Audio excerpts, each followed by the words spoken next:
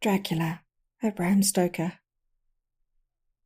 Chapter 1. Jonathan Harker's Journal. Kept in shorthand. 3 May, Bistritz. Left Munich at 8:35 p.m. on the 1st of May. Arriving at Vienna early next morning. Should have arrived at 6:46, but train was an hour late. Budapest seems a wonderful place, from the glimpse which I got of it from the train, and the little I could walk through the streets. I feared to go very far from the station, as we arrived late and would start as near the correct time as possible. The impression I had was that we were leaving the west and entering the east. The most western of splendid bridges over the Danube, which is here of noble width and depth, took us among the traditions of Turkish rule. We left in pretty good time, and came after nightfall to Klausenberg. Here I stopped for the night at the Hotel Royal. I had for dinner, or rather supper, a chicken done up some way with red pepper, which was very good but thirsty. Memorandum: get recipe for Mina. I asked the waiter, and he said it was called paprika Händel, and that, as it was a national dish, I should be able to get it anywhere along the Carpathians. I found my smattering of German very useful here. Indeed, I don't know how I should be able to get on without it. Having had some time at my disposal when in London, I had visited the British Museum and made search among the books and maps in the library regarding Transylvania. It has struck me that some foreknowledge of the country could hardly fail to have some importance in dealing with a nobleman of that country. I find that the district he named is in the extreme east of the country, just on the borders of 3 states, Transylvania, Moldavia, and Bukovina, in the midst of the Carpathian Mountains, one of the wildest and least known portions of Europe. I was not able to light on any map or work giving the exact locality of the Castle Dracula, as there are no maps of this country as yet to compare with their own Ordnance Survey maps. But I found that Bistritz, the post town named by Count Dracula, is a fairly well-known place. I shall enter here some of my notes as they may refresh my memory when I talk over my travels with Mina. In the population of Transylvania there are 4 distinct nationalities: Saxons in the south, and mixed with them the Wallachs, who are the descendants of the Dacians, Magyars in the west, and Siskellis in the east and north. I am going amongst the latter, who claim to be descended from Attila and the Huns. This may be so, for when the Magyars conquered the country in the 11th century, they found the Huns settled in it. I read that every known superstition in the world is gathered into the horseshoe of the Carpathians, as if it were the centre of some sort of imaginative whirlpool. If so, my stay may be very interesting. Memorandum: I must ask the Count all about them. I did not sleep well, though my bed was comfortable enough, for I had all sorts of queer dreams. There was a dog howling all night under my window, which may have had something to do with it. Or it may have been the paprika, for I had to drink up all the water in my carafe, and was still thirsty. Towards morning I slept, and was wakened by the continuous knocking at my door, so I guessed I must have been sleeping soundly then. I had for breakfast more paprika, and a sort of porridge of maize flour which they said was mamaliga, and eggplant stuffed with forcemeat, a very excellent dish, which they call implatata. Memorandum: get recipe for this also. I had to hurry breakfast, for the train started a little before 8, or rather it ought to have done so, for after rushing to the station at 7:30, I had to sit in the carriage for more than an hour before we began to move. It seems to me that the further east you go, the more unpunctual are the trains. What ought they to be in China?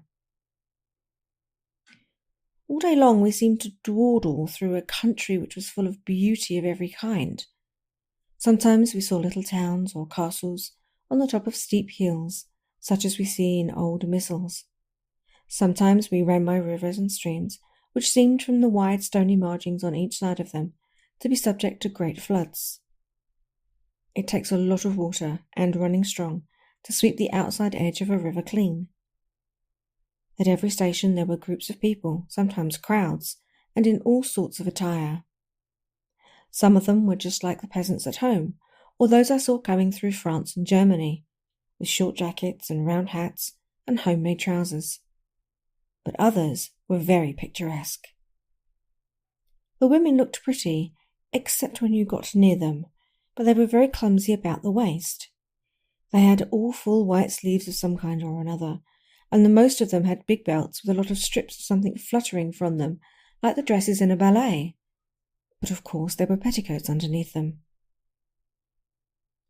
The strangest figures we saw were the Slovaks, who were more barbarian than the rest, with their big cowboy hats, great baggy, dirty white trousers, white linen shirts, and heavy, enormous leather belts, nearly a foot wide and all studded over with brass nails. They wore high boots with their trousers tucked into them, and had long black hair and heavy black moustaches. They are very picturesque, but do not look prepossessing. On the stage they would be set down at once as some old oriental band of brigands. They are, however, I am told, very harmless and rather wanting in natural self-assertion. It was on the dark side of twilight when we got to Bistritz, which is a very interesting old place. Being practically on the frontier, for the Borgo Pass leads from it into Bukovina, it has had a very stormy existence, and it certainly shows marks of it. 50 years ago, a series of great fires took place, which made terrible havoc on 5 separate occasions. At the very beginning of the 17th century, it underwent a siege of 3 weeks and lost 13,000 people, the casualties of war proper being assisted by famine and disease. Count Dracula has directed me to the Golden Krone Hotel, which I found, to my great delight, to be thoroughly old-fashioned, for of course I wanted to see all I could of the ways of the country. I was evidently expected, for when I got near the door I faced a cheery-looking elderly woman in the usual peasant dress, white undergarment with long double apron, front and back, of colouring stuff fitting almost too tight for modesty. When I came close she bowed and said, "The Herr Englishman?" "Yes," I said, "Jonathan Harker." She smiled and gave some message to an elderly man in white shirt-sleeves, who had followed her to the door. He went, but immediately returned with a letter. "My friend, welcome to the Carpathians. I am anxiously expecting you. Sleep well tonight. At 3 tomorrow the diligence will start for Bukovina. A place on it is kept for you. At the Borgo Pass my carriage will await you and will bring you to me. I trust that your journey from London has been a happy one, and that you will enjoy your stay in my beautiful land. Your friend, Dracula." 4th of May. I found that my landlord had got a letter from the Count, directing him to secure the best place on the coach for me, but on making inquiries as to details he seemed somewhat reticent, and pretended that he could not understand my German. This could not be true, because up to then he had understood it perfectly. At least he answered my questions exactly as if he did. He and his wife, the old lady who had received me, looked at each other in a frightened sort of way. He mumbled out that the money had been sent in a letter, and that was all he knew. When I asked him if he knew Count Dracula and could tell me anything of his castle, both he and his wife crossed themselves and, saying that they knew nothing at all, simply refused to speak further.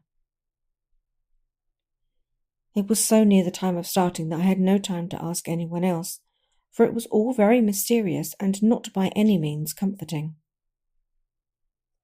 Just before I was leaving, the old lady came up to my room and said in a very hysterical way, "Must you go? Oh, young Herr, must you go?" She was in such an excited state that she seemed to have lost her grip of what German she knew, and mixed it all up with another language which I did not know at all. I was just able to follow her by asking many questions. When I told her that I must go at once and that I was engaged on important business, she asked again, "Do you know what day it is?" I answered that it was the 4th of May, and she shook her head as she said again, "Oh yes, I know that, but do you know what the day is?" On my saying that I did not understand, she went on, "It is the eve of St. George's Day. Do you not know that tonight, when the clock strikes midnight, all the evil things in the world will have full sway? Do you know where you are going and what you are going to?" She was in such evident distress that I tried to comfort her, but without effect. Finally, she went down on her knees and implored me not to go, at least to wait a day or two before starting. It was all very ridiculous, but I did not feel comfortable. However, there was business to be done, and I could allow nothing to interfere with it. I therefore tried to raise her up and said, as gravely as I could, that I thanked her, but my duty was imperative and that I must go. She then rose, dried her eyes, and taking a crucifix from her neck, offered it to me. I did not know what to do, for as an English churchman I have been taught to regard such things as in some measure idolatrous, and yet it seemed so ungracious to refuse an old lady meaning so well and in such a state of mind. She saw, I suppose, the doubt in my face, for she put the rosary round my neck and said, "For your mother's sake," and went out of the room. I am writing up this part of the diary whilst I am waiting for the coach, which is, of course, late, and the crucifix is still round my neck. Whether it is the old lady's fear or the many ghostly traditions of this place, or the crucifix itself, I do not know, but I am not feeling nearly as easy in my mind as usual. If this book should ever reach Mina before I do, let it bring my goodbye. Here comes the coach. 5th of May, the castle. The grey of the morning has passed. The sun is high over the distant horizon, which seems jagged, whether with trees or hills I know not, for it is so far off that big things and little are mixed. I am not sleepy, and as I am not to be called till I awake, naturally I write till sleep comes. There are many odd things to put down, and lest who reads them may fancy that I dined too well before I left Bistritz, let me put down my dinner exactly. I dined on what was called robber steak, bits of bacon, onion and beef seasoned with red pepper and strung on sticks and roasted over the fire, in a simple style of the London cat's meat. The wine was golden Mediac, which produced a queer sting on the tongue, which is, however, not disagreeable. I had only a couple of glasses of this, and nothing else. When I got on the coach, the driver had not taken his seat, and I saw him talking with the landlady. They were evidently talking of me, but every now and then they looked at me, and some of the people who were sitting on the bench outside the door, which they called by the name meaning word-bearer, came and listened, and then looked at me, most of them pityingly. I could hear a lot of words often repeated, queer words, for there were many nationalities in the crowd, so I quietly got my polyglot dictionary from my bag and looked them out. I must say they were not cheering to me, for amongst them were Ordog, Satan, Pokal, Hell, Struecker, Witch, Vlorok, and Vlokslak, both of which mean the same thing, one being Slovak and the other Serbian, for something that is either werewolf or vampire. Memorandum: I must ask the Count about these superstitions. When we started, the crowd round the inn door, which had by this time swelled to a considerable size, all made the sign of the cross and pointed 2 fingers towards me. With some difficulty I got a fellow passenger to tell me what they meant, and he would not answer at first. But on learning that I was English, he explained that it was a charm or guard against the evil eye. This was not pleasant for me, just starting for an unknown place to meet an unknown man, but everyone seemed so kind-hearted and so sorrowful, and so sympathetic that I could not be touched.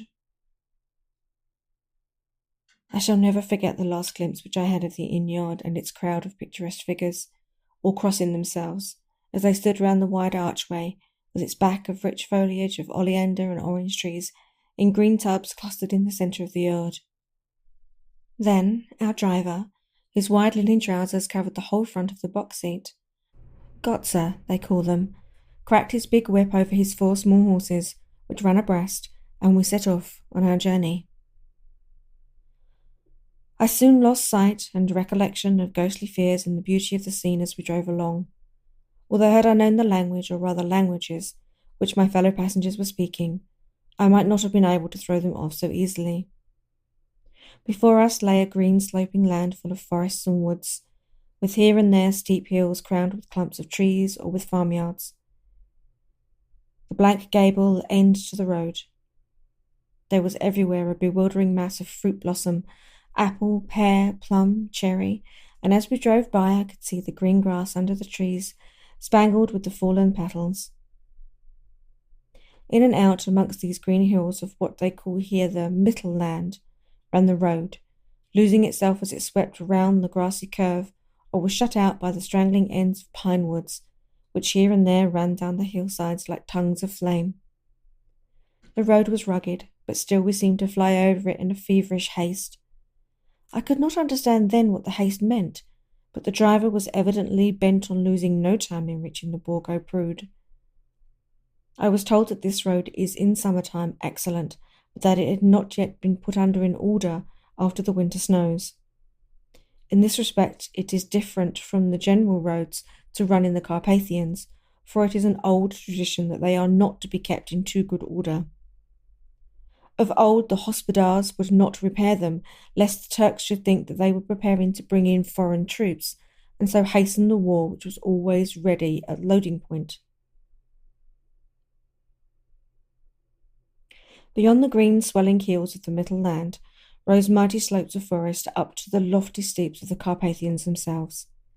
Right and left of us they towered, with the afternoon sun falling full upon them and bringing out all the glorious colours of this beautiful range, deep blue and purple in the shadows of the peaks, green and brown where grass and rock mingled, and an endless perspective of jagged rock and pointed crags, till these were themselves lost in the distance, where the snowy peaks rose grandly. Here and there seemed mighty rifts in the mountains, through which, as the sun began to sink, we saw now and again the white gleam of falling water. One of my companions touched my arm as we swept around the base of the hill and opened up the lofty snow-coloured peak of a mountain, which seemed, as we wound on our serpentine way, to be right before us. "Look! Istensek, God's seat!" and he crossed himself reverently. As we wound on our endless way and the sun sank lower and lower behind us, the shadows of the evening began to creep round us. This was emphasized by the fact that the snowy mountain top still held the sunset and seemed to glow out with a delicate cool pink. Here and there we passed Czechs and Slovaks, all in picturesque attire, but I noticed that the Goethe was painfully present. By the roadside were many crosses, and as we swept by, my companions all crossed themselves. Here and there was a peasant man or woman kneeling before a shrine, who did not even turn around as we approached, but seemed, in the self-surrender of devotion, to have neither eyes nor ears for the outer world.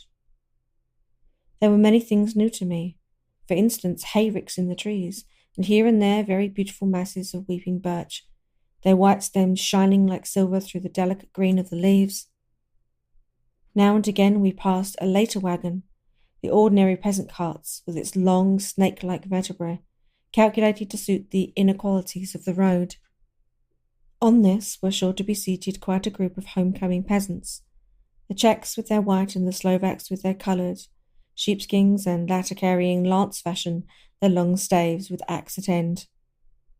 As the evening fell, it began to get very cold, and the growing twilight seemed to merge into one dark mistiness, the gloom of the trees, oak, beech, and pine, though in the valleys which ran deep between the spurs of the hills, as we ascended through the pass, the dark firs stood out here and there against the background of late-lying snow. Sometimes, as the road was cut through the pine woods that seemed in the darkness to be closing down upon us, great masses of greyness which here and there bestrewed the trees produced a peculiar, weird, and solemn effect, which carried on the thoughts and grim fancies engendered earlier in the evening, when the falling sunset threw into strange relief the ghost-like clouds which amongst the Carpathians seemed to wind endlessly through the valley. Sometimes the hills were so steep that, despite our driver's haste, the horses could only go slowly. I wished to get down and walk them, as we do at home, but the driver would not hear of it. "No, no," he said, "you must not walk here. The dogs are too fierce." And then he added, with what he evidently meant for grim pleasantry, for he looked around to catch the approving smile of the rest, and you may have enough of such matters before you go to sleep. The only stop he would make was a moment's pause to light his lamps. When it grew dark, there seemed to be some excitement amongst the passengers, and they kept speaking to him, one after the other, as though urging him to further speed. He lashed the horses unmercifully with his long whip, and with wild cries of encouragement urged them on to further exertions. Then through the darkness, I could see a sort of patch of grey light ahead of us, as though there were a cleft in the hills. The excitement of the passengers grew greater. The crazy coach rocked on its great leather springs and swayed like a boat tossed on a stormy sea.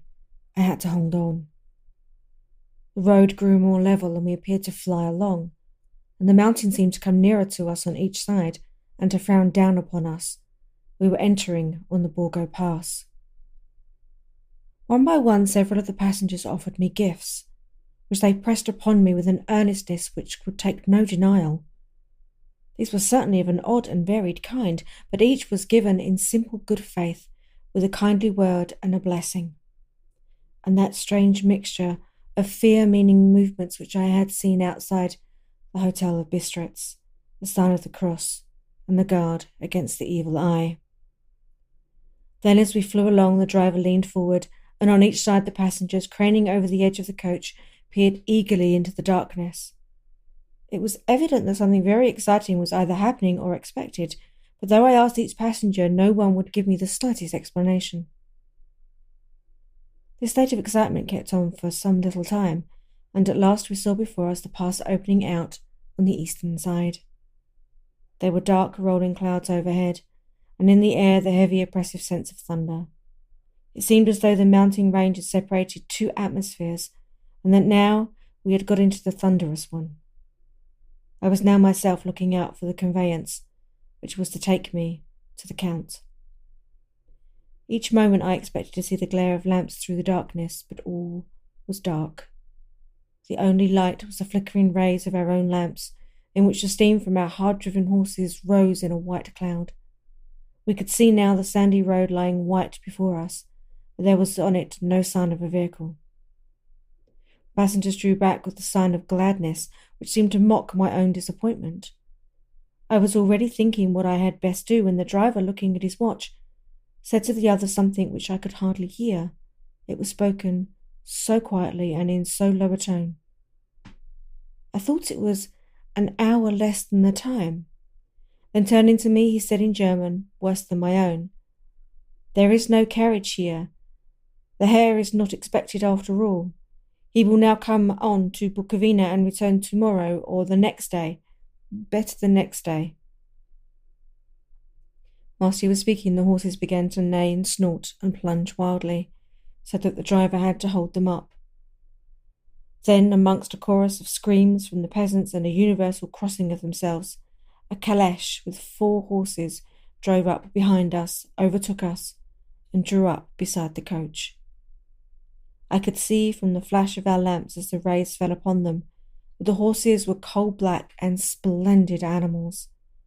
They were driven by a tall man with a long brown beard and a great black hat, which seemed to hide his face from us.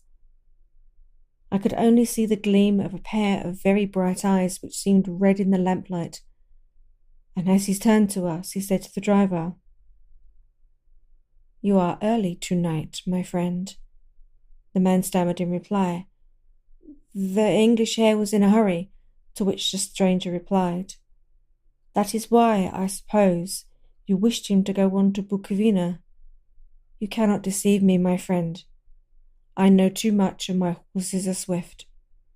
As he spoke, he smiled, and the lamplight fell on his hard-looking mouth, with very red lips and sharp-looking teeth, as white as ivory.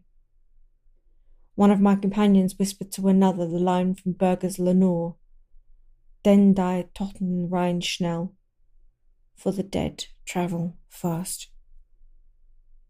The strange driver evidently heard the words, for he looked up with a gleaming smile. The passenger turned his face away, at the same time putting out his 2 fingers and crossing himself. "Give me the Herr's luggage," said the driver, and with exceeding alacrity my bags were handed out and put in the calèche. Then I descended from the side of the coach as the caleche was close alongside, the driver helped me with a hand which caught on my arm in a grip of steel. His strength must have been prodigious. Without a word, he shook his reins, the horses turned, and we swept into the darkness of the pass. As I looked back, I saw the steam from the horses of the coach at the light of the lamps, and projected against it the figures of my late companions, crossing themselves. And the driver cracked his whip and called to his horses, and off they swept on their way to Bukovina. As they sank into the darkness, I felt a strange chill and a lonely feeling come over me. But a cloak was thrown over my shoulders and a rug across my knees, and the driver said in excellent German, "The night is chill, mein Herr, and my master of Count bade me take all good care of you. There is a flask of Slivovitz, the plum brandy of the country, underneath the seat if you should require it." I did not take any, but it was a comfort to know it was there all the same. I felt a little strangely and not a little frightened. I think had there been any alternative I should have taken it, instead of prosecuting that unknown night journey. The carriage went at a hard pace straight along. Then we made a complete turn and went along another straight road. It seemed to me that we were simply going over and over the same ground again, and so I took note of some salient point, and found that this was so. I would have liked to have asked the driver what this all meant, but I really feared to do so, for I thought that, placed as I was, any protest would have no effect in case there had been an intention to delay. By and by, however, as I was curious to know how time was passing, I struck a match and by its flame looked at my watch. It was within a few minutes of midnight. This gave me a sort of shock, for I suppose the general superstition about midnight was increased by my recent experiences. I waited with a sick feeling of suspense. And then a dog began to howl somewhere in a farmhouse far down the road, a long, agonizing wail as if from fear. The sound was taken up by another dog and then another and another until, borne on the wind which now sighed softly through the pass, a wild howling began, which seemed to come from all over the country, as far as the imagination could grasp it through the gloom of the night. At the first howl the horses began to strain and rear, but the driver spoke to them soothingly and they quieted down, but shivered and sweated as though after a runaway from sudden fright. Then, far off in the distance from the mountains on each side of us, began a louder and a sharper howling, that of wolves, which affected both the horses and myself in the same way, for I was minded to jump from the caleche and run, whilst they reared again and plunged madly, so that the driver had to use all his great strength to keep them from bolting. In a few minutes, however, my own ears got accustomed to the sound, and the horses so far became quiet that the driver was able to descend and to stand before them. He petted, soothed them, and whispered something in their ears, as I have heard of horse-tamers doing, and with extraordinary effect, for under his caresses they became quite manageable again, though they still trembled. The driver again took his seat and, shaking his reins, started off at a great pace. This time, after going to the far side of the pass, he suddenly turned down a narrow roadway which ran sharply to the right. Soon we were hemmed in with trees, which in places arched right over the roadway till we passed as through a tunnel. And again great frowning rocks guarded us boldly on either side. Though we were in shelter, we could hear the rising winds, for it moaned and whistled through the rocks, and the branches of the trees crashed together as we swept along. It grew colder and colder still. Fine powdery snow began to fall, so that soon we and all around us were covered with a white blanket. The keen wind still carried the howling of the dogs, though this grew fainter as we went on our way. The baying of the wolves sounded nearer and nearer, as though they were closing round on us from each side. I grew dreadfully afraid, and the horses shared my fear. The driver, however, was not in the least disturbed. He kept turning his head from left to right, but I could not see anything through the darkness. Suddenly, away on our left, I saw a faint flickering blue flame. The driver saw it at the same moment. He at once checked the horses and jumped to the ground, disappearing into the darkness. I did not know what to do. The less as the howling of the wolves grew closer. But while I wondered, the driver suddenly appeared again, and without a word took his seat, and we resumed our journey. I think I must have fallen asleep and kept dreaming of the incident, for it seemed to be repeated endlessly, and now, looking back, it is like a sort of awful nightmare. Once the flame appeared so near to the road that even in the darkness around us I could watch the driver's motions. He went rapidly to where the blue flame arose. It must have been very faint, for it did not seem to illuminate the place around it at all, and gathered a few stones, formed them into some device. Once there appeared a strange optical effect.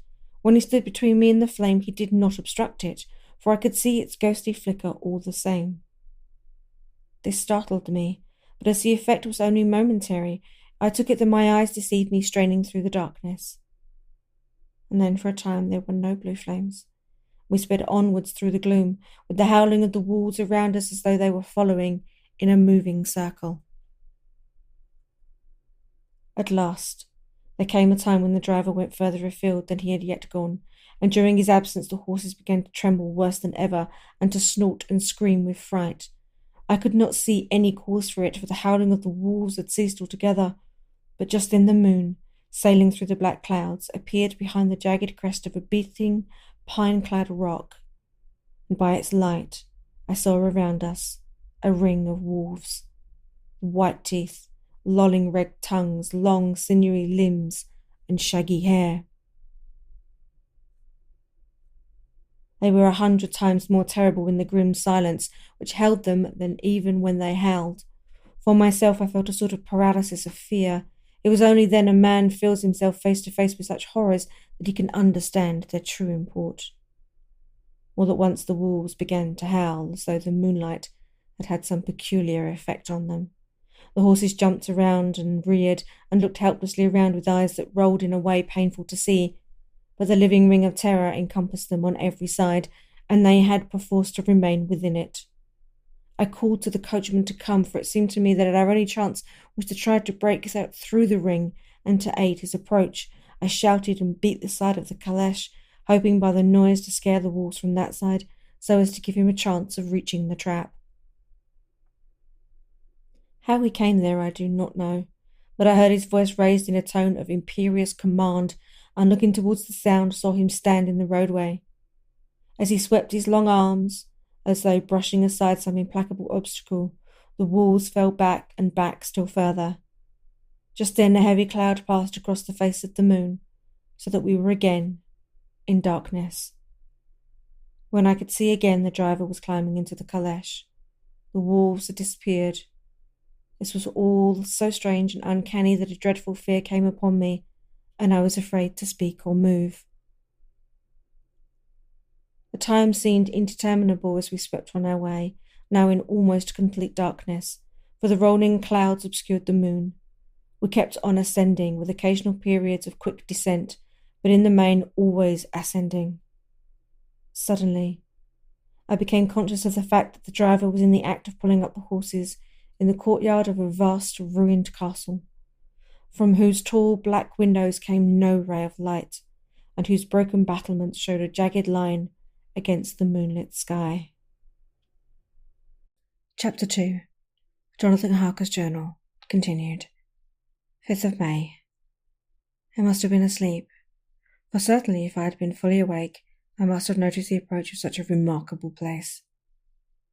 In the gloom, the courtyard looked of considerable size, and as several dark ways led from it under great round arches, it perhaps seemed bigger than it really is. I have not yet been able to see it by daylight.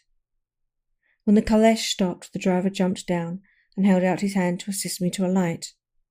Again, I could not but notice his prodigious strength. His hand actually seemed like a steel vice that could have crushed mine if he had chosen. Then he took out my traps and placed them on the ground beside me as I stood close to a great door, old and studded with large iron nails, and set in a projecting doorway of massive stone.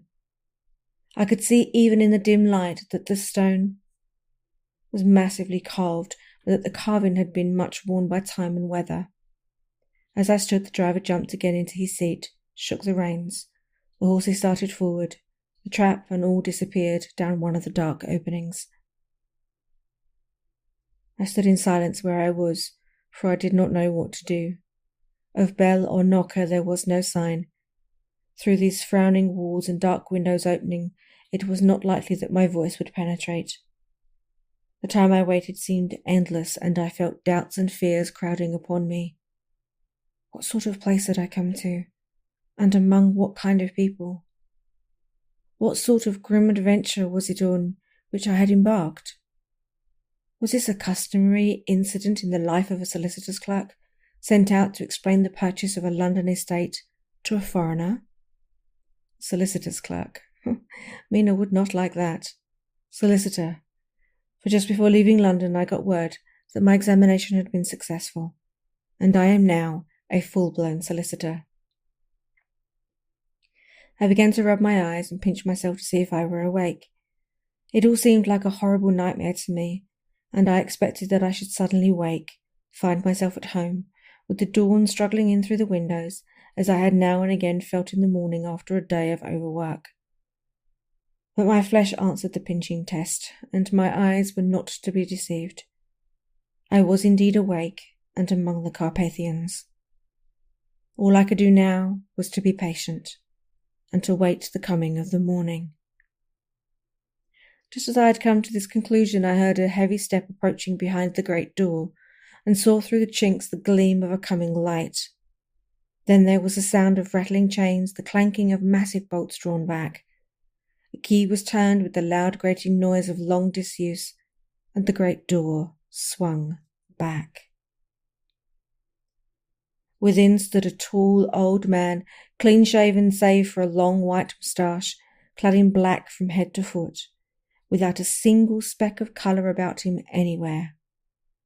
He held in his hand an antique silver lamp in which the flame burned without chimney or globe of any kind, throwing long, quivering shadows as it flickered in the draught of the open door. The old man motioned me in with his right hand with a courtly gesture, saying in excellent English but with a strange intonation, "Welcome to my house. Enter freely and of your own will." He made no motion of stepping to meet me, but stood like a statue as though his gesture of welcome had fixed him into stone.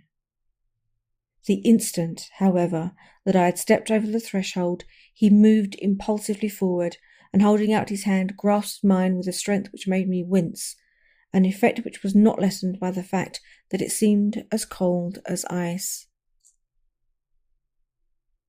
More like the hand of a dead than a living man. Again, he said, "Welcome to my house. Come freely, go safely, and leave something of the happiness you bring." The strength of the handshake was so much akin to that which I had noticed in the driver, whose face I had not seen, that for a moment I doubted if it were not the same person to whom I was speaking. So to make sure, I said interrogatively, "Count Dracula?" He bowed in a courtly way as he replied, "I am Dracula, and I bid you welcome, Mr. Harker, to my house. Come in. The night air is chill and you must need to eat and rest." As he was speaking, he put the lamp on a bracket on the wall and stepped out, took my luggage. He had carried it in before I could forestall him, and I protested, but he insisted, "Nay, sir, you are my guest. It is late and my people are not available. Let me see to your comfort myself." He insisted on carrying my traps along the passage, and then up a great winding stair, and along another great passage, on whose stone floor our steps heavily rang. At the end of this he threw open a heavy door, and I rejoiced to see within a well-lit room, in which a table was spread for supper, on whose mighty hearth a great fire of logs freshly replenished flamed and flared. The Count halted, putting down my bags, closed the door, and crossed the room, opened another door which led into a small octagonal room lit by a single lamp, and seemingly without a window of any sort. Passing through this, he opened another door, and motioned me to enter. It was a welcome sight, for here was a great bedroom well lighted and warmed with another log fire, also added to, but lately, for the top logs were fresh, which sent a hollow roar up the wide chimney. The Count himself left my luggage inside and withdrew, saying, before he closed the door, "You will need, after your journey, to refresh yourself by making your toilet. I trust you will find all you wish. When you are ready, come into the other room, where you will find your supper prepared." The light and warmth and the Count's courteous welcome seemed to have dissipated all my doubts and fears. Having then reached my normal state, I discovered that I was half famished with hunger, so making a hasty toilet, I went into the other room. I found my supper already laid out. My host, who stood on one side of the great fireplace, leaning against the stonework, made a graceful wave of his hand to the table and said, "I pray you, be seated and sup how you please. You will, I trust, excuse me that I do not join you, but I have dined already, and I do not sup." I handed to him the sealed letter which Mr. Hawkins had entrusted to me. He opened it and read it gravely. Then, with a charming smile, he handed it to me to read. One passage of it, at least, gave me a thrill of pleasure. "I must regret that an attack of gout, from which malady I am a constant sufferer, forbids absolutely any travelling on my part for some time to come. But I am happy to say I can send a sufficient substitute, one in whom I have every possible confidence. He is a young man, full of energy and talent in his own way, and of a very faithful disposition. He is discreet and silent, and has grown into manhood in my service. He shall be ready to attend on you when you will during his stay, and shall take your instructions in all matters." The Count himself came forward and took off the cover of a dish, and I fell to at once on an excellent roast chicken. This, with some cheese and a salad and a bottle of eau de Tokay, of which I had 2 glasses, was my supper. During the time I was eating it, the Count asked me many questions as to my journey, and I told him by degrees all I had experienced. By this time I had finished my supper, and by my host's desire had drawn up a chair by the fire, and begun to smoke a cigar which he offered me, at the same time excusing himself that he did not smoke. I had now an opportunity of observing him, and found him of a very marked physiognomy. His face was very strong, aquiline, with high bridge of a thin nose and peculiarly arched nostrils, with lofty domed forehead and hair growing scantily round the temples, but profusely elsewhere. His eyebrows were very massive, almost meeting over the nose, and with bushy hair that seemed to curl in its own profusion. The mouth, so far as I could see it under the heavy moustache, was fixed and rather cruel-looking, with peculiarly sharp white teeth. These protruded over the lips, whose remarkable ruddiness showed astonishing vitality in a man of his years. For the rest, his ears were pale, and at the tops extremely pointed. The chin was broad and strong, and the cheeks firm though thin. The general effect was one of extraordinary pallor. Hitherto I had noticed the backs of his hands as they lay on his knees in the firelight, and they had seemed rather white and fine, but seeing them now close to me I could not but notice that they were rather coarse, broad, with squat fingers. Strange to say, there were hairs in the centre of the palm. The nails were long and fine, and cut to a sharp point. As the Count leaned over me and his hands touched me, I could not repress a shudder.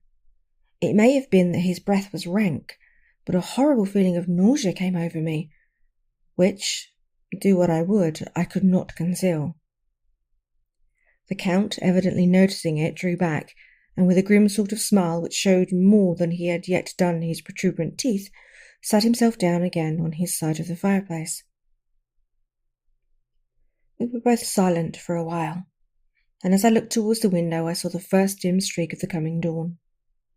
There seemed a strange stillness over everything, but as I listened I heard, as if from down below in the valley, the howling of many wolves.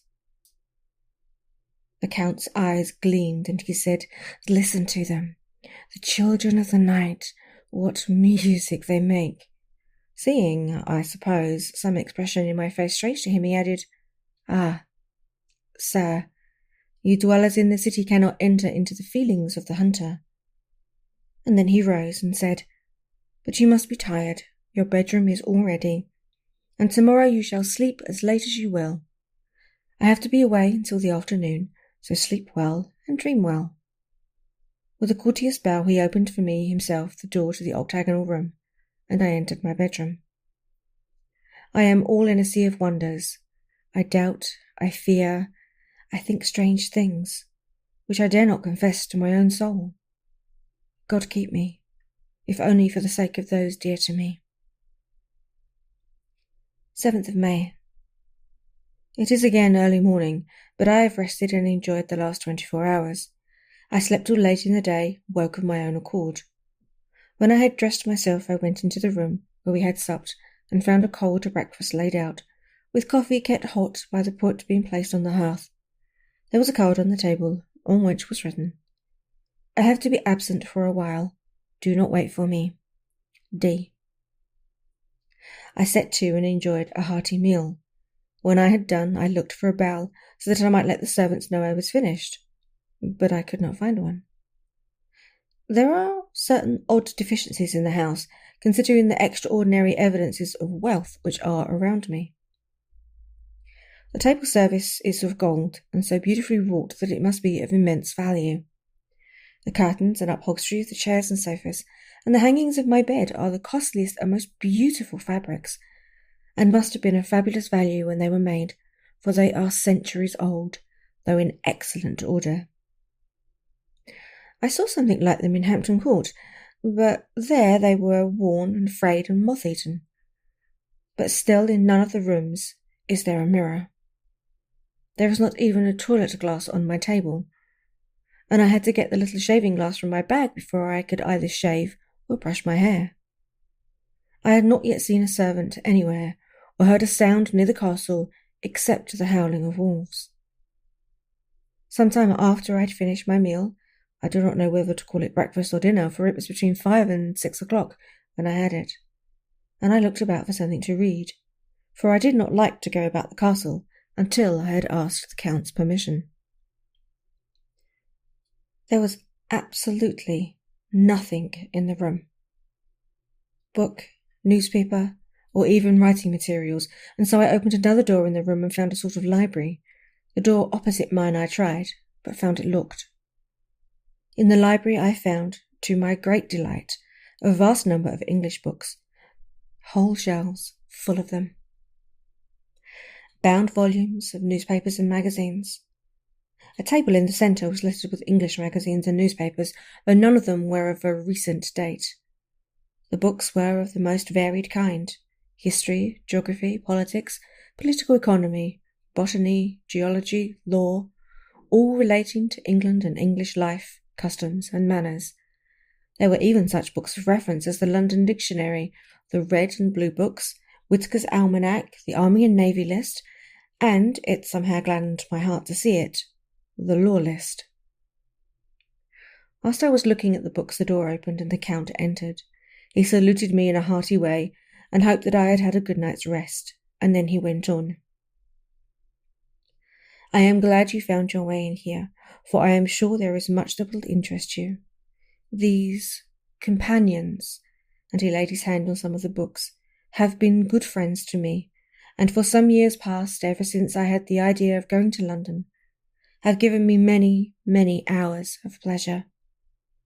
Through them I have come to know your great England, and to know her is to love her. I long to go through the crowded streets of your mighty London, to be in the midst of the whirl and rush of humanity, to share its life, its change, its death, and all that makes it what it is. But alas, as yet I only know your tongue through books. To you, my friend, I look that I know it to speak." "But, Count," I said, "you know the English language thoroughly." He bowed gravely. "I thank you, my friend, for your all too flattering estimate, but yet I fear that I am but a little way on the road I would travel. True, I know the grammar and the words, but yet I know not how to speak them. Indeed, you speak excellently.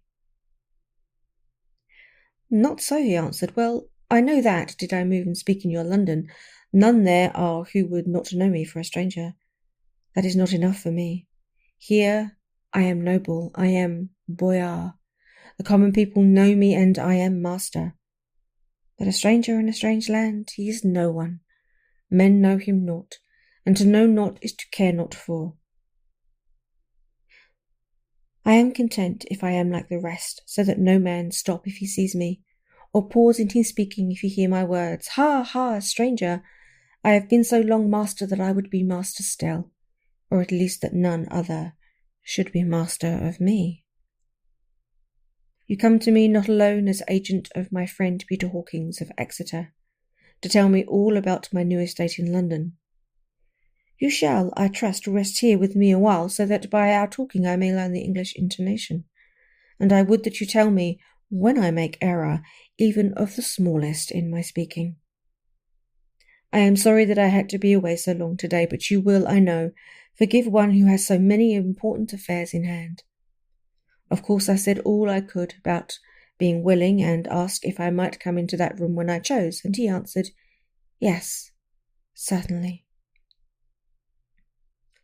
And then he added, you may go anywhere you wish in the castle, except where the doors are locked, where, of course, you will not wish to go.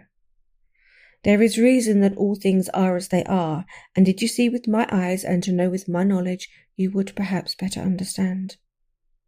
I said I was sure of this, and then he went on, we are in Transylvania, and Transylvania is not England. Our ways are not your ways, and there shall be to you many strange things. Nay, from what you have told me of your experiences already, you know something of what strange things there may be. This led to much conversation, and as it was evident that he wanted to talk, if only for talking's sake, I asked him many questions regarding things that had already happened to me or come within my notice. Sometimes he sheered off the subject or turned the conversation by pretending not to understand, but generally he answered all I asked most frankly. Then, as time went on, and I had got somewhat bolder, I asked him of some of the strange things of the preceding night. As, for instance, why the coachman went to the places where he had seen the blue flames. He then explained to me that it was commonly believed that on a certain night of the year, last night in fact, where all evil spirits are supposed to have unchecked sway, a blue flame is seen over a place where treasure has been concealed. That treasure has been hidden, he went on, in the region through which you came last night. There can be but little doubt, for it was the ground fought over for centuries by the Wallachians, the Saxons, and the Turks. Why, there is hardly a foot of soil in all this region that has not been enriched by the blood of men, patriots, or invaders. In old days there were stirring times, when the Austrian and the Hungarian came up in hordes, and the patriots went out to meet them, men and women, the aged and the children too, and waited their coming on the rocks above the passes, that they might sweep destruction on them with their artificial avalanches. When the invader was triumphant, he found but little, for whatever there was had been sheltered in the friendly soil. But how, said I, can it have remained so long undiscovered, when there is sure index to it if men will but take the trouble to look? The Count smiled, and as his lips ran back over his gums, the long, sharp canine teeth showed out strangely. He answered, because your peasant is at heart a coward and a fool. Those flames only appear on one night, and on that night no man of this land will, if he can help it, stir without his doors. And, dear sir, even if he did, he would not know what to do. Why, even the peasant that you tell me of, who marked the place of the flame, would not know where to look in daylight, even for his own work. Even you would not, I dare be sworn, be able to find those places again? There you are right, I said. I know no more than the dead even where to look for them. And then he drifted into other matters. Come, he said at last, tell me of London, and of the house which you have procured for me. With an apology for my remissness, I went into my own room to get the papers from my bag. Whilst I was placing them in order, I heard a rattling of china and silver in the next room, and as I passed through, noticed that the table had been cleared and the lamp lit, for it was by this time deep into the dark. The lamps were also lit in the study or library, and I found the Count lying on the sofa, reading, of all things in the world, an English Bradshaw's Guide. When I came in, he cleared the books and papers from the table, and with him I went into plans and deeds and figures of all sorts. He was interested in everything, and asked me a myriad questions about the place and its surroundings. He clearly had studied beforehand all he could get on the subject of the neighbourhood, for he evidently at the end knew very much more than I did, and when I remarked this, he answered, "Well, but, my friend, is it not needful that I should? When I go there I shall be all alone, and my friend, Harker Jonathan— nay, pardon me, I fall into my country's habit of putting your patronymic first. My friend Jonathan Harker will not be by my side to correct and aid me. He will be in Exeter, miles away, probably working at papers of the law with my old friend Peter Hawkins. So we went thoroughly into the business of the purchase of the estate at Purfleet. When I had told him the facts and got his signature to the necessary papers, and had written a letter with them ready to post to Mr. Hawkins, he began to ask me how I had come across suitable a place. I read to him the notes which I had made at the time, and which I inscribe here. At Purfleet, on a by-road, I came across just such a place as seemed to be required, and where was displayed a dilapidated notice that the place was for sale. It is surrounded by a high wall of ancient structure, built of heavy stones, and has not been repaired for a large number of years. The closed gates are of heavy old oak and iron, all eaten with rust. The estate is called Carfax, no doubt a corruption of the old Quarterface, as the house is four-sided, agreeing with the cardinal points of the compass. It contains in all some 20 acres, quite surrounded by the solid stone wall as mentioned. There are many trees on it, which make it in places gloomy, and there is a deep, dark-looking pond or small lake, evidently fed by some springs, as the water is clear and flows away in a fair-sized stream. The house is very large, and of all periods back, I should say, to medieval times, for one part is of stone immensely thick, with only a few windows high up and heavily barred with iron. It looked like part of a keep, and is close to an old chapel or church. I could not enter it, as I had not the key of the door leading to it from the house, but I have taken with my kodak views of it from various points. The house has been added to, but in a very straggling way, and I can only guess at the amount of ground it covers, which must be very great. There are but few houses close at hand, one being a very large house only recently added to, and formed into a private lunatic asylum. It is not, however, visible from the grounds. When I had finished, he said, "I am glad that it is old and big. I myself am of an old family, and to live in a new house would kill me. A house cannot be made habitable in a day, and, after all, how few days go to make up a century. I rejoice also that there is a chapel of old times. We Transylvanian nobles love not to think that our bones may lie amongst the common dead. I seek not gaiety nor mirth, not the bright voluptuousness of such sunshine and sparkling waters which please the young and gay. I am no longer young, and my heart, through weary years of mourning over the dead, is not attuned to mirth.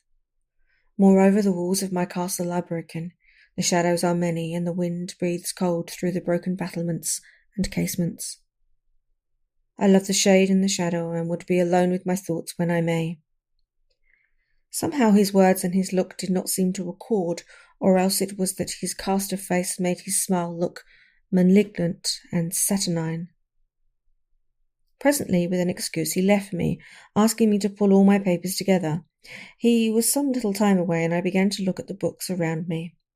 One was an atlas, which I found opened naturally at England, as if that map had been much used. On looking at it, I found it certain places little rings marked, and on examining these I noticed that one was near London on the east side, manifestly where his new estate was situated, and the other two were Exeter and Whitby on the Yorkshire coast. It was a bit of after an hour when the Count returned. "Aha!" he said. "Still at your books? Good. But you must not work always. Come. I am informed that your supper is ready." He took my arm and we went into the next room, where I found an excellent supper ready on the table. The Count again excused himself, as he had dined out on his way being from home. But he sat as on the previous night and chatted whilst I ate. After supper I smoked, as on the last evening, and the Count stayed with me chatting and asking questions on every conceivable subject, hour after hour. I felt that it was getting very late indeed, but I did not say anything, for I felt under obligation to meet my host's wishes in every way. I was not sleepy, as the long sleep yesterday had fortified me, but I could not help experiencing that chill which came over one at the coming of the dawn, which is like, in its way, the turn of the tide. They say that people who are near death die generally at the change to the dawn or at the turn of the tide. Any one who has, when tired, and tied as it were to his post, experienced this change in the atmosphere, can well believe it. All at once we heard the crow of a cock coming up with preternatural shrillness through the clear morning air. Count Dracula jumped to his feet and said, "Why, there is the morning again. How remiss I am to let you stay up so long. You must make your conversations regarding my dear new country of England less interesting, so that I may not forget how time flies by us." And, with a courtly bow, he quickly left me. I went into my own room and drew the curtains, but there was little to notice. My window opened into the courtyard. All I could see was the warm grey of quickening sky, so I pulled the curtains again, and have written of this day. 8th of May. I began to fear as I wrote in this book that I was getting too diffuse, but now I am glad that I went into detail from the first, for there is something so strange about this place and all in it that I cannot but feel uneasy. I wish I were safe out of it, or that I had never come. It may be that this strange night existence is telling on me, but would that that were all. If there were any one to talk to, I could bear it, but there is no one. I have only the Count to speak with, and he, I fear, I am myself the only living soul within the place. Let me be prosaic as far as facts can be. It will help me to bear up, and imagination must not run riot with me. If it does, I am lost. Let me say at once how I stand, or seem to. I only slept a few hours when I went to bed, and feeling that I could not sleep any more, got up. I had hung my shaving glass by the window, and was just beginning to shave. And suddenly I felt a hand on my shoulder, and heard the Count's voice saying to me, "Good morning." I startled, for it amazed me that I had not seen him, since the reflection of the glass covered the whole room behind me. In startling, I had cut myself slightly, but did not notice it at the moment. Having answered the Count's salutation, I turned to the glass again to see how I had been mistaken. This time there could be no error, for the man was close to me and I could see him over my shoulder, but there was no reflection of him in the mirror.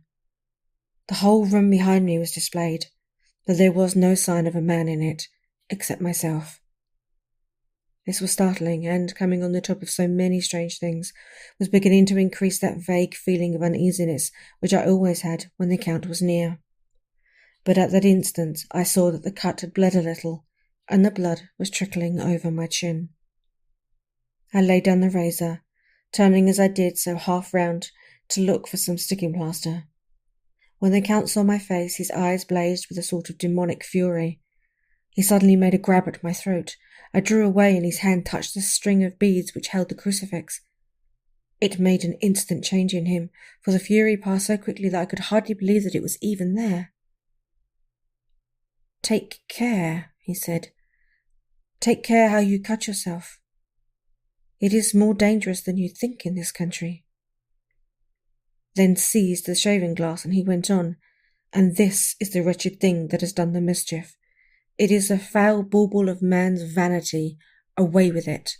And opening the heavy window with one wrench of his terrible hand, he flung out the glass, which was shattered into 1,000 pieces on the stones of the courtyard far below. Then he withdrew without a word. It was very annoying, for I do not see how I am to shave, unless in my watch-case or the bottom of the shaving-pot, which is fortunately of metal. When I went into the dining room, breakfast was prepared, but I could not find the Count anywhere, so I breakfasted alone. It is strange that, as yet, I have not seen the Count eat or drink. He must be a very peculiar man. After breakfast, I did a little exploring in the castle. I went out on the stairs and found a room looking towards the south. The view was magnificent, and from where I stood there was every opportunity of seeing it. The castle is on the very edge of a terrible precipice. A stone falling from the window would fall 1,000 feet without touching anything. As far as the eye can reach is a sea of green tree tops, with occasionally a deep rift where there is a chasm. Here and there are silver threads where the rivers wind in deep gorges through the forest. But I am not in heart to describe beauty, for when I had seen the view I explored further. Doors, doors everywhere, and all locked and bolted. In no place save from the windows in the castle walls is there an available exit. The castle is a veritable prison, and I am a prisoner. Chapter 3. Jonathan Harker's Journal. Continued. When I found that I was a prisoner, a sort of wild feeling came over me. I rushed up and down the stairs, trying every door and peering out of every window I could find. But after a little, the conviction of my helplessness overpowered all other feelings. When I look back after a few hours, I think I must have been mad for the time, for I behaved much as a rat does in a trap. When, however, the conviction had come to me that I was helpless, I sat down quietly, as quietly as I have ever done anything in my life, and began to think over what was best to be done. I am thinking still, and as yet have come to no definite conclusion. Of one thing only am I certain, that it is no use making my ideas known to the Count. He knows well that I am imprisoned, and has doubtless his own motives for it. He would only deceive me if I trusted him fully with the facts. So far as I can see, my only plan will be to keep my knowledge and my fears to myself, and my eyes open. I am, I know, either being deceived, like a baby, by my own fears, or else I am in desperate straits, and if the latter be so, I need and shall need all my brains to get through. I had hardly come to this conclusion when I heard the great door below shut, and knew that the Count had returned. He did not come at once to the library, so I went cautiously to my own room and found him making the bed. This was odd, but only confirmed what I had all along thought, that there were no servants in the house. When later I saw him through the chink of the hinges of the door, laying the table in the dining room, I was assured of it, for if he does himself all these menial offices, surely it is proof that there is no one else to do them. This gave me a fright, for if there is no one else in the castle, it must have been the Count himself who was the driver of the coach that brought me here. This is a terrible thought, for if so, what does it mean that he could control the wolves, as he did, by only holding up his hand in silence? How was it that all the people of Bistritz and on the coach had some terrible fear for me?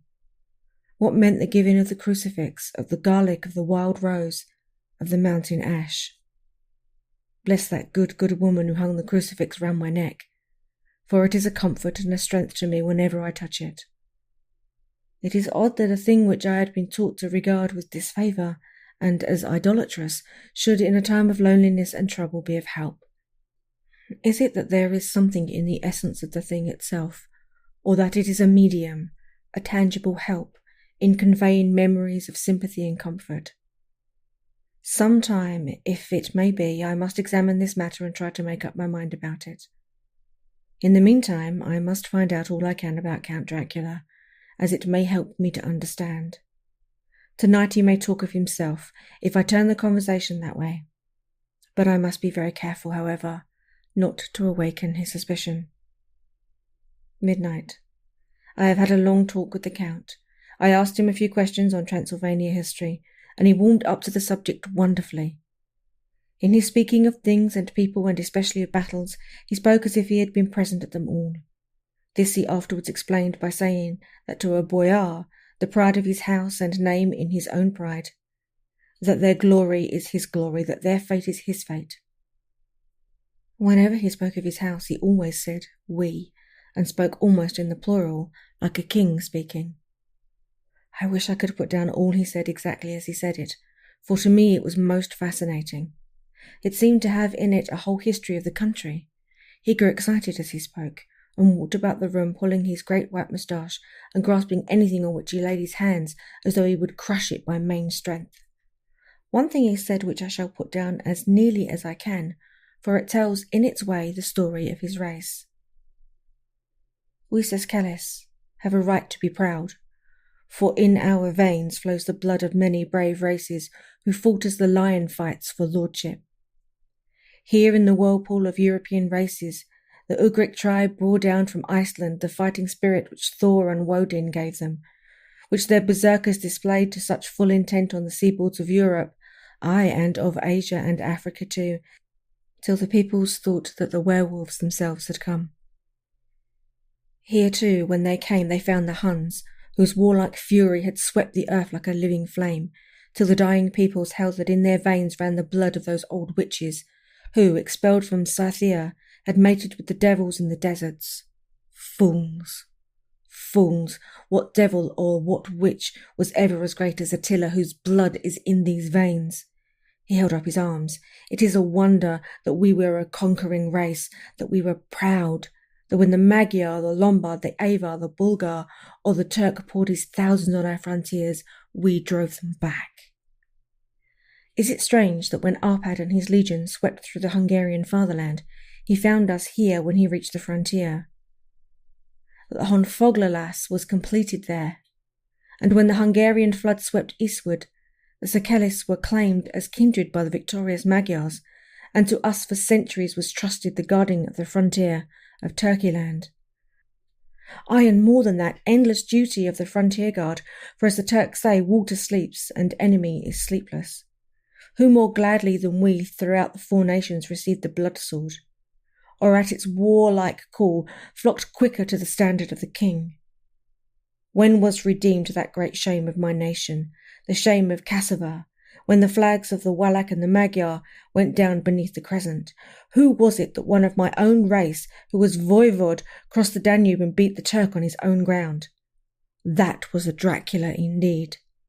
Woe was it that his own unworthy brother, when he had fallen, sold his people to the Turks and brought the shame of slavery on them. Was it not this Dracula, indeed, who inspired that other of his race, who in a later age again and again brought his forces over the great river into Turkeyland? Who, when he was beaten back, came again and again and again, though he had to come alone from the bloody field where his troops were being slaughtered, since he knew that he alone could ultimately triumph. They said that he thought only of himself. Ha! What good are peasants without a leader? Where ends the war without a brain and heart to conduct it? Again, when, after the Battle of Mohacs, we threw off the Hungarian yoke, we of the Dracula blood were among their leaders, for our spirit would not brook that we were not free. Ah, yes, sir, the Sesceles, and the Dracula as their heart's blood, their brains and their swords, can boast a record that mushroom growths like the Habsburg and the Romanovs can never reach. The warlike days are over. Blood is too precious a thing in these days of dishonourable peace, and the glories of the great races are as a tale to be told. It was by this time close on morning, and we went to bed. Memorandum: this diary seems horribly like the beginning of the Arabian Nights, for everything has to break off at cockcrow, or like the ghost of Hamlet's father. 12th May. Let me begin with facts, bare, meagre facts, verified by books and figures, and of which there can be no doubt. I must not confuse them with experiences which will have to rest on my own observation, or my memory of them. Last evening, when the Count came from his room, he began by asking me questions on legal matters, and on the doing of certain kinds of business. I had spent the day wearily over books, and simply to keep my mind occupied, went over some of the matters I had been examined in at Lincoln's Inn. There was a certain method in the Count's inquiries, so I shall try to put them down in sequence. The knowledge may somehow or sometime be useful to me. First he asked if a man in England might have 2 solicitors or more, I told him he may have a dozen if he wished, and that it would not be wise to have more than one solicitor engaged in one transaction, as only one could act at a time, and that a change would be certain to mitigate against his interests. He seemed thoroughly to understand, and went on to ask if there would be any practical difficulty in having one man to attend, say, to banking and another to look after shipping, in case local help were needed in a place far from the home of the banking solicitor. I asked him to explain more fully so that I might not by any chance mislead him. So he said, "I shall illustrate. Your friend and mine, Mr. Peter Hawkins, from under the shadow of your beautiful cathedral at Exeter, which is far from London, buys for me through your good self my place in London." Good. Now here let me say frankly, lest you should think it strange that I have sought the services of one so far off from London, instead of some one resident there, that my motive was that no local interest might be served save my wish only, and as one of London residents might, perhaps, have some purpose of himself or friend to serve, I went thus afield to seek my agent, whose labours should be only to my interest. Now suppose I, who have much of affairs, wish to ship goods, say, to Newcastle, Durham, Harwich, Dover, might it not be that it could be with more ease done by consigning to one in these ports? I answered that certainly it would be most easy, but that we solicitors had a system of agency one for the other, so that local work could be done locally on instructions from any solicitor, so that the client, simply placing himself in the hands of one man, could have his wishes carried out by him without further trouble. But, he said, I could be at liberty to direct myself. Is it not so? Of course, I replied, and such is often done by men of business who do not like the whole of their affairs to be known by any one person. Good, he said. And then he went on to ask about the means of making consignments and the forms to be gone through, and of all sorts of difficulties which might arise, but by forethought could be guarded against. I explained all these things to him to the best of my ability, and he certainly left me under the impression that he would have made a wonderful solicitor, for there was nothing that he did not think of or foresee. For a man who had never been in the country, and who did not evidently do much in the way of business, his knowledge and acumen were wonderful. When he had satisfied himself on these points of which he had spoken, and I had verified all as well as I could by the books available, he suddenly stood up and said, "Have you written since your first letter to your friend Mr. Peter Hawkins, or to any other?" It was with some bitterness in my heart that I answered that I had not, that as yet I had not had any opportunity of sending letters to anybody.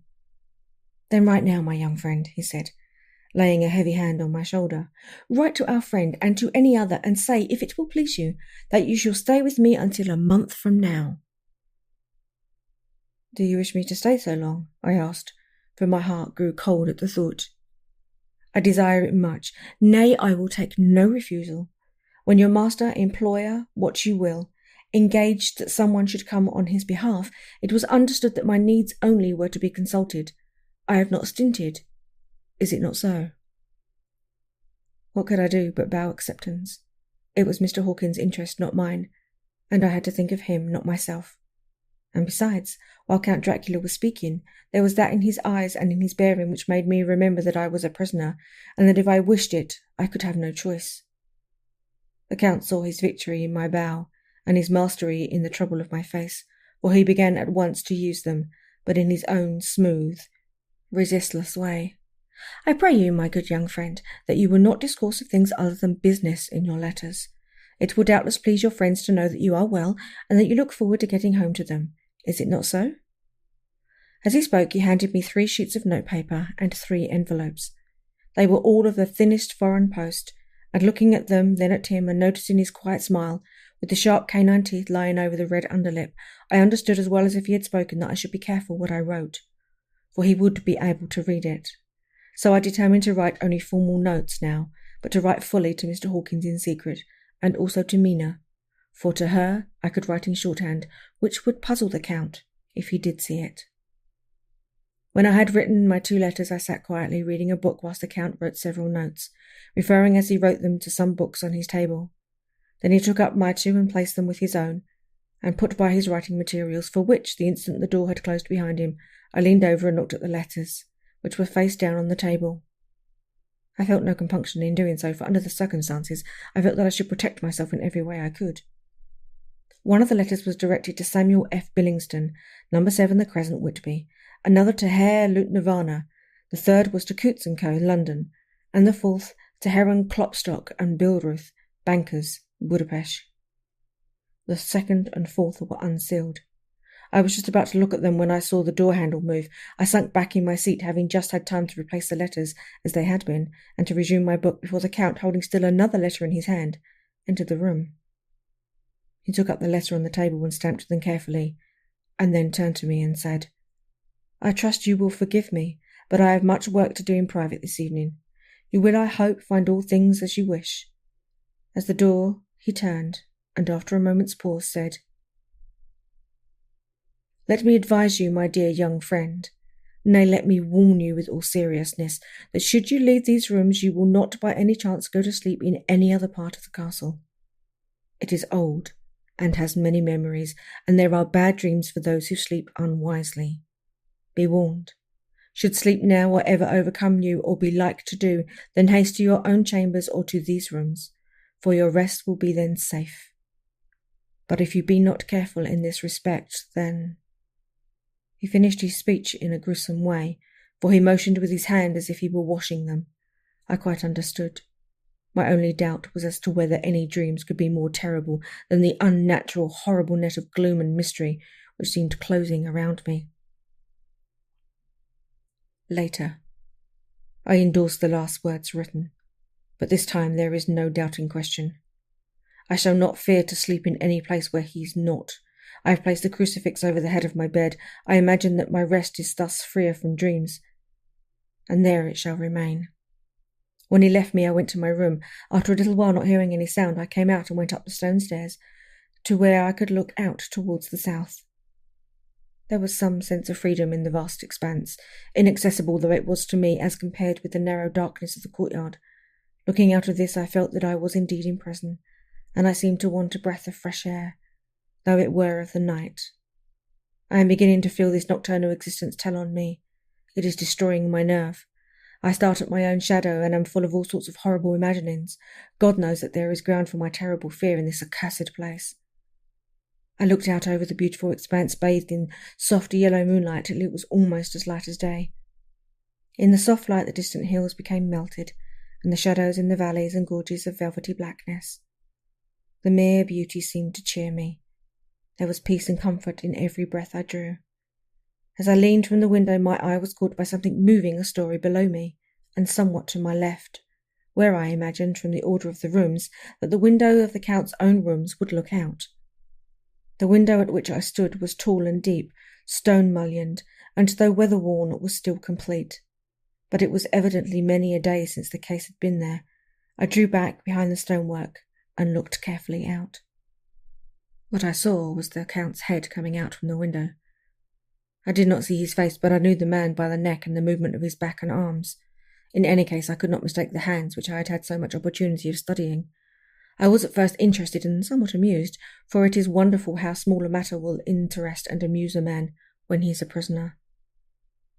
But my very feelings changed to repulsion and terror when I saw the whole man slowly emerge from the window and begin to crawl down the castle walls, over that dreaded abyss, face down, with his cloak spreading out around him like great wings, and at first I could not believe my eyes. I thought it was some trick of the moonlight, some weird effect of shadow, but I kept looking, and it could be no delusion. I saw the fingers and toes grasp the corners of the stones, worn clear of the mortar by the stress of years, and by thus using every projection and inequality move downwards with considerable speed, just as a lizard moves along a wall. What manner of man is this? Or what manner of creature is it in the semblance of man? I feel the dread of this horrible place overpowering me. I am in fear, in awful fear, and there is no escape for me. I am encompassed about with terrors that I dare not think of. 15th of May.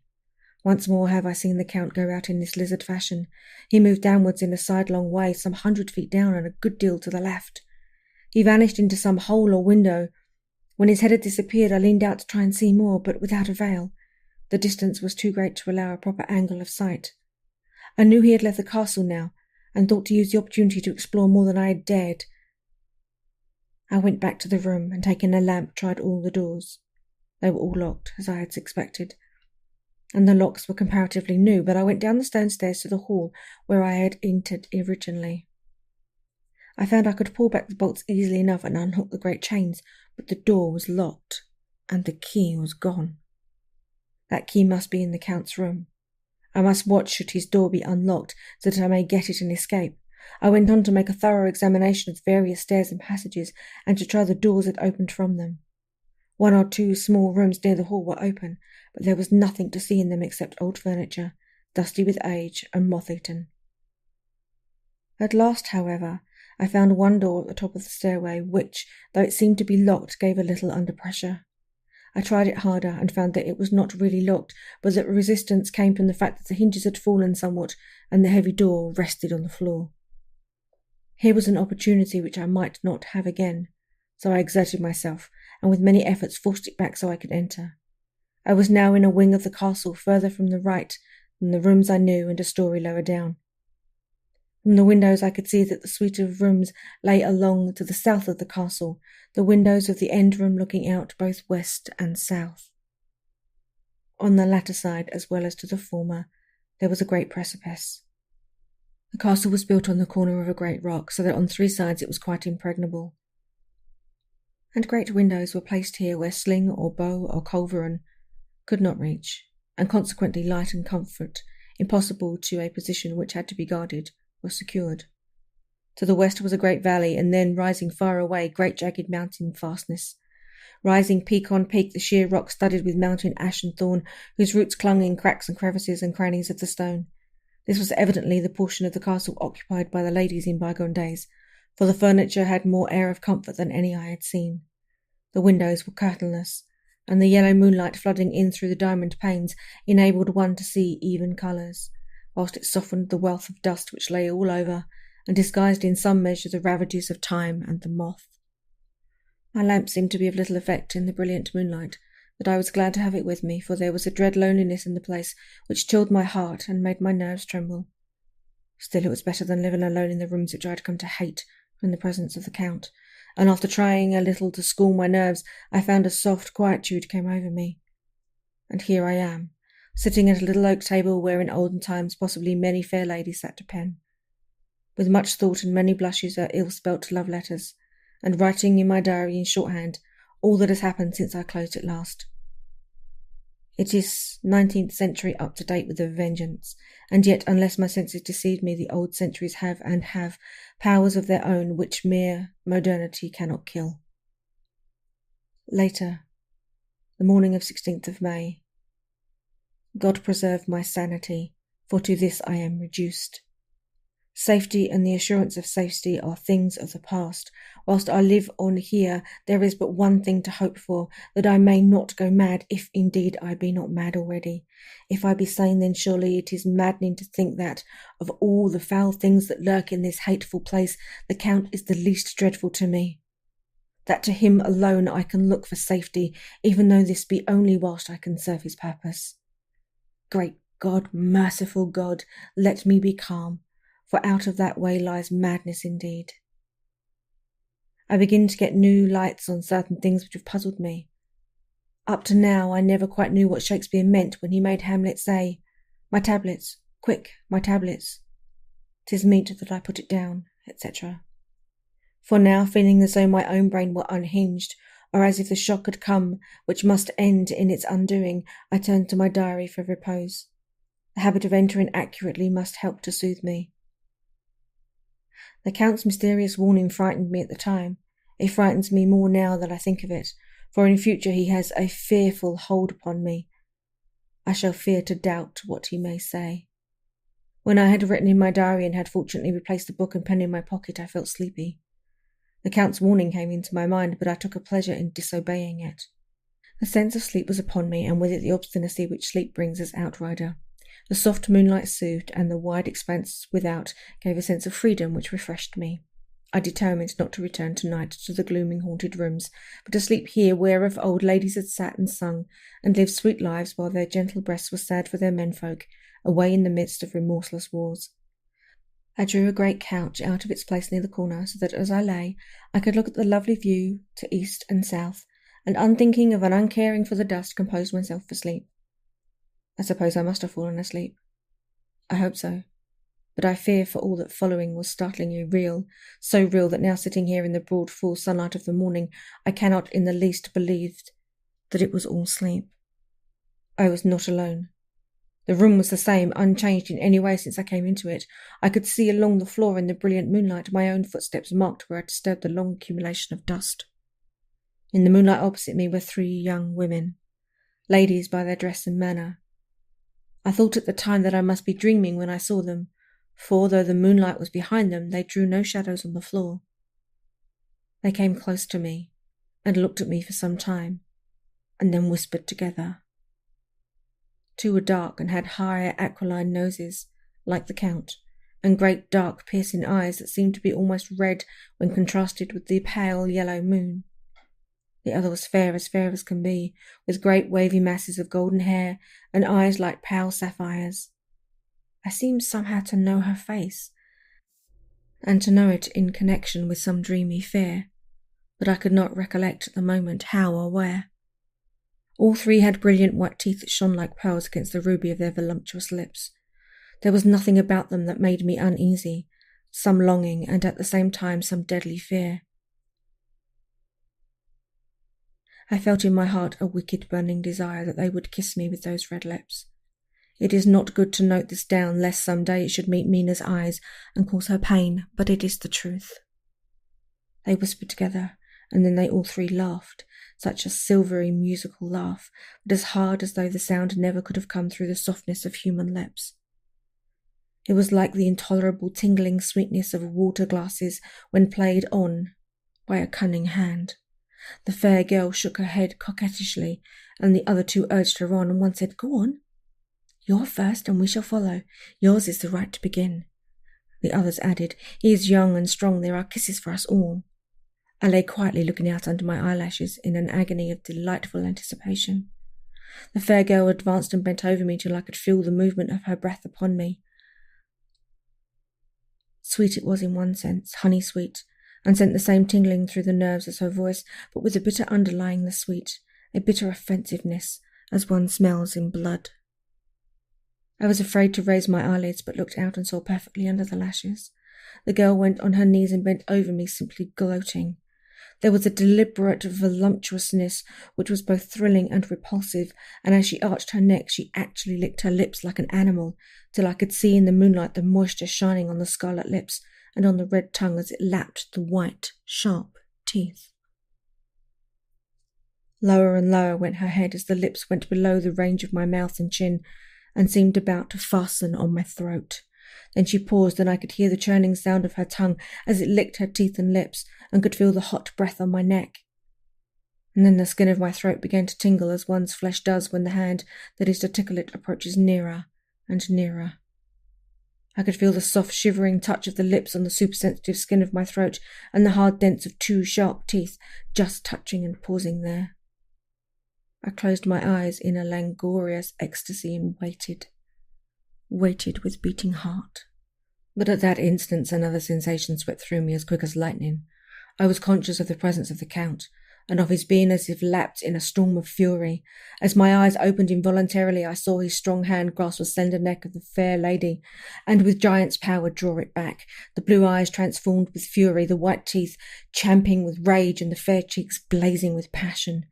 But the Count, never did I imagine such wrath and fury, even to the demons of the pit. His eyes were positively blazing. The red light in them was lurid as if the flames of hellfire blazed behind them. His face was deathly pale, and the lines of it were hard like drawn wires. The thick eyebrow that met over the nose now seemed like a heavy bar of the white-hot metal. With a fierce sweep of his arm he held the woman from him, and then motioned to the others as though he were beating them back. It was the same imperious gesture that I had seen used to the wolves. In a voice which, though low and almost in a whisper, seemed to cut through the air and then ring round the room, he said, "How dare you touch him, any of you? How dare you cast eyes on him when I have forbidden it? Back, I tell you all, this man belongs to me. Beware how you meddle with him, or you'll have to deal with me." The fair girl, with a laugh of ribald coquetry, turned to answer him.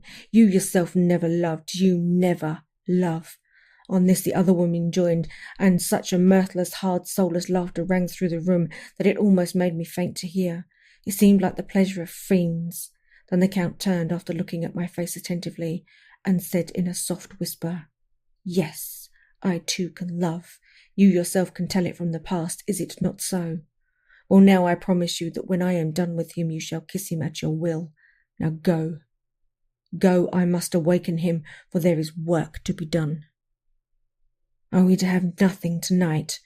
said one of them with a low laugh as she pointed to the bag which he had thrown upon the floor, and which moved as though there was some living thing within it.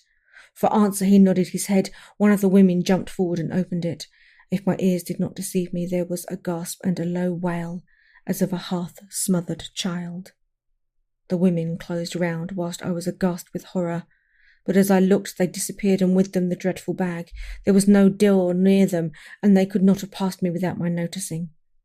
They seemed simply to fade into the rays of the moonlight and pass out through the window, for I could see outside the dim, shadowy forms for a moment before they entirely faded away. And then the horror overcame me, and I sank down, unconscious. Chapter 4. Jonathan Harker's Journal. Continued. I awoke in my own bed. If it be that I had not dreamt, the Count must have carried me here. I tried to satisfy myself on the subject, but could not arrive at any unquestionable result. To be sure, there were certain small evidences, such as that my clothes were folded and laid by in a manner which was not my habit.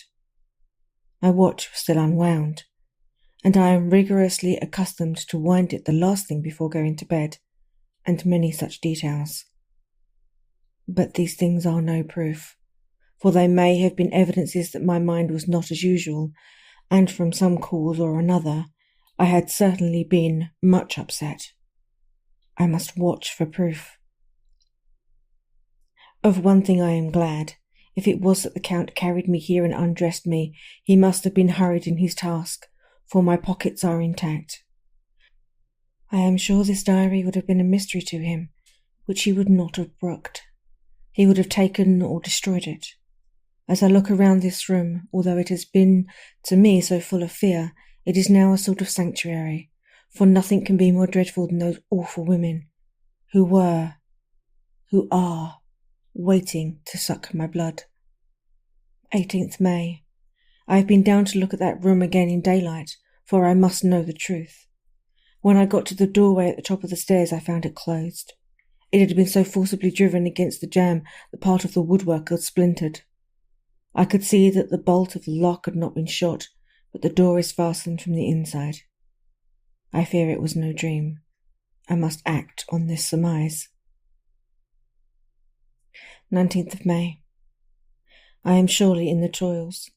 Last night the Count asked me in the suavest tones to write 3 letters, one saying that my work here was nearly done and that I should start for home within a few days, another that I was starting on the next morning from the time of the letter, and the third that I have left the castle and had arrived in Bistritz. I would fain have rebelled, but felt that in the present state of things it would be madness to quarrel openly with the Count whilst I am so absolutely in his power, and to refuse would be to excite his suspicion and to arouse his anger. He knows that I know too much, and that I must not live, lest I be dangerous to him. My only chance is to prolong my opportunities. Something may occur which will give me a chance to escape. I saw in his eyes something of that gathering wrath which was manifest when he hurled that fair woman from him. He explained to me that posts were few and uncertain, and that my writing now would ensure ease of mind to my friends, and he assured me with so much impressiveness that he would countermand the later letters which would be held over at Bistritz until due time, in case chance would admit of my prolonged to stay. That to oppose him would have been to create new suspicion. I therefore pretended to fall in with his views, and asked him what dates I should put on the letters. He calculated a minute and then said, "The first should be June 12th, the second June 19th, and the third June 29th. I now know the span of my life. God help me. 28 May. There is a chance of escape. or at any rate have been able to send word home. A band of Cesni have come to the castle, and are encamped in the courtyard. The Zagainiards gypsies, I have noted of them in my book. They are particular to this part of the world, though allied to the ordinary gypsies all the world over. There are thousands of them in Hungary and Transylvania, who are almost outside all law. They attach themselves as a rule to some great noble or boyar, and call themselves by his name. They are fearless and without religion, save superstition, and they talk only their own variety of the Romani tongue. I shall write some letters home, and shall try to get them to have them posted. I have already spoken to them through my window to begin acquaintanceship.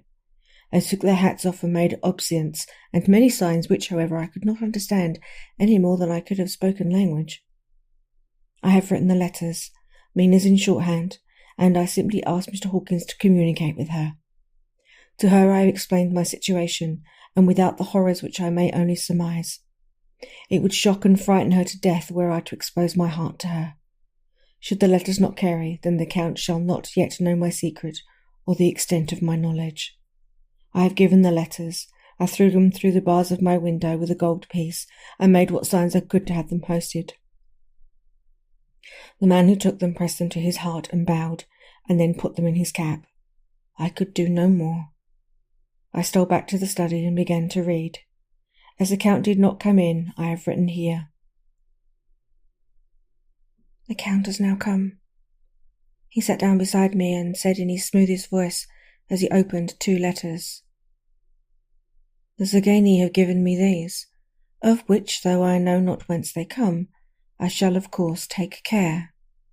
See? He must have looked at it. One is from you, and to my friend Peter Hawkins. The other...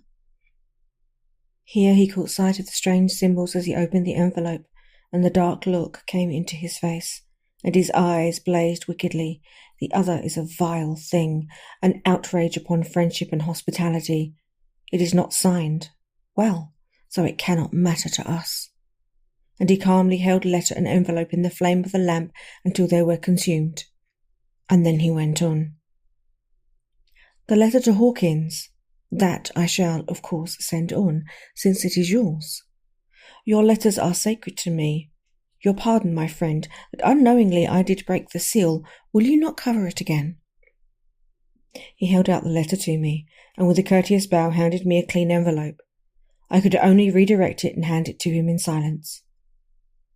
When he went out of the room, I could hear the key turn softly. A minute later I went over and tried it, and the door was locked. When an hour or 2 after the Count came quietly into the room, his coming awakened me before I had gone to sleep on the sofa. He was very courteous and very cheery in his manner, and seeing that I had been sleeping, he said, So, my friend, you are tired. Get to bed. There is the surest rest. I may not have the pleasure to talk tonight, since there are many labours to me, but you will sleep, I pray. I passed to my room and went to bed, and strange to say, slept without dreaming. Despair has its own calms. 31st of May. This morning when I woke, I thought I would provide myself with some paper and envelopes from my bag and keep them in my pocket, so that I might write in case I should get an opportunity. But again a surprise. Again a shock. Every scrap of paper was gone, and with it all my notes, my memoranda relating to railways and travel, my letter of credit, in fact all that might be useful to me once I were outside the castle. I sat and pondered a while, and then some thought occurred to me. And I made search of my portmanteau and in the wardrobe where I had placed my clothes. The suit in which I had travelled was gone, and also my overcoat and rug. I could find no trace of them anywhere. This looked like some new scheme of villainy. 17th of June. This morning, as I was sitting on the edge of my bed, cudgelling my brains, I heard without a cracking of whips and pounding and scraping of horses' feet up the rocky path beyond the courtyard.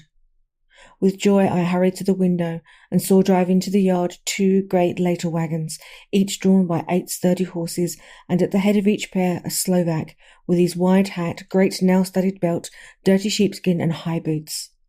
They had also their long staves in hand. I ran to the door, intending to descend and try to join them through the main hall, as I thought that way might be opened for them. Again a shock. My door was fastened on the outside. Then I ran to the window and cried to them. They looked up at me stupidly and pointed, but then just Hetman of the Zagani came out, and seeing them pointing to my window said something at which they laughed. Henceforth no effort of mine, no piteous cry or agonized entreaty would make them even look at me.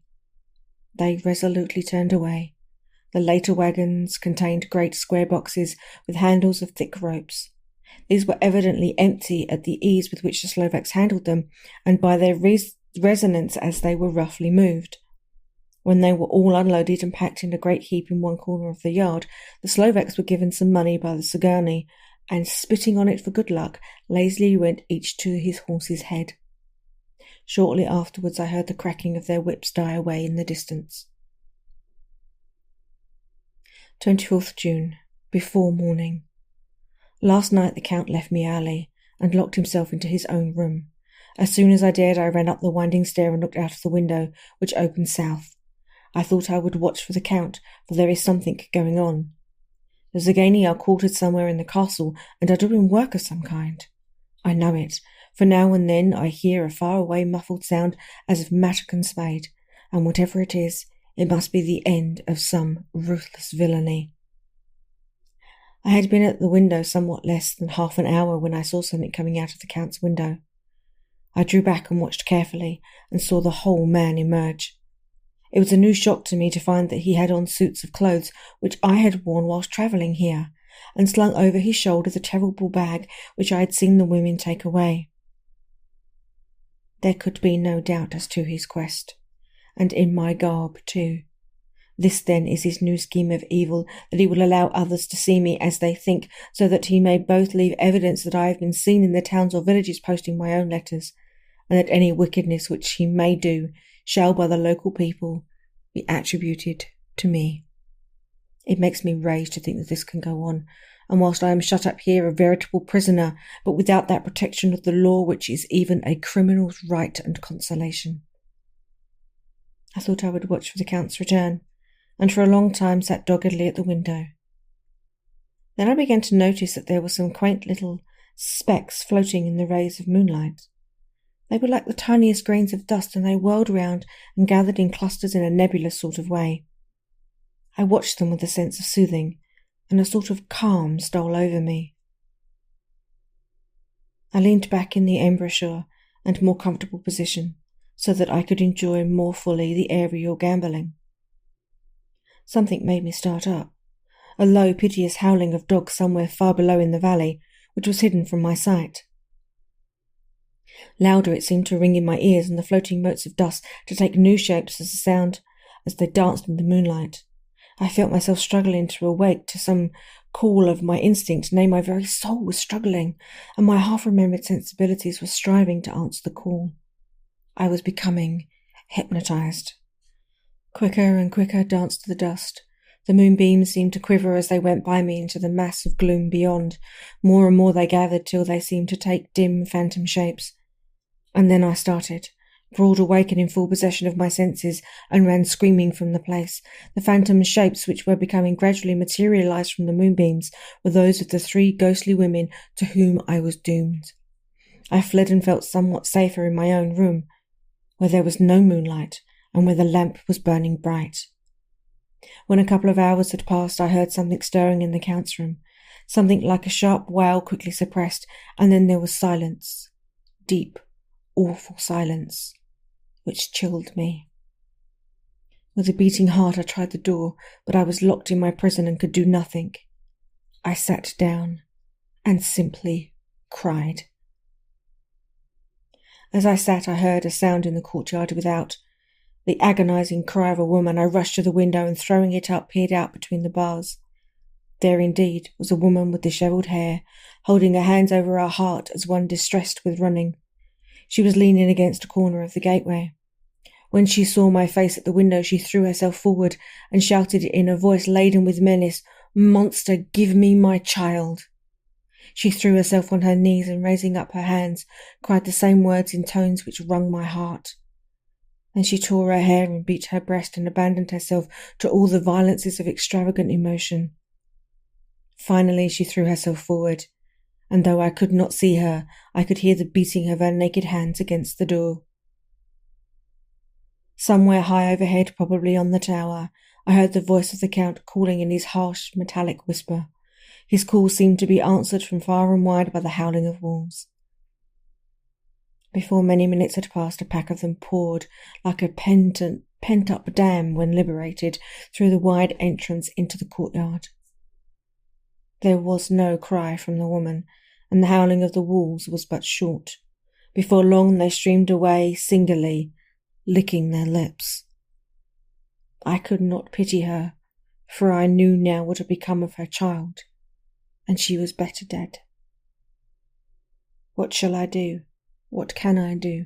How can I escape from this dreadful thing of night and gloom and fear? 25th of June, morning. No man knows till he has suffered from the night how sweet and how dear to his heart and eyes the morning can be.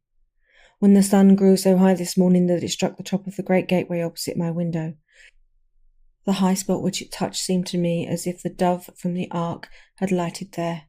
My fear fell from me as if it had been a vaporous garment which dissolves in the warmth. I must take action of some sort whilst the courage of the day is upon me.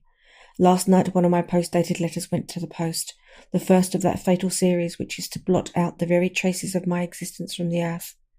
Let me not think of it. Action. It has always been at night time that I have been molested or threatened, and in some way in danger or in fear. I have not yet seen the Count in the daylight. Can it be that he sleeps when others wake, that he may be awake whilst they sleep? If I could only get into his room, but there is no possible way. The door is always locked. No way for me.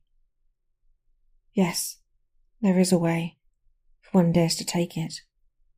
Where his body has gone, why may not another body go? I have seen him myself crawl from his window. Why should not I imitate him and go in by his window? The chances are desperate, but my need is more desperate still. I shall risk it. At the worst it can only be death, and a man's death is not a calf's, and the dreaded hereafter may still be open to me. God help me in my task. Goodbye, Mina, if I fail. Goodbye, my faithful friend and second father. Goodbye, all, and last of all, Mina. Same day, later. I have made the effort, and God helping me have come safely back to this room. I must put down every detail in order. I went whilst my courage was fresh straight to the window on the south side, and at once got outside on the narrow ledge of stone which runs around the building on that side. The stones are big and roughly cut, and the mortar has by process of time been washed away between them. I took off my boots and ventured out on the desperate way. I looked down once, so as to make sure that a sudden glimpse of the awful depth would not overcome me, but after that kept my eyes away from it. I knew pretty well the direction and distance of the Count's window, and made for it as well as I could, having regard to the opportunities available. I did not feel dizzy. I suppose I was too excited, and the time seemed ridiculously short till I found myself standing on the window-sill and trying to raise up the sash. I was filled with agitation, however, when I bent down and slid feet foremost in through the window. Then I looked around for the Count, but with surprise and gladness made a discovery. The room was empty. It was barely furnished with odd things which seemed to have never been used. The furniture was something the same style as that in the south rooms, and was covered in dust. I looked for the key, but it was not in the lock, and I could not find it anywhere. The only thing I found was a great heap of gold in one corner. Gold of all kinds, Roman and British and Austrian and Hungarian, Greek and Turkish money, covered with a film of dust, as though it had lain long in the ground. None of it that I noticed was less than 300 years old. There were also chains and ornaments, some jewelled, but all of them old and stained. At one corner of the room was a heavy door.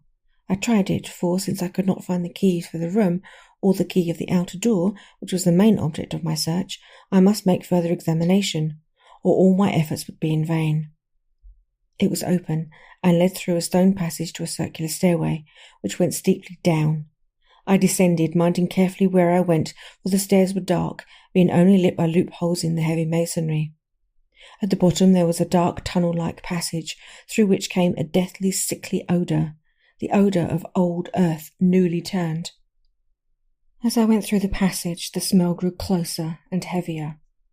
At last I pulled open a heavy door, which stood ajar, and found myself in an old, ruined chapel, which had evidently been used as a graveyard. The roof was broken, and in 2 places were steps leading to vaults, but the ground had recently been dug over, and the earth placed in great wooden boxes, manifestly those which had been brought by the Slovaks. There was nobody about, and I made search for a further outlet, but there was none. Then I went over every inch of the ground so as not to lose a chance. I went down even into the vaults, where the dim light struggled, although to do so was a dread to my very soul. Into 2 of these I went, but saw nothing except fragments of old coffins and piles of dust. In the 3rd, however, I made a discovery. There, in one of the great boxes, of which there were 50 in all, on a pile of newly dug earth, lay the Count. He was either dead or asleep, I could not say which, for the eyes were open and stony, but without the glassiness of death, and the cheeks had the warmth of life through all their pallor. The lips were as red as ever. But there was no sign of movement, no pulse, no breath, no beating of the heart. I bent over him and tried to find any sign of life, but in vain. He could not have lain there long, for the earthy smell would have passed away in a few hours. By the side of the box was its cover, pierced with holes here and there. I thought he might have the keys on him, but when I went to search I saw the dead eyes, and in them, dead though they were, such a look of hate. Though unconscious of me or my presence, that I fled from the place, and leaving the Count's room by the window, crawled again up the castle wall. Regaining my room, I threw myself panting upon the bed and tried to think. 29th June. Today is the date of my last letter, and the Count has taken steps to prove that it was genuine, for again I saw him leave the castle by the same window, and in my clothes. As he went down the wall lizard fashion, I wished I had a gun or some lethal weapon that I might destroy him, but I fear that no weapon brought alone by man's hand would have any effect on him. I dared not wait to see him return, for I feared to see those weird sisters. I came back to the library and read there until I fell asleep. I was awakened by the Count, who looked at me as grimly as a man could look as he said, "Tomorrow, my friend, we must part. You return to your beautiful England, I to some work which may have such an end that we may never meet. Your letter home has been dispatched. Tomorrow I shall not be here, but all shall be ready for your journey. In the morning come the Sagani, who have some labours of their own here, and also come some Slovaks. When they have gone, my carriage shall come for you, and shall bear you to the Borgo Pass to meet the diligence from Bukovina to Bistritz. But I am in hopes that I shall see more of you at Count Dracula." I suspected him and determined to test his sincerity. It seems like a profanity of the word to write it in connection with such a monster. So I asked him point blank, "Why may I not go tonight?" "Because, dear sir, my coachman and horses are away on a mission." "But I would walk with pleasure. I want to get away at once." He smiled, such a soft, smooth, diabolical smile, that I knew there was some trick behind his smoothness. And he said, "And your baggage?" "I do not care about it. I can send for it some other time." The Count stood up and said with a sweet courtesy that made me rub my eyes, it seemed so real, "You English have a saying which is close to my heart, for its spirit is that which rules our boyars. Welcome the coming, speed the parting guest. Come with me, my dear young friend. Not an hour shall you wait in my house against your will. Though sad am I at your going, and that you so suddenly desire it. Come." With a stately gravity he, with the lamp, preceded me down the stairs and along the hall, and suddenly he stopped. Hark! Close at hand came the howling of many wolves. It was almost as if the sound sprang up at the rising of his hand, just as the music of a great orchestra seems to leap under the baton of the conductor. After a pause of a moment, he proceeded, in his stately way, to the door, drew back the ponderous bolts, unhooked the heavy chains, and began to draw it open. To my intense astonishment, I saw that it was unlocked. Suspiciously, I looked all around, but could see no key of any kind. As the door began to open, the howling of the wolves without grew louder and angrier, their red jaws with champing teeth and their blunt-clawed feet as they leaped came in through the opening door. I knew then that to struggle at the moment against the Count was useless.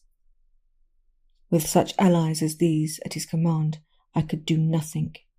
But still the door continued slowly to open, and only the Count's body stood in the gap, and suddenly it struck me that this might be the moment and means of my doom. I was to be given to the wolves at my own instigation.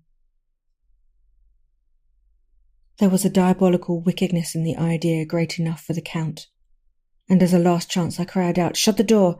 I shall wait till morning," and covered my face with my hands to hide my tears of bitter disappointment. With one sweep of his powerful arm, the Count threw the door shut, and the great bolts clanged and echoed through the hall as they shot back into their places. In silence we returned to the library, and after a minute or two I went to my own room. The last I saw of Count Dracula was his kissing his hand to me, with a red light of triumph in his eyes, and with a smile that Judas in hell might be proud of. Then I was in my room and about to lie down. I thought I heard a whispering at my door. I went to it softly and listened. Unless my ears deceived me, I heard the voice of the Count. "Back, back to your own place. Your time is not yet. Come. Wait, have patience. Tonight is mine, tomorrow night is yours." There was a low, sweet ripple of laughter, and in a rage I threw open the door and saw without the three terrible women licking their lips. As I appeared, they all joined in a horrible laugh and ran away. I came back to my room and threw myself on my knees. Is it then so near the end? Tomorrow, Lord, help me in those to whom I am dear. 30th of June, morning. These may be the last words I ever write in this diary. I slept till just before the dawn, and when I woke threw myself on my knees, for I determined that if death came, he should find me ready. At last I felt that subtle change in the air, and knew that the morning had come. Then came the welcome cockcrow, and I felt that I was safe. With a glad heart I opened my door and ran down to the hall. I had seen that the door was unlocked, and now escape was before me.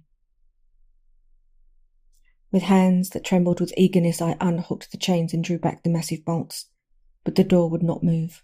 Despair seized me. I pulled and pulled at the door and shook it till, massive as it was, it rattled in its casements.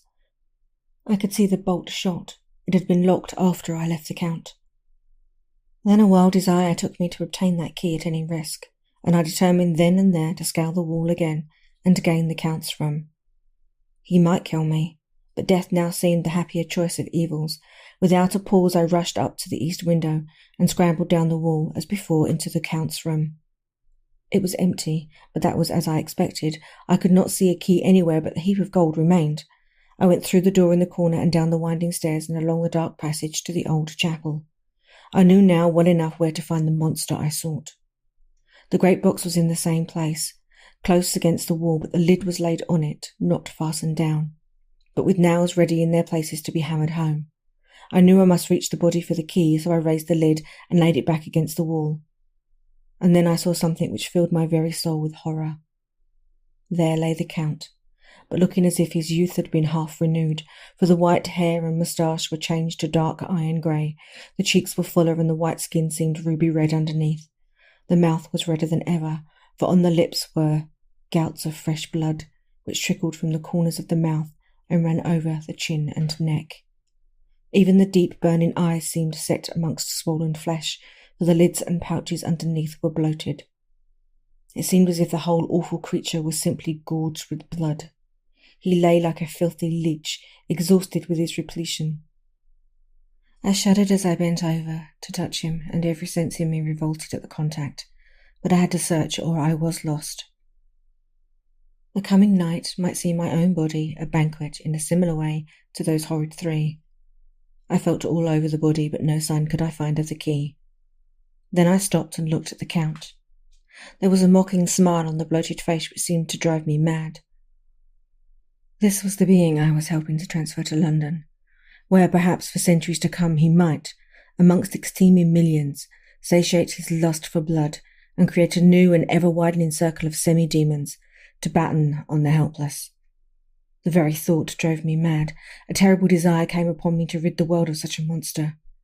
There was no lethal weapon at hand, but I seized a shovel, which the workmen had been using to fill the cases, and lifted it high, struck with the edge downwards at the hateful face. But as I did so, the head turned and the eyes fell full upon me, with all their blaze of basilic horror. The sight seemed to paralyse me, and the shovel turned in my hand and glanced from my face, merely making a deep gash above the forehead. The shovel fell from my hand across the box, and as I pulled it away, the flange of the blade caught the edge of the lid, which fell over again, and hid the horrid thing from my sight. The last glimpse I had was of the bloated face, blood-stained and fixed with a grin of malice which would have held its own in the nethermost hell. I thought and thought what should be my next move, but my brain seemed on fire, and I waited with a despairing feeling growing over me. As I waited, I heard in the distance a gypsy song sung by merry voices coming closer, and through their song the rolling of heavy wheels and the cracking of whips. The Zagani and the Slovaks of whom the Count had spoken were coming. With a last look around and at the box which contained the vile body, I ran from the place and gained the Count's room, determined to rush out at the moment the door should be opened. With strained ears I listened, and heard downstairs the grinding of the key in the great lock and the falling back of the great door. There must have been some other means of entry, or someone had a key for one of the locked doors. Then there came the sound of many feet of tramping and dying away in some passage, which sent up a clanging echo. I turned to run down again towards the vault, where I might find the new entrance, but at the moment there seemed to come a violent puff of wind, and the door to the winding stair blew to with a shock that set the dust from the lintels flying. When I ran to push it to open, I found it was hopelessly fast. I was again a prisoner, and the net of doom was closing around me more closely. As I write, there is in the passage below a sound of many tramping feet, and the crash of weights being set down heavily, doubtless the boxes, with their freight of earth. There is a sound of hammering. It is the box being nailed down. Now I can hear the heavy feet tramping along the hall, with many other idle feet coming behind them. The door is shut, and the chains rattle. There is a grinding of the key in the lock. I can hear the key withdrawn. Then another door opens and shuts. I hear the creaking of lock and bolt. Hark in the courtyard, and down the rocky way, the rolls of heavy wheels, the cracks of whips, and the chorus of the Sagani as they pass into the distance. I am alone in the castle with these awful women. Fool! Mina is a woman, and there is naught in common. They are devils of the pit. I shall not remain alone with them. I shall try to scale the castle wall further than I have yet attempted. I shall take some of the gold with me, lest I want it later. I may find a way from this dreadful place. And then away for home, away to the quickest and nearest train, away from this cursed spot, from this cursed land where the devil and his children still walk with earthly feet. At least God's mercy is better than that of these monsters, and the precipice is steep and high. At his foot a man may sleep, as a man. Goodbye, all. Mina. Chapter 5. Letter from Miss Mina Murray to Miss Lucy Westenra. My dearest Lucy, forgive my long delay in writing, but I have been simply overwhelmed with work. The life of assistant schoolmistress is sometimes trying. I am longing to be with you, and by the sea, where we can talk together freely and build our castles in the air.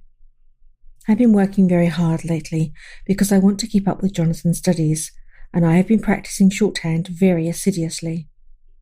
When we are married, I shall be able to be useful to Jonathan, and if I can stenograph well enough, I can take down what he wants to say in this way and write it out for him on the typewriter, as which also I am practicing very hard. He and I sometimes write letters in shorthand, and he is keeping a stenographic journal of his travels abroad. When I am with you, I shall keep a diary in the same way. I don't mean one of those 2 pages to a week with Sunday squeezed in the corner diaries, but a sort of journal which I can write in whenever I feel inclined. I do not suppose there will be much of interest to other people, but it is not intended for them. I may show it to Jonathan some day, if there is in it anything worth sharing, but it's really an exercise book. I shall try to do what I see lady journalists do, interviewing and writing descriptions and trying to remember conversations. I am told that with a little practice, one can remember all that goes on, all that one hears during the day. However, we shall see. I will tell you of my little plans when we meet. I have just had a few hurried lines from Jonathan in Transylvania. He is well and will be returning in about a week.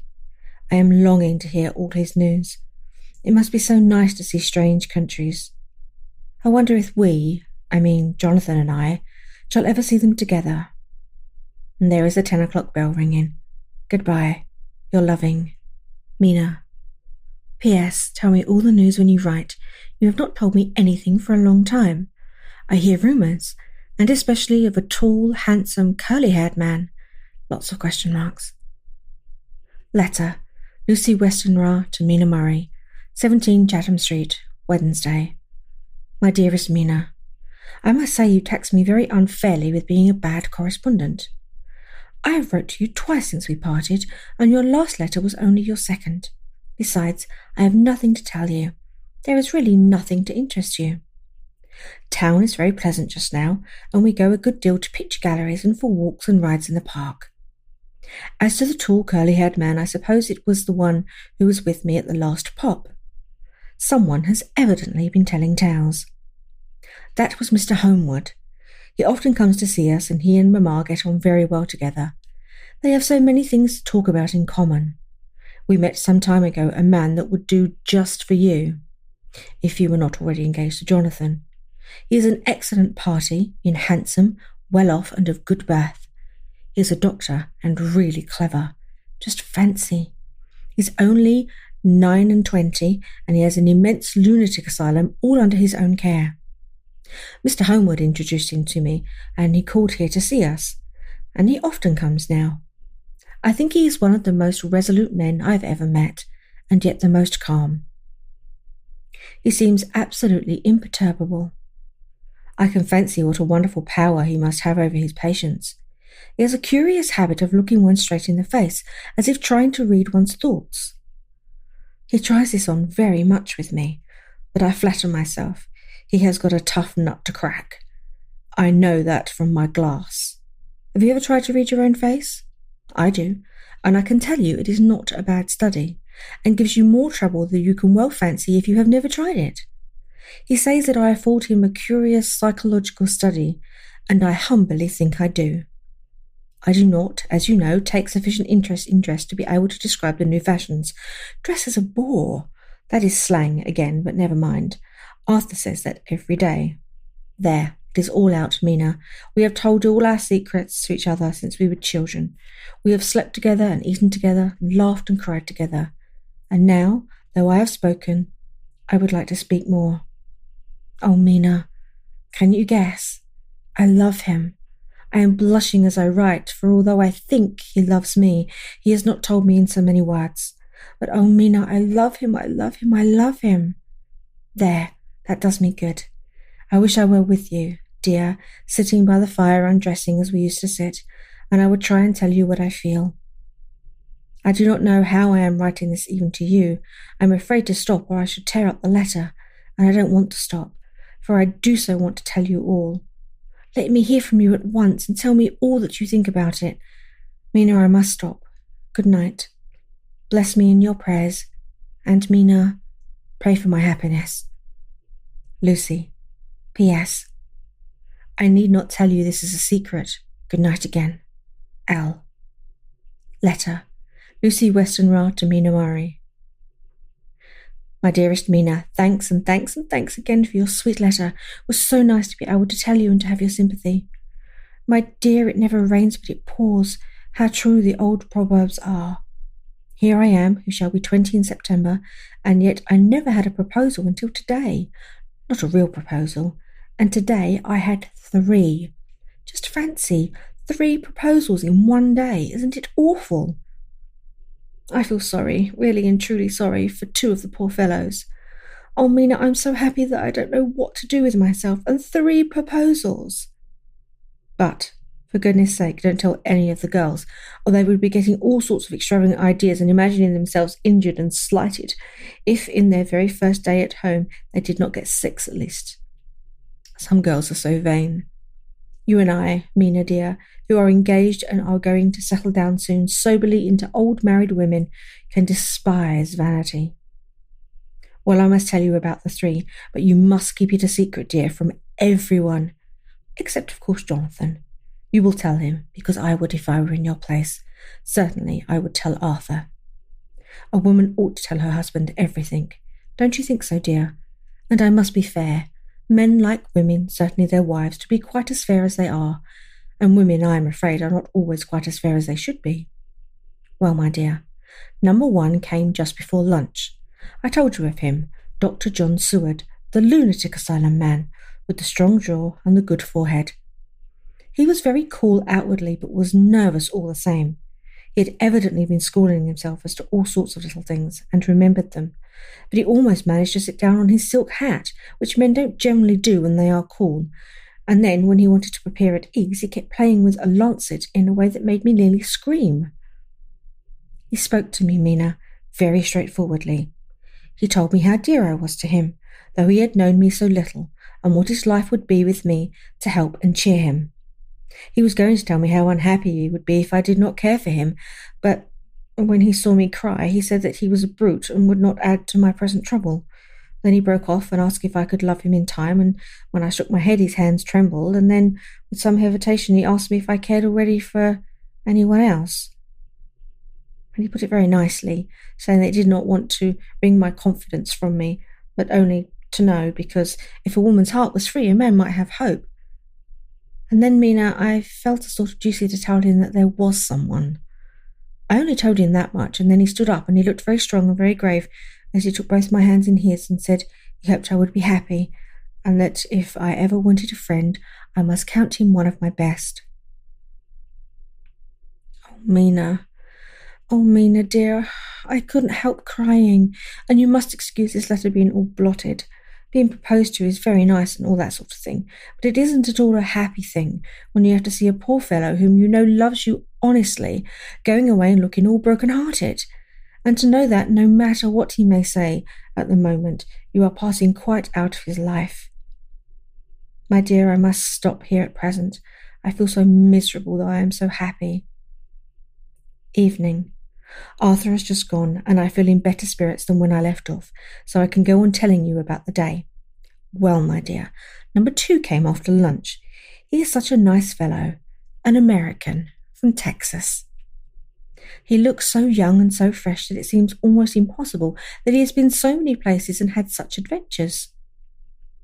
I sympathize with poor Desdemona that she had such a dangerous stream poured in her ear, even by a black man. I suppose that we women are such cowards when we think a man will save us from fears and we marry him. I know now what I would do if I were a man and wanted to make a girl love me. No, I don't, for there was Mr. Morris telling us his stories, and Arthur never told any, and yet, my dear, I am somewhat previous. Mr. Quincy P. Morris found me alone. It seems that a man always does find a girl alone. No, he doesn't, for Arthur tried twice to make a chance, and I helping him all I could. I am not ashamed to say it now. I must tell you beforehand that Mr. Morris doesn't always speak slang. That is to say, he never does so to strangers or before them, for he is really well educated and has exquisite manners. But he found out that it amused me to hear him talk American slang, and whenever I was present, and there was no one to be shocked, he said such funny things. I am afraid, my dear, he has to invent it all, for it fits exactly into whatever else he has to say. But this is a way slang has. I do not know myself if I shall ever speak slang. I do not know if Arthur likes it, as I have never heard him use it as well. Mr. Morris sat down beside me and looked as happy and jolly as he could, but I could see all the time that he was very nervous. He took my hand in his and said ever so sweetly, "Miss Lucy, I know I ain't good enough to regulate the fixings of your little shoes, but I guess if you wait till you find a man that is you will go join them 7 young women with the lamps when you quit. Won't you just hitch up alongside of me and let us go down the long road together, driving in double harness?" Well, he did look so good-humoured and so jolly that it didn't seem half as hard to refuse him as it did poor Dr. Seward. So I said as lightly as I could that I did not know anything of hitching and that I wasn't broken to harness at all yet. And then he said that he had spoken in a light manner and he hoped that if he had made a mistake in doing so on so grave, so momentous an occasion for him, that I would forgive him. He really did look serious when he was saying it, and I couldn't help feel a bit serious too. I know, Mina, you will think me a horrid flirt, though. I couldn't help feeling a sort of exultation that he was number 2 in one day. And then, my dear, before I could say a word, he began pouring out a torrent of love-making, laying his very heart and soul at my feet. He looked so earnest over it that I shall never again think that a man must be playful always, and never earnest because he is merry at times.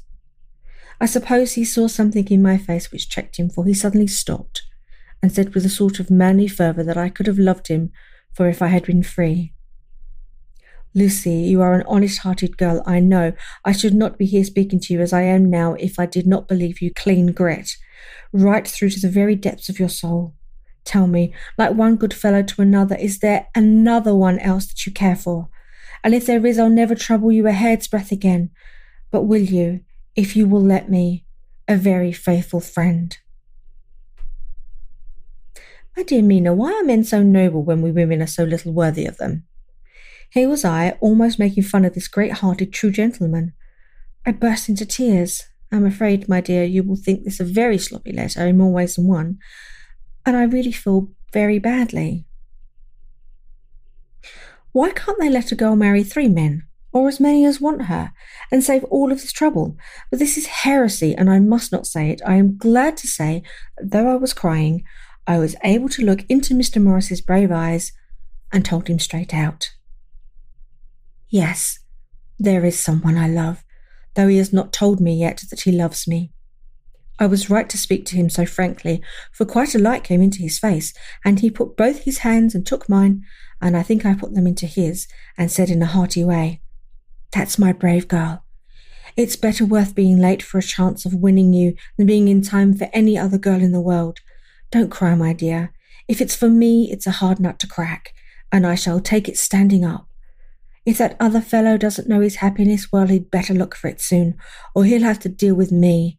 Little girl, your honesty and pluck had made me a friend, and that's rarer than a lover.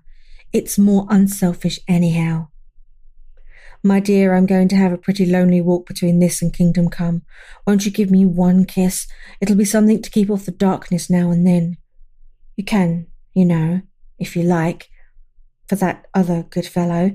He must be a good fellow, my dear, and a fine fellow, or you could not love him, hasn't spoken yet. That quite won me, Mina, for it was brave and sweet of him, and noble too, to a rival, wasn't it? And he's so sad, so I leant over and kissed him. He stood up with my 2 hands in his, and as he looked down into my face, I was afraid I was blushing very much, and he said, Little girl, I hold your hand, and you've kissed me, and if these things don't make us friends, nothing ever will. Thank you for your sweet honesty to me, and goodbye.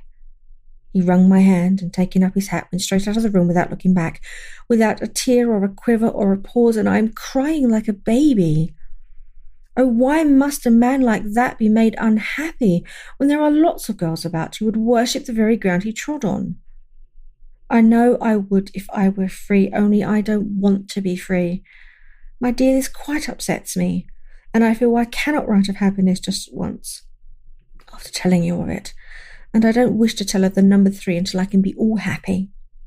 Ever your loving, Lucy. P.S. Oh, about number 3. I needn't tell you of number 3, need I? Besides, it was all so confused. It seemed only a moment from him coming into the room, till both his arms were round me and he was kissing me, and I'm very, very happy, and I don't know what I have done to deserve it. I must only try in the future to show that I am not ungrateful to God for all his goodness to me in sending me such a lover, such a husband, and such a friend. Goodbye. Dr. Seward's diary, kept in phonograph, 25th of May. Ebb tide in appetite today, cannot eat, cannot rest, so diary instead. Since my rebuff of yesterday, I have a sort of empty feeling. Nothing in the world seems of sufficient importance to be worth the doing. As I knew that the only cure for this sort of thing was work, I went down amongst the patients. I picked out one who had afforded me a study of much interest. He is so quaint that I am determined to understand him as well as I can. Today I seem to get nearer than ever before to the heart of his mystery. I questioned him more fully than I have ever done, with a view to making myself master of the facts of his hallucination. In my manner of doing it there was, I now see, something of cruelty. I seemed to wish to keep him to the point of his madness, a thing which I avoid with my patients, as I would the mouth of hell. Memorandum: under what circumstances would I not avoid the pit of hell? Omnia romps venalia sunt. Hell has its price. Verb: sap. If there be anything behind this instinct, it will be valuable to trace it afterwards accurately, so I had better commence to do so, therefore. R. M. Renfield, ATAT 59, sanguine temperament, great physical strength, morbidly excitable, periods of gloom, ending in some fixed idea that I cannot make out. I presume that the sanguine temperament itself and the disturbing influence end in a mentally accomplished finish. A possibly dangerous man, probably dangerous if unselfish. In selfish men, caution is as secure an armour for their foes as for themselves. What I think of on this point is, when self is the fixed point, the centripetal force is balanced with the centrifugal. When duty, a cause, etc. is the fixing point, the latter force is paramount, and only accident or a series of accidents can balance it. Letter, Quincy P. Morris to the Honourable Arthur Holmwood. 25th of May. My dear Art, we've told yarns by the campfire in the prairies and dressed one another's wounds after trying a landing at the Marquesas, and drunk healths on the shore of Titicaca. There are more yarns to be told, and other wounds to be healed, and another health to be drunk. Won't you let this be at my campfire tomorrow night? I have no hesitation in asking you, as I know a certain lady is engaged to a certain dinner party, and that you are free. There will only be one another, our old pal at the career, Jack Seward. He's coming too, and we both want to mingle our weeps over the wine cup, and to drink a health with all our hearts to the happiest man in all the wide world, who has won the noblest heart that God has made, and the best worth winning. We promise you a hearty welcome and a loving greeting, and a health as true as your own right hand. We shall both swear to leave you at home if you drink too deep to a certain pair of eyes. Come. Yours as always, Quincy P. Morris. Telegram from Arthur Holmwood to Quincy P. Morris, 26th of May. Count me in every time. I bear messages which will make both your ears tingle. Art. Chapter 6, Mina Murray's Journal. 24th July, Whitby.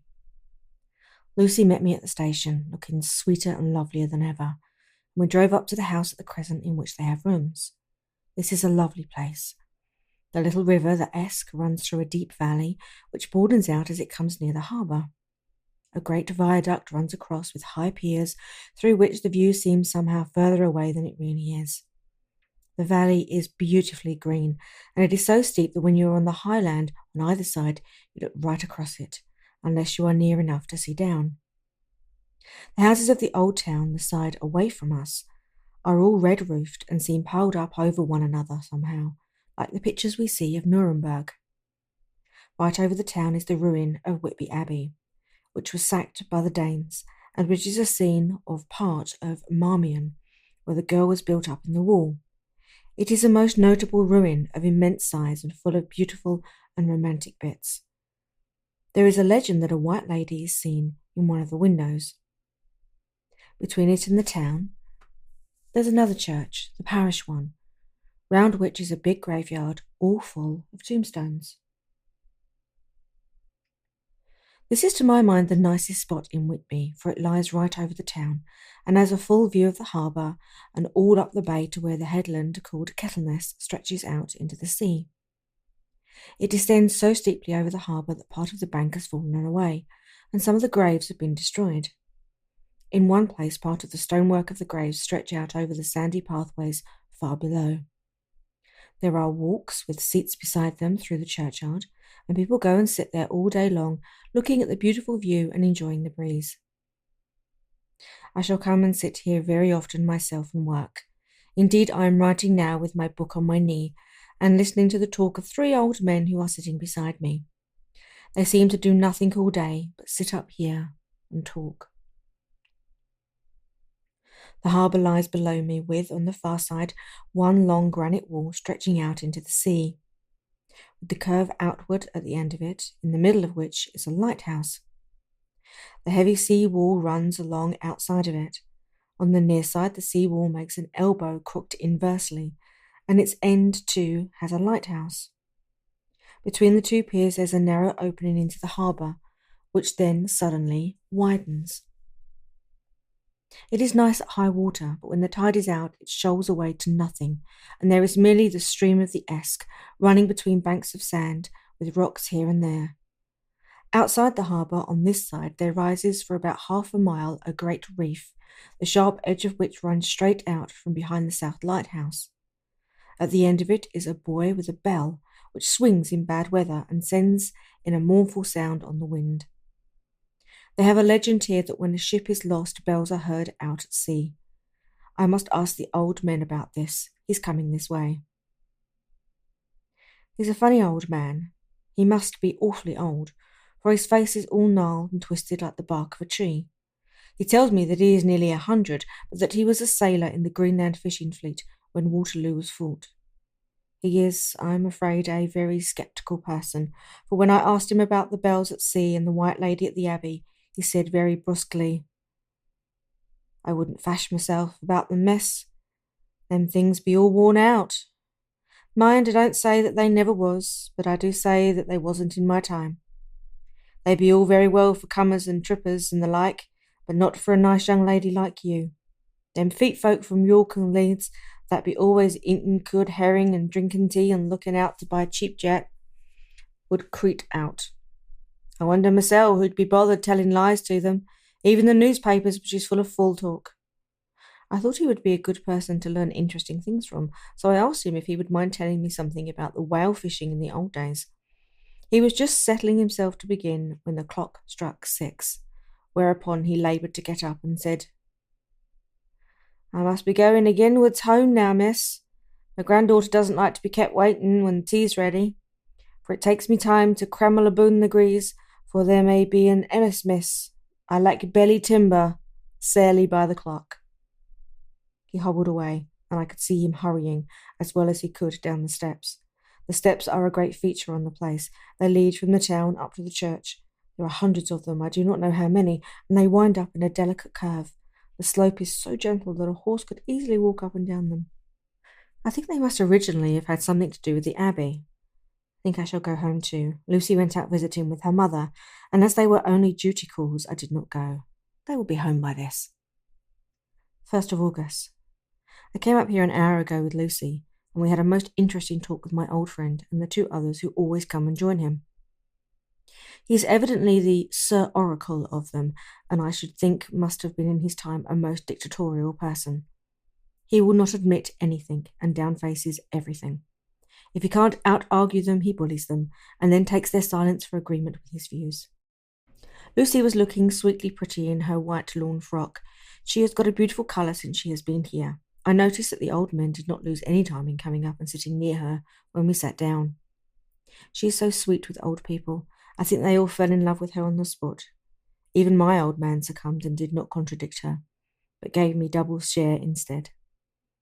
I got him on the subject of the legends, and he went off at once into a sort of sermon. I must try to remember it all and put it down. It be all fool talk, lock, stock and barrel. That's what it be, and nowt else. These bands and waffs and bogo hosts and barguests and boggles and all of them is only fit to set bairns and dizzy women's head a blindering. They be nowt but airblebs. They and all grim and signs and warnings be all invented by parsons and illusion, bodies, railway touters to scare and scuffle halflings, and to get folks to do something that they don't other inclined to. It makes me fretful to think of them. Why, it's them that, not content with printing lies on paper and preaching them out of pulpits, does what to be cutting them on the tombstones. Look here all around you, in where you will. All them Steens holding up their heads as well as they can out of their pride. Is a cant, simply tumbling down with the weight of the lies written on them. Here lies the body, or sacred to the memory, wrote on all of them, and yet in nigh half of them there's beaten no bodies at all, and the memories of them been cared a pinch of snuff about, much less scared. Lies, all of them, nothing but lies of one kind or another. My Gog. But it'll be a queer scowl day at the day of judgment when they come tumbling up to their death sucks, all duped together and trying to drag their tombstones with them to prove how good they was.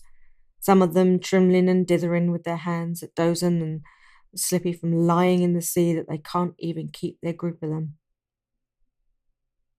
I could see from the old fellow's self-satisfied air and the way in which he looked around for approval of his cronies that he was showing off, so I put in a word to keep him going. Oh, Mr. Swells, surely you can't be serious. These tombstones are not all wrong. Yablins. There may be a poorish few not wrong, saving where they made out the people too good, for there be folks that do think a balm bowl be like the sea, if only it be their own. The whole thing be only lies. Now look you here. You come here a stranger, and you see this Kirk Garth? I nodded, for I thought it better to ascend, though I did not quite understand his dialect. I knew it had to do something to do with the church, and he went on. And you can say't that all these things are boon folk that be happening here, snog or snog? I assented again. Then that be just where the lies come in. Why, there be scores of these lay beds that be tomb as old Dunk's back a box on Friday night. He nudged one of his companions and they all laughed. And my God, how could they be otherwise? Look at that one. The aftest, amethyst and Biere Bank. Read it. And I went over and read it.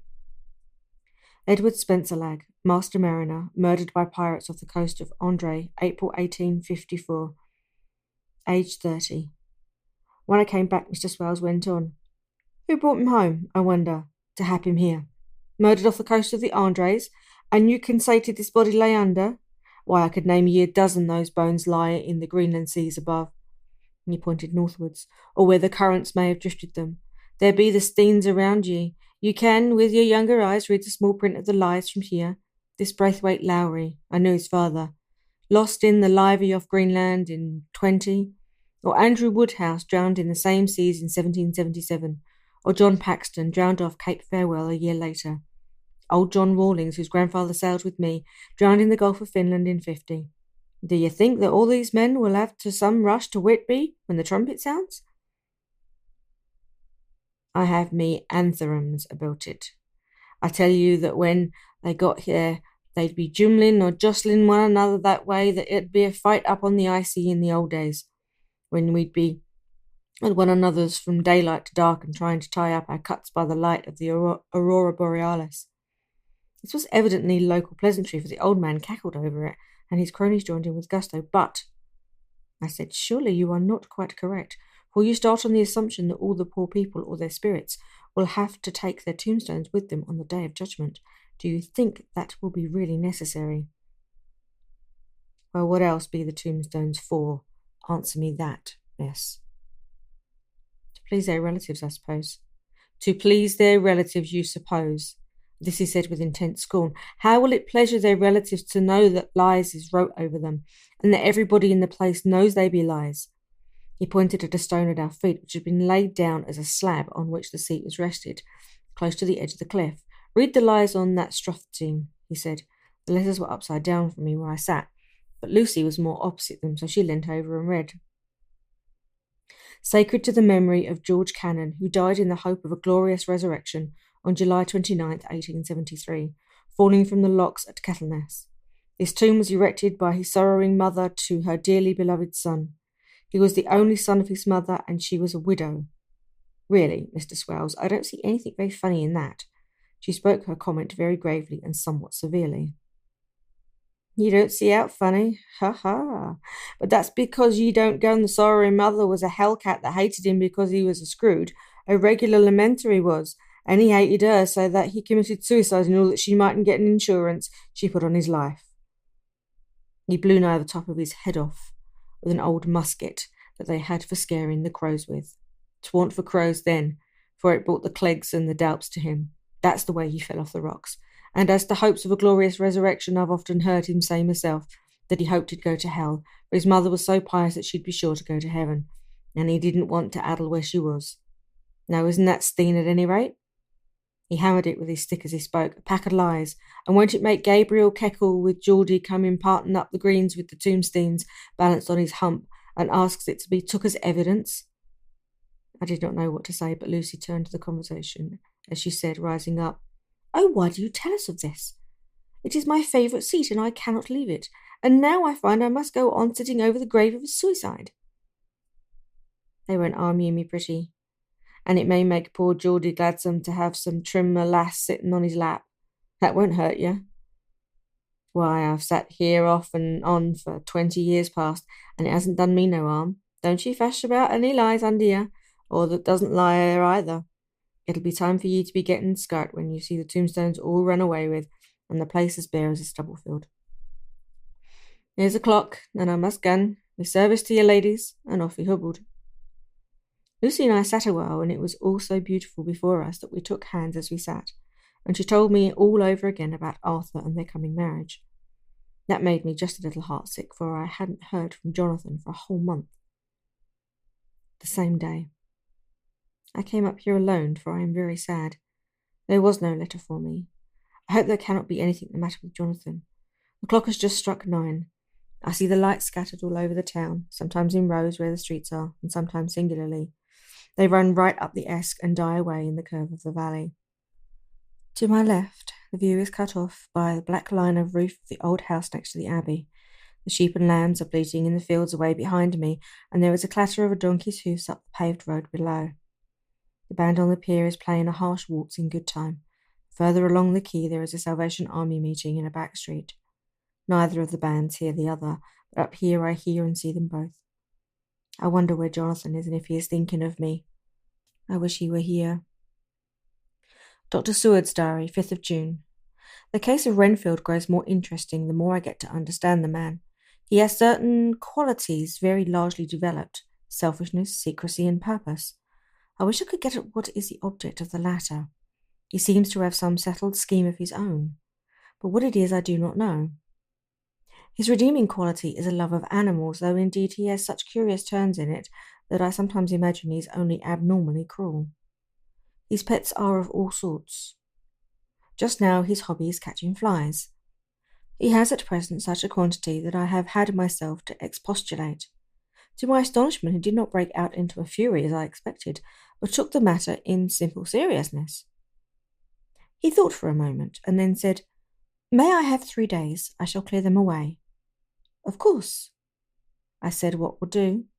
I must watch him." 18th of June. He has turned his mind now to spiders, and has got several very big fellows in a box. He keeps feeding them with his flies, and the number of the latter is becoming sensibly diminished, although he has used half his food in attracting more flies from outside to his room. 1st of July. His spiders are now becoming as great a nuisance as his flies, and today I told him that he must get rid of them. He looked very sad at this, so I said that he must clear out some of them at all events. He cheerfully acquiesced in this, and I gave him the same time as before for reduction. He disgusted me much while with him, for when a horrid blowfly bloated with some carrion food buzzed into the room, he caught it, held it exultantly for a few moments between his finger and thumb, and before I knew what he was going to do, put it in his mouth and ate it. I scolded him for it, but he argued quietly that it was very good and very wholesome, that it was life, strong life, and gave life to him. This gave me an idea, or the rudiments of one. I must watch how he gets rid of the spiders. There's evidently some deep problem in his mind, for he keeps a little notebook in which he is always jotting down something. Whole pages of it are filled with masses of figures, generally single numbers added up in batches, and then the total added in batches again, as though he were focusing some account, as the auditors put it. 8th of July. There is a method in his madness, and the rudimentary idea in my mind is growing.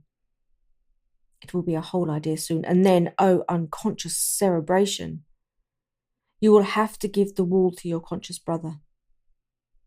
I kept away from my friend for a few days so that I might notice if there was any change. Things remained as they were, except that he had parted with some of his pets and now got a new one. He has managed to get a sparrow. He has already partially tamed it. His means of taming is simple, for already the spiders have diminished. Those that do remain, however, are well fed, for he still brings in the flies by tempting them with his food. 19th of July. We are progressing. My friend has now a whole colony of sparrows, and his flies and spiders are almost obliterated. When I came in, he ran to me and said he wanted to ask me a great favour, a very, very great favour. And as he spoke, he fawned on me like a dog. I asked him what it was, and he said, with a sort of rapture in his voice and bearing, "A kitten. A nice little sleek playful kitten that I can play with and teach and feed and feed and feed." I was not unprepared for this request, for I had noticed how his pets went on increasing in size and vivacity, but I did not care that his pretty family of tame sparrows should be wiped out in the same manner as the flies and the spiders. So I said I would see about it. And then I asked him if he would not rather have a cat than a kitten, and his eagerness betrayed him as he answered, "Oh, yes, I would like a cat. I only asked for a kitten lest you should refuse me a cat. No one would refuse me a kitten, would they?" I shook my head and said that at present I feared it would not be possible, but that I would see about it. His face fell, and I could see a warning of danger in it, for there was a sudden, fierce, sidelong look which meant killing. The man is an undeveloped homicidal maniac. I shall test him with his present craving and see how it will work out, and then I shall know more. 10 p.m. I have visited him again and found him sitting in the corner brooding. When I came in, he threw himself on his knees before me and implored me to let him have a cat, that his salvation depended upon it. I was firm, however, and told him that I could not have it, whereupon he went without a word and sat down, gnawing his fingers in the corner where I had found him. I shall see him in the morning early. 20th of July.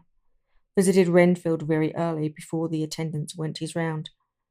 Found him up and humming a tune. He was spreading out his sugar, which he'd saved in the window, was manifestly beginning to fly-catch again, and beginning it cheerfully and with a good grace. I looked around for his birds, and not seeing them, asked him where they went. He replied, without turning away, that they had all flown away. There were a few feathers about the room, and on his pillow a drop of blood. I said nothing, but went and told the keeper to report to me if there was anything odd about him during the day. 11 a.m.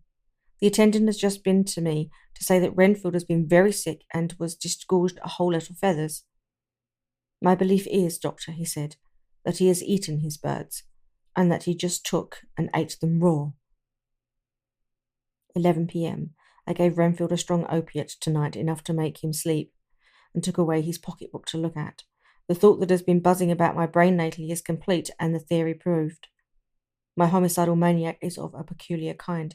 I shall have to invent a new classification for him and call him a zoophagous, life-eating maniac. What he desires is to absorb as many lives as he can, and he has laid himself out to achieve it in a cumulative way. He gave many flies to one spider and many spiders to one bird, and then wanted a cat to eat the many birds. What would have been his later steps? It would almost be worthwhile to complete the experiment.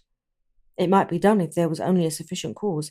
Men sneered at vivisection, and yet look at its results today.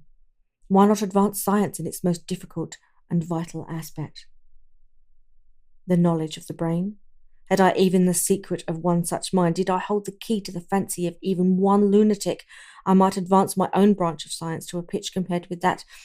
Burton Sanderson physiology or Ferrier brain knowledge would be as nothing. If only there was a sufficient cause. I must not think too much of this, or I may be tempted. A good cause might turn the scale with me, for may not I too be of an exceptional brain, congenitally? How well the man reasoned. Lunatics always do within their own scope. I wonder at how many lives he values a man, or if at only one. He's closed the account most accurately, and today begun a new record. How many of us begin a new record with each day of our lives? To me it seems only yesterday that my whole life ended with my new hope, and that truly I began a new record. So it will be until the great recorder sums me up and closes my ledger account with a balance of profit or loss. Oh, Lucy, Lucy, I cannot be angry with you, nor can I be angry with my friend whose happiness is yours, but I must only wait on hopeless and work. Work and work. If I only could have as strong a cause as my poor mad friend here, a good unselfish cause to make me work, that would be indeed happiness. Mina Murray's journal, 26th of July. I am anxious, and it soothes me to express myself here. It is like whispering to oneself and listening at the same time, and there is also something about the shorthand symbols that makes it different from writing. I am unhappy about Lucy and about Jonathan. I have not heard from Jonathan for some time and was very concerned, but yesterday dear Mr. Hawkins, who is always very kind, sent me a letter from him. I had written asking him if he had heard, and he said the enclosed had just been received.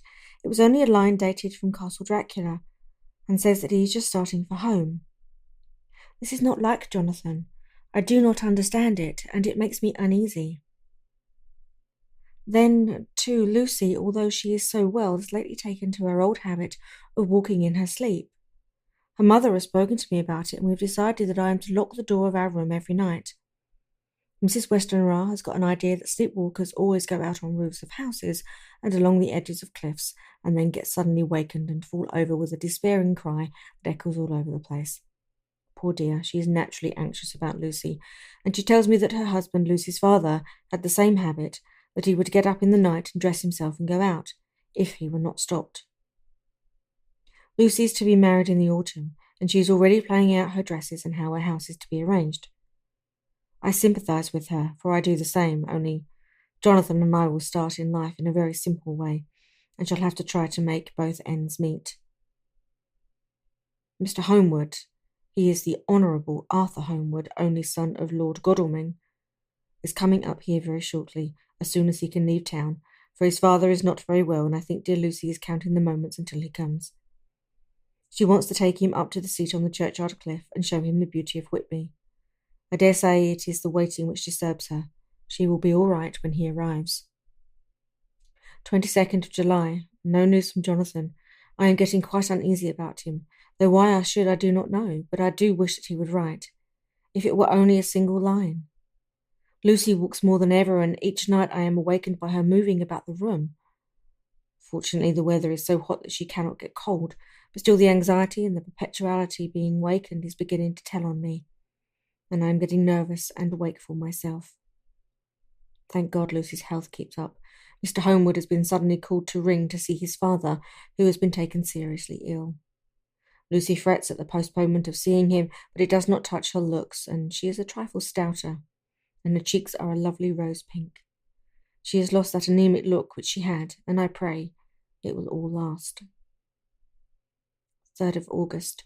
Another week gone and no news from Jonathan, not even Mr. Hawkins, from whom I have heard. Oh, I do hope he is not ill. He surely would have written. I look at that last letter of his, but somehow it does not satisfy me. It does not read like him, and yet it is his writing. There is no mistake of that. Lucy has not walked much in her sleep the last week, but there is an odd concentration about her which I do not understand. Even in her sleep she seems to be watching me. She tries the door, and finding it locked, goes about the room searching for the key. 6th of August.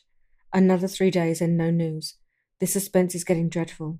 If I only knew where to write or where to go to, I should feel easier, but no one has heard a word of Jonathan since that last letter. I must only pray to God for patience. Lucy is more excitable than ever, but is otherwise well. Last night was very threatening, and the fishermen say that we are in for a storm. I must try to watch it and learn the weather signs. Today is a grey day, and the sun, as I write, is hidden in thick cloud, high over Kettleness. Everything is grey except the green grass, which seems like emerald amongst it.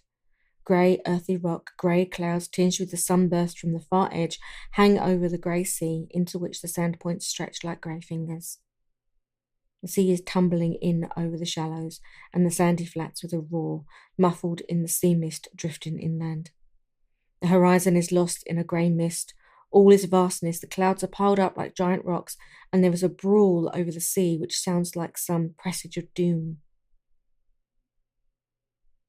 Dark figures are on the beach here and there, sometimes half shrouded in the mist, and seem men-like trees walking.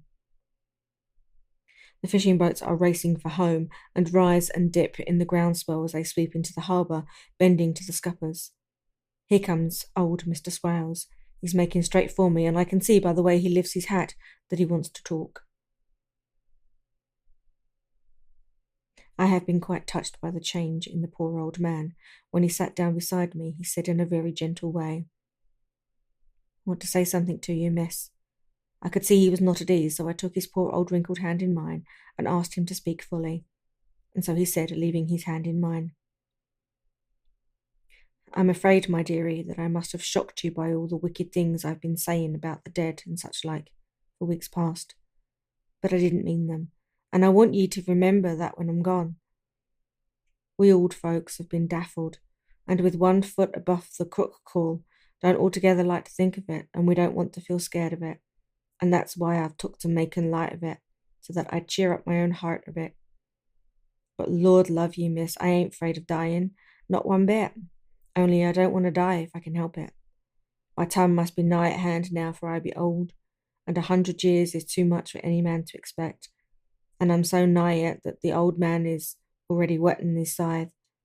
You see, I can't get out of the habit of caffing about it once, and chaffs will wag as they used to. Some day soon the angel of death will sound his trumpet for me. But don't you doodle and greet, my dearie," for he saw that I was crying. "If he should come this very night, I'd not refuse to answer his call. For life be, after all, only a waiting for something else what we're doing, and death be all that we can rightly depend on. But I'm content, for it's coming to me, my dearie, and coming quick. It may be coming while we be looking and wondering. Maybe it's in that wind over there in the sea that's bringing it, with a loss and wreck and sore distress and sad hearts. Look, look, he cried suddenly, there's something in that wind and in the host beyond the sound, and look and taste the smell like death. It's in the air, I feel it coming. Lord, make me answer cheerful when my call comes."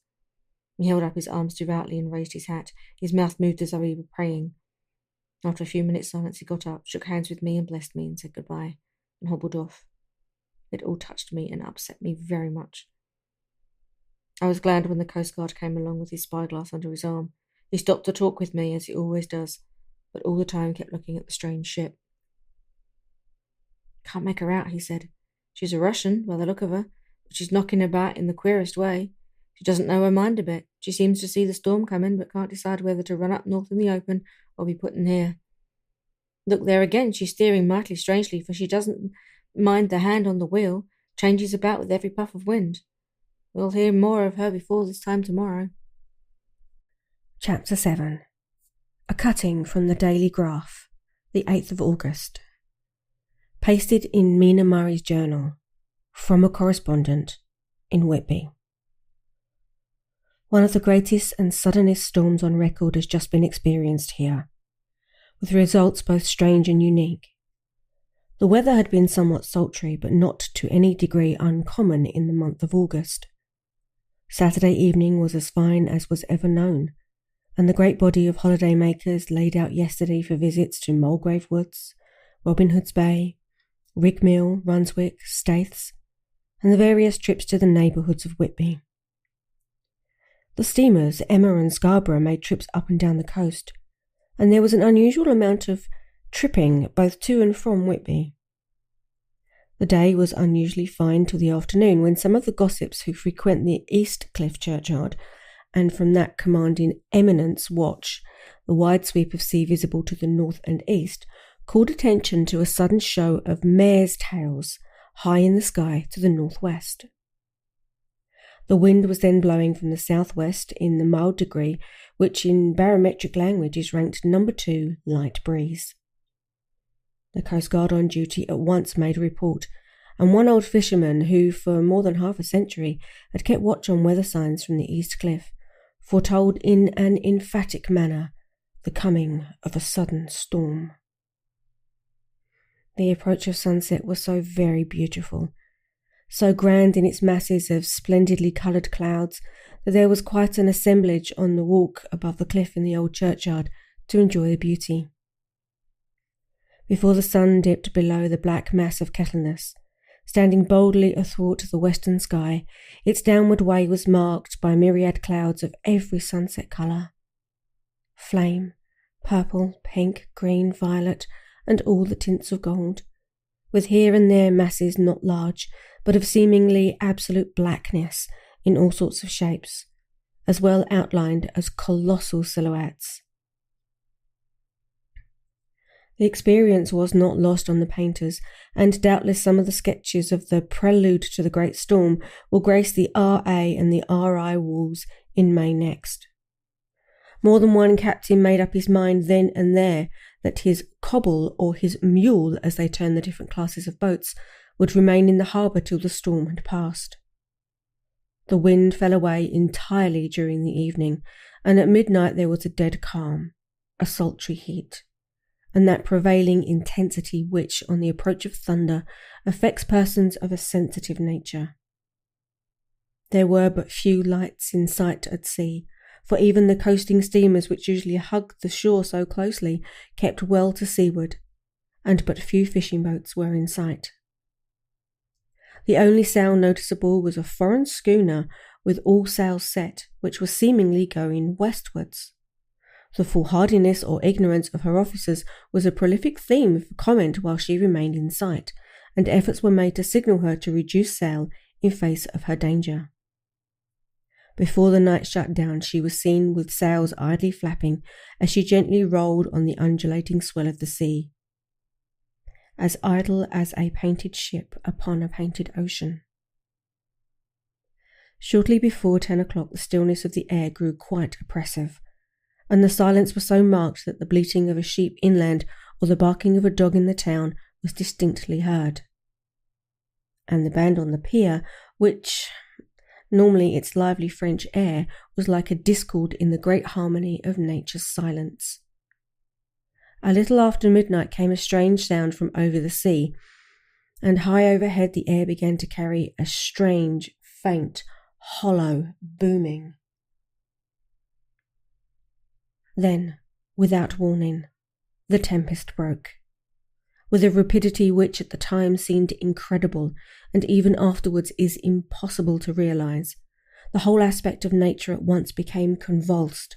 The waves rose in growing fury, each overtopped its fellow, till in a very few minutes the lately glassy sea was like a roaring and devouring monster. White-crested waves beat madly on the level sands and rushed up the shelving clefts. Others broke over the piers and with their spume swept the lanthorns of the lighthouses which rise from the end of each pier of Whitby Harbour. The wind roared like thunder and blew with such force that it was with difficulty that even strong men kept their feet or clung with grim clasp to the iron stanchions. It was found necessary to clear the entire piers from the mass of onlookers, or else the fatalities of the night would have been increased manifold. To add to the difficulties and dangers of the time, masses of sea fog came drifting inland. White, wet clouds which swept by in ghostly fashion, so dank and damp and cold that it needed but little effort of imagination to think that the spirits of those lost at sea were touching their living brethren with the clammy hands of death, and many a one shuddered as the reefs of sea mist swept by. At times the mist cleared, and the sea for some distance could be seen in the glare of the lightning, which now came thick and fast, followed by such sudden peals of thunder that the whole sky overhead seemed trembling under the shock of the footsteps of the storm. Some of the scenes thus revealed were of immeasurable grandeur and of absorbing interest. The sea running mountains high through skyward with each wave, mighty masses of white foam, which the tempest seemed to snatch at and whirl around in space. Here and there a fishing boat with a rag of sail, running madly for shelter before the blast, now and again the white wings of a storm-tossed seabird. On the summit of the east cliff the new searchlight was ready for experiment, but had not yet been tried. The officers in charge of it got it into working order, and in the pauses of the inrushing mist swept with it the surface of the sea. Once or twice its service was most effective, as when a fishing boat, with gunwale under water, rushed into the harbour, able by the guidance of the sheltering light to avoid the dangers of dashing against the pier. As each boat achieved the safety of the port, there was a shout of joy from the mass of people on shore, a shout which for a moment seemed to cleave the gale and was then swept away in its rush. Before long, the searchlight discovered some distance away a schooner with all sails set, apparently the same vessel which had been noticed earlier in the evening. The wind had by this time backed to the east, and there was a shudder amongst the watchers on the cliff as they realised the terrible danger in which she now was. Between her and the port lay a great flat reef on which so many good ships have from time to time suffered, and with the wind blowing from its present quarter, it would be quite impossible that she should fetch the entrance of the harbour. It was now nearly the hour of high tide, but the waves were so great that in their troughs and shallows of the shore were almost visible, and the schooner with all sails set was rushing with such speed that, in the words of one old salt, she must fetch up somewhere, if it was only in hell. Then came another rush of sea fog greater than any hitherto, a mass of dank mist which seemed to close on all things like a grey pall, and left available to men only the organ of hearing, for the roar of the tempest and the crash of the thunder and the booming of the mighty billows came through the damp oblivion even louder than before. The rays of the searchlight were kept fixed on the harbour mouth across the east pier, where the shock was expected, and men waited breathless. The wind suddenly shifted to the northeast, and the remnant of the sea fog melted in the blast, and then, mirabile dictu, between the piers, leaping from wave to wave as it rushed at headlong speed, swept the strange schooner before the blast, with all sails set, and gained the safety of the harbour. The searchlight followed her, and a shudder ran through all who saw her, for lashed to the helm was a corpse with drooping head, which hung horribly to and fro at each motion of the ship. No other form could be seen on deck at all. A great awe came on all as they realised that the ship, as if by a miracle, had found the harbour, unsteered save by the hand of a dead man. However, all took place more quickly than it takes to write these words. The schooner paused not, but rushing along the harbour pitched herself on that accumulation of sand and gravel washed by many tides and many storms into the southeast corner of the pier, jutting under the east cliff, known locally as Tate Hill Pier. There was, of course, a considerable concussion as the vessel drove up on the sand heap. Every spar, rope and stay was strained, and some of the top hammer came crashing down. But strangest of all, the very instant the shore was touched, an immense dog sprang up on deck from below, as if shot up by the concussion, and running forward jumped from the bow on the sand. Making straight for the steep cliff where the churchyard hangs over the laneway to the east pier so steeply that some of the flat tombstones, thruff steens, or through stones as they call them in the Whitby vernacular, actually project out where the sustaining cliff has fallen away. It disappeared in the darkness which seemed intensified just beyond the focus of the searchlight. It so happened that there was no one at the moment on Tate Hill Pier, as all those whose houses are in close proximity were either in bed or were out on the heights above. Thus the coastguard on duty on the eastern side of the harbour, who at once ran down to the little pier, was the first to climb on board. The men working with searchlight, after scouring the entrance of the harbour without seeing anything, then turned the light on the derelict and kept it there. The coastguard ran aft, and when he came beside the wheel bent over to examine it, and recoiled at once as though under some sudden emotion. This seemed to pique general curiosity, and quite a number of people began to run. It is a good way round from the west cliff by the drawbridge to Tate Hill Pier, but your correspondent is a fairly good runner and came well ahead of the crowd. When I arrived, however, I found already assembled on the pier a crowd, whom the coastguard and police refused to allow to come on board. By the courtesy of the chief boatman, I was, as your correspondent, permitted to climb on deck, and was one of a small group who saw the dead seaman whilst actually lashed to the wheel. It was no wonder that the coastguard was surprised or even awed, for not often can such a sight have been seen. The man was simply fastened by his hands, tied one over the other, to a spoke of the wheel. Between the inner hand and the wood was a crucifix, the set of beads on which it was fastened being around both wrists and wheel, and all kept fast by the binding cords. The poor fellow may have been seated at one time, but the flapping and buffeting of the sails had worked through the rudder of the wheel and dragged him to and fro, so that the cords with which he was tied had cut the flesh to bone. Accurate note was made of the state of things, and a doctor, Surgeon J. M. Caffin of 33 East Elliot Place, who came immediately after me, declared, after making examination, that the man must have been dead for quite 2 days. In his pocket was a bottle, carefully corked, empty save for a little roll of paper, which proved to be the addendum to the log. The coastguard said the man must have tied up his own hands, fastened the knots with his teeth. The fact that a coastguard was the first on board may save some complications later on in the Admiralty Court, for coastguards cannot claim the salvage which is the right of the first civilian entering on a derelict. Already, however, the legal tongues were wagging, and one young law student is loudly asserting that the rights of the owner are already completely sacrificed, his property being held in contravention of the statutes of Mormain, since the tiller, as emblemship, if not proof, of delegated possession is held in a dead hand. It is needless to say that the dead steersman has been reverently removed from the place where he held his honourable watch and ward till death, a steadfastness as noble as that of the young Casablanca, and placed in the mortuary to await inquest. Already the sudden storm is past, and its fierceness is abating. Crowds are scattering homeward, and the sky is beginning to redden over the Yorkshire wolds. I shall send, in time for your next issue, further details of the derelict ship which found her way so miraculously into harbour in a storm. Whitby, 9th of August. The sequel to the strange arrival of the derelict in the storm last night is almost more startling than the thing itself. It turns out the schooner is a Russian from Varna and is called the Demeter.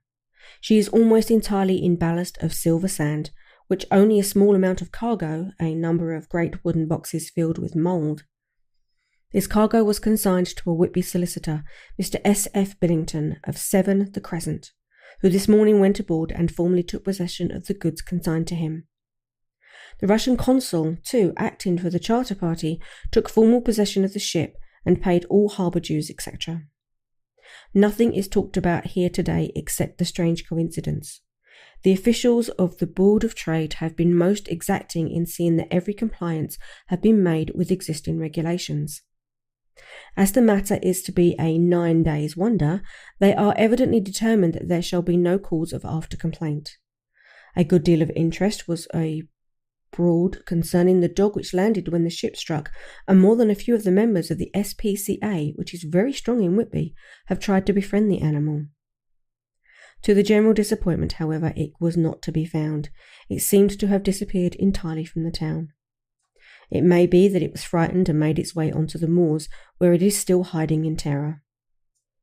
There are some who look with dread on such a possibility, lest later on it should in itself become a danger, for it is evidently a fierce brute.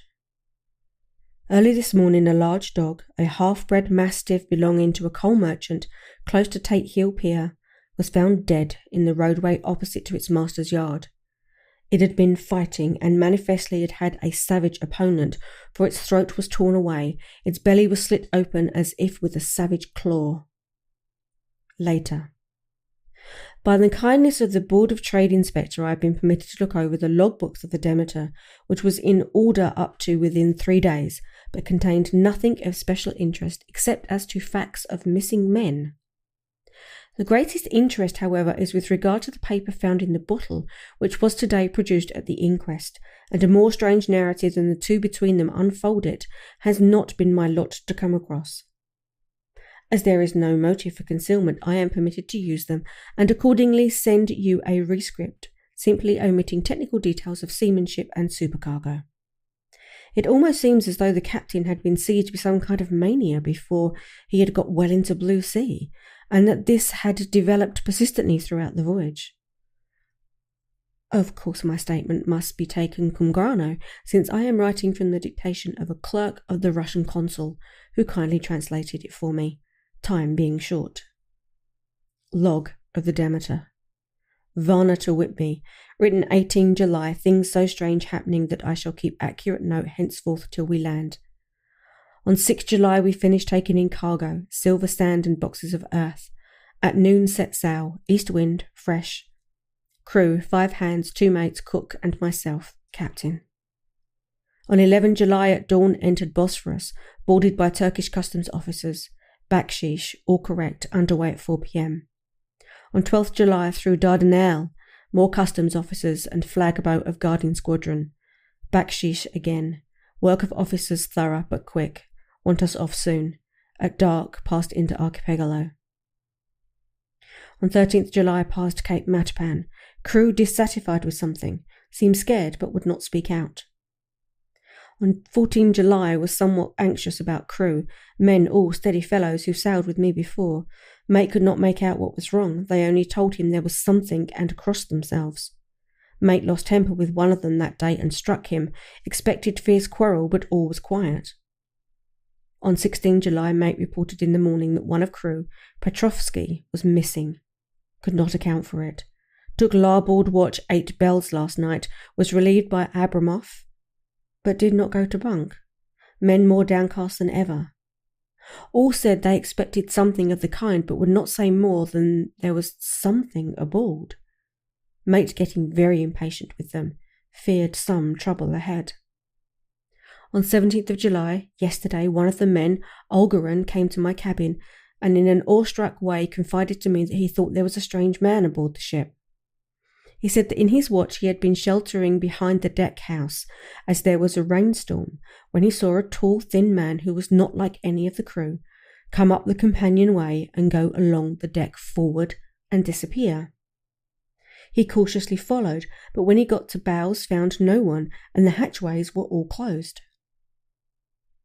He was in a panic of superstitious fear, and I am afraid the panic may spread. To allay it, I shall today search entire ship carefully, from stern to stern. Later in the day, I got together the whole crew and told them, as they evidently thought there was someone in the ship, we would search from stem to stern. First mate, angry, said it was folly, and to yield to such foolish ideas would demoralize the men, said he would engage to keep them out of trouble with a handspike. I let him take the helm, while the rest began thorough search. All keeping abreast with lanterns, we left no corner unsearched. As there were only the big wooden boxes, there was no odd corners where a man could hide. Men much relieved when search over and went back to work cheerfully. First mate scowled, but said nothing. 22nd July. Rough weather last 3 days, and all hands busy with sails, no time to be frightened. Men seem to have forgotten their dread, mate cheerful again and on all good terms. Praised men for work in bad weather, past Gibraltar and out through straits, all well. 24th July. There seems some doom over this ship. Already a hand short and entering on the Bay of Biscay with wild weather ahead, and yet last night another man lost, disappeared. Like the first he came off his watch and was not seen again. Men all in a panic of fear, sent around robbing, asking to have double watch as they fear to be alone. Mate angry, fear there will be some trouble, as either he or the men will do some violence. 28 July. 4 days in hell, knocking about in a sort of maelstrom, and the wind of a tempest. No sleep for anyone. Men all worn out, hardly know how to set a watch since no one fit to go on. Second mate volunteered to steer and watch, and let men snatch a few hours' sleep. Wind abating, seas still terrific, but feel them less as ship is steadier. 29 July. Another tragedy. Had single watch tonight as crew too tired to double. When morning watch came on deck, could find no one except steersman. Raised outcry and all came on deck. Thorough search but no one found. Are now without second mate and crew in a panic. Mate and I agreed to go armed henceforth and wait for any sign of cause. 30th of July. Last night. Rejoiced we are nearing England, weather fine, all sails set. Retired, worn out, slept soundly, awakened by mate telling me that both man of watch and steersman missing. Only self and mate and 2 hands left to work the ship. 1st of August, 2 days of fog and not a sail sighted. Had hoped when in English Channel to be able to signal for help or get in somewhere. Not having power to work sails, have to run before wind. Dare not lower, as could not raise them again. We seem to be drifting to some terrible doom. Mate now more demoralised than either of men, his stronger nature seems to have worked inwardly against him.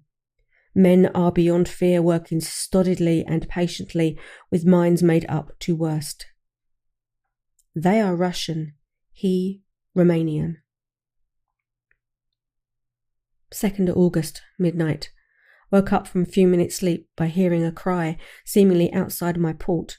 Could see nothing in the fog, rushed on deck and ran away its mate. Tells me heard cry and ran, but no sign of man on watch. One more gone. Lord help us. Mate says we must be past Straits of Dover, as in a moment of fog of lifting he saw North Foreland, just as he heard the man cry out.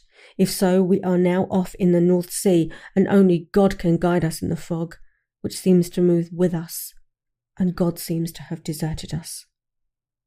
3rd of August. At midnight I went to relieve the man at the wheel, and when I got to it found no one there. The wind is steady, and as we ran before it there was no yawing. I dared not leave it, so shouted for the mate. After a few seconds he rushed up on deck in his flannels. He looked wide-eyed and haggard, and I greatly feared his reason has given way.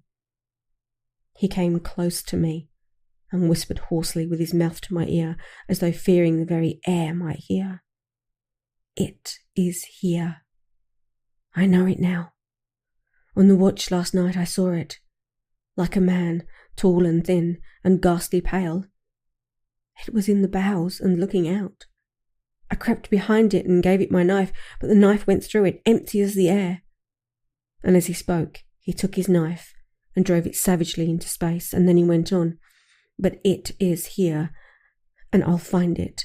It is in the hold, perhaps in one of those boxes. I'll unscrew them one by one and see. You work the helm. And with a warning look and his finger on his lip, he went below. There was springing up a choppy wind, and I could not leave the helm. I saw him come out on deck again with a tool chest and a lantern and go down the forward hatchway. He is mad, stark raving mad, and it's no use my trying to stop him. He can't hurt those big boxes, they are invoiced as clay, and to pull them about is a harmless a thing as he can do. So here I stay, and mind the helm and write these notes. I can only trust in God and wait till the fog clears. Then if I can't steer to any harbour with the wind that is, I shall cut down sails and lie by and signal for help. It is nearly all over now, just as I was beginning to hope that the mate would come out calmer, for I heard him knocking away at something in the hold, and work is good for him. There came up the hatchway a sudden, startling scream which made my blood run cold, and up on the deck he came as if shot from a gun, a raging madman with his eyes rolling and his face convulsed with fear. Save me, he cried, and then looked round on the blanket of fog. His horror turned to despair, and in a steady voice he said, You had better come too, Captain, before it's too late. He is there, I know the secret now. The sea will save me from him, and it is all that is left. Before I could say a word or move forward to seize him, he sprang to the bulwark and deliberately threw himself into the sea. I suppose I know the secret too now. It was this madman who had got rid of the men one by one, and now he has followed them himself. God help me, how am I to account for all these horrors when I get to port? When I get to port, will that ever be? 4th of August, still fog, which the sunrise cannot pierce. I know there is sunrise because I am a sailor, why else I will know not.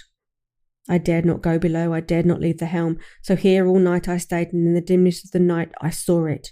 Him. God forgive me, but the mate was right to jump overboard. It was better to die like a man, to die like a sailor in blue water. No man can object. But I am captain, and I must not leave my ship. But I shall baffle this fiend or monster, for I shall tie my hands to the wheel when my strength begins to fail, and along with them I shall tie that which it dare not touch. And then, come good wind or foul, I shall save my soul and my honour as a captain. I am growing weaker, and the night is coming on. If he can look me in the face again, I may not have time to act. If we are wrecked, mayhap this bottle may be found, and those who find it may understand. If not, well then all men shall know that I have been true to my trust. God and the Blessed Virgin and the saints help a poor ignorant soul trying to do his duty. Of course the verdict was an open one. There is no evidence to adduce, and whether or not the man himself committed the murders there is now none to say. The folk here hold almost universally that the captain is simply a hero, and he is to be given a public funeral. Already it is arranged that his body is to be taken with a train of boats up the Esk for a piece and then brought back to Tate Hill Pier and up the Abbey steps, for he is to be buried in the churchyard on the cliff. The owners of more than 100 boats have already given in their names as wishing to follow him to the grave. No trace has ever been found of the great dog, at which there is much mourning, for with public opinion in its most present state he would, I believe, be adopted by the town.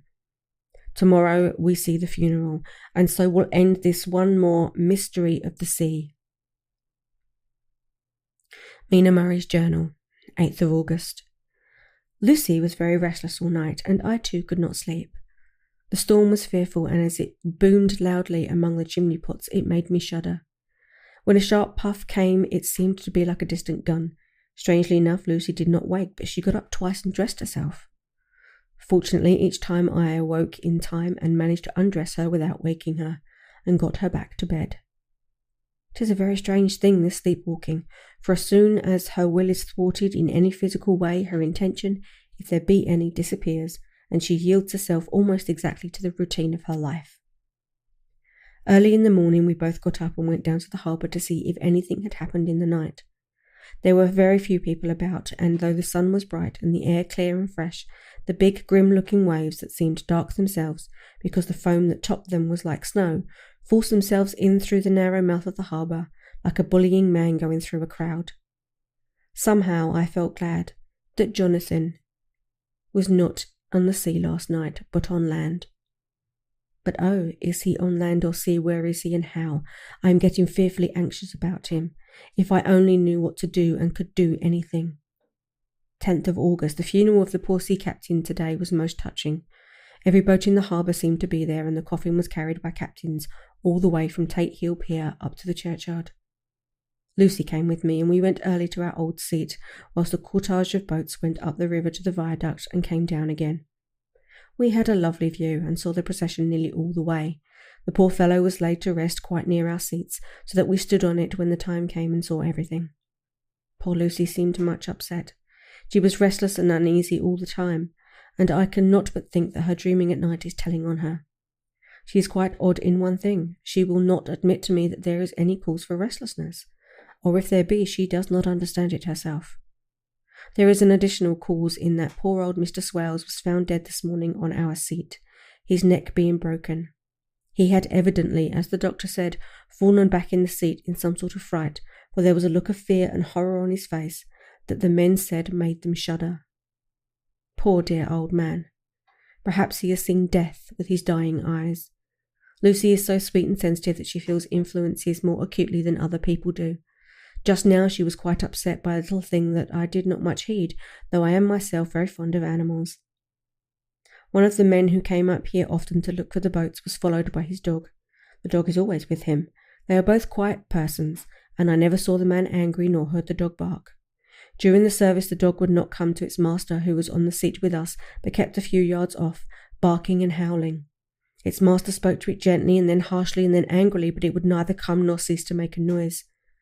It was in a sort of fury, with its eyes savage, and all its hairs bristling out like a cat's tail when puss is on the warpath.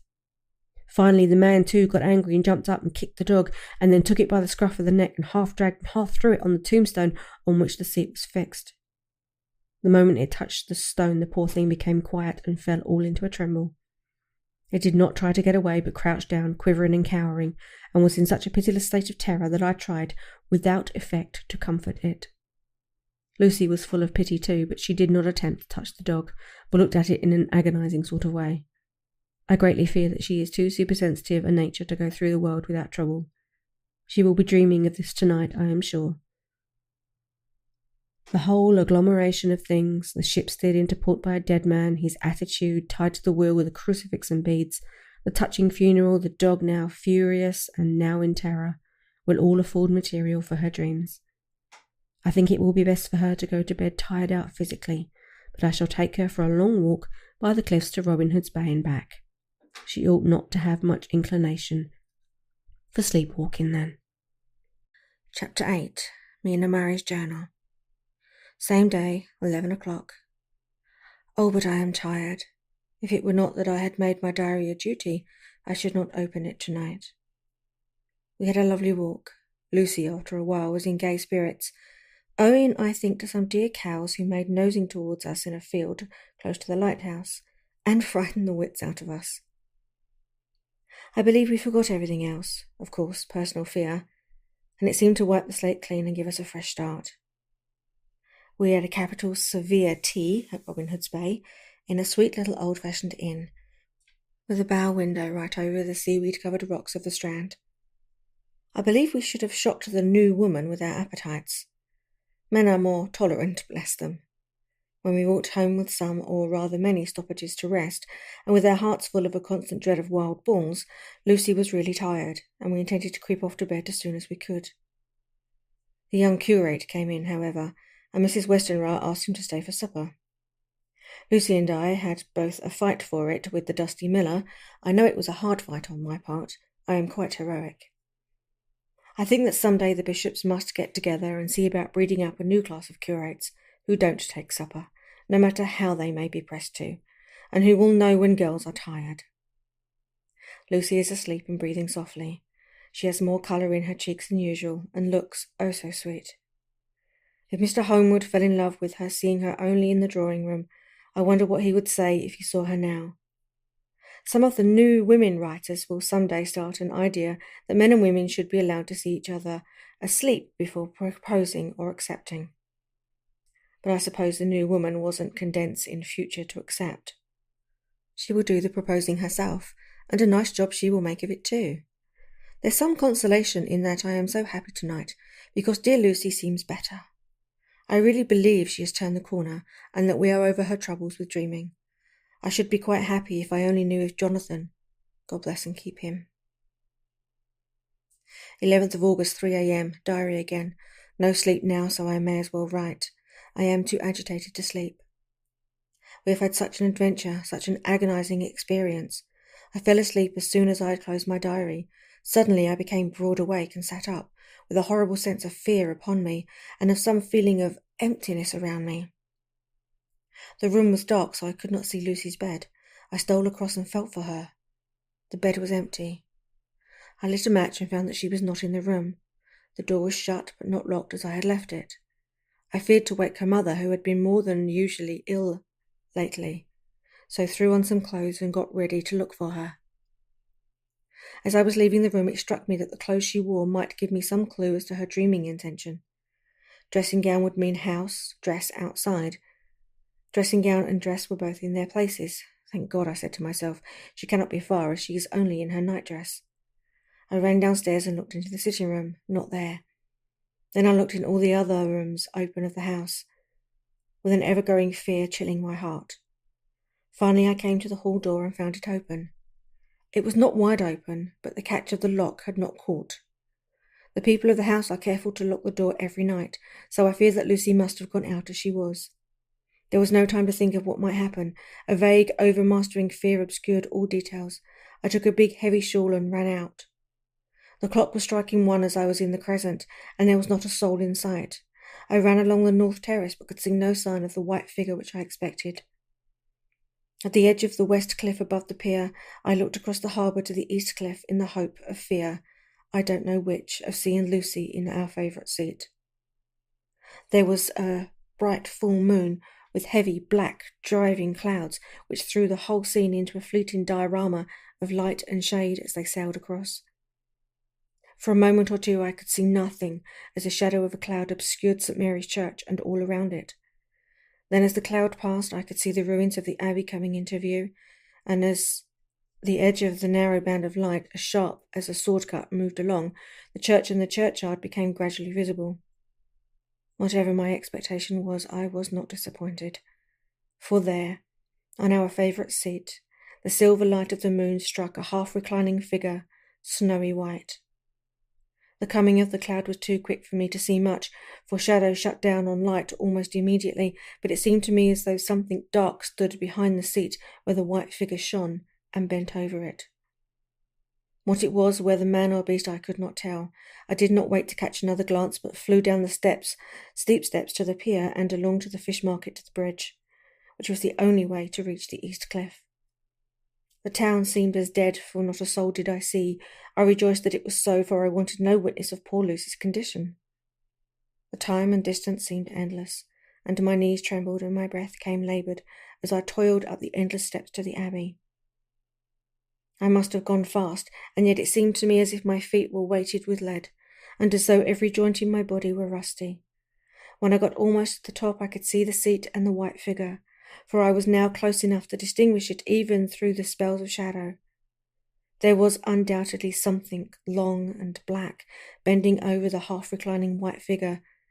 I called in fright, "Lucy, Lucy!" and something raised a head, and from where I was I could see a white face and red, gleaming eyes. Lucy did not answer, and I ran on to the entrance of the churchyard. As I entered, the church was between me and the seat, and for a minute or so I lost sight of her. When I came in view again, the cloud had passed, and the moonlight struck so brilliantly that I could see Lucy half reclining with her head lying over the back of the seat. She was quite alone, and there was not a sign of anything with her. When I bent over her, I could see that she was still asleep. Her lips were parted, and she was breathing, not softly as usual with her, but in long, heavy gasps, as though striving to get her lungs full at every breath. As I came close, she put up her hand in her sleep and pulled the collar of her nightdress close around her throat. Whilst she did so, there came a little shudder through her, as though she felt the cold. I flung the warm shawl over her and drew the edges tight around her neck, for I dreaded lest she should come some deadly chill from the night air, unclad as she was. I feared to wake her all at once, so in order to have my hands free that I might help her, I fastened the shawl at her throat with a big safety pin. But I must have been clumsy in my anxiety and pinched or pricked her with it, for by and by, when her breathing became quieter, she put her hand to her throat again and moaned. When I had her carefully wrapped up, I put my shoes on her feet, and then began very gently to wake her. At first she did not respond, but gradually she became more and more uneasy in her sleep, moaning and sighing occasionally. At last, as time was passing fast, and for many other reasons I wished to get her home, at once I shook her more forcefully, till finally she opened her eyes and awoke. She did not seem surprised to see me, as of course she did not realize all at once where she was. Lucy always wakes prettily, and even at such a time when her body must have been chilled with cold, and her mind somewhat appalled at waking unclad in a churchyard at night, she did not lose her grace. She trembled a little and clung to me. When I told her to come at once with me home, she rose without a word, with the obedience of a child. As we passed along, the gravel hurt my feet, and Lucy noticed me wince. She stopped and wanted to insist upon my taking my shoes, but I would not. However, when we got to the pathway outside the churchyard, where there was a puddle of water remaining from the storm, I daubed my feet with mud, using each foot in turn on the other, so that as we went home, no one, in case we should meet anyone, should notice my bare feet. Fortune favoured us, and we got home without meeting a soul.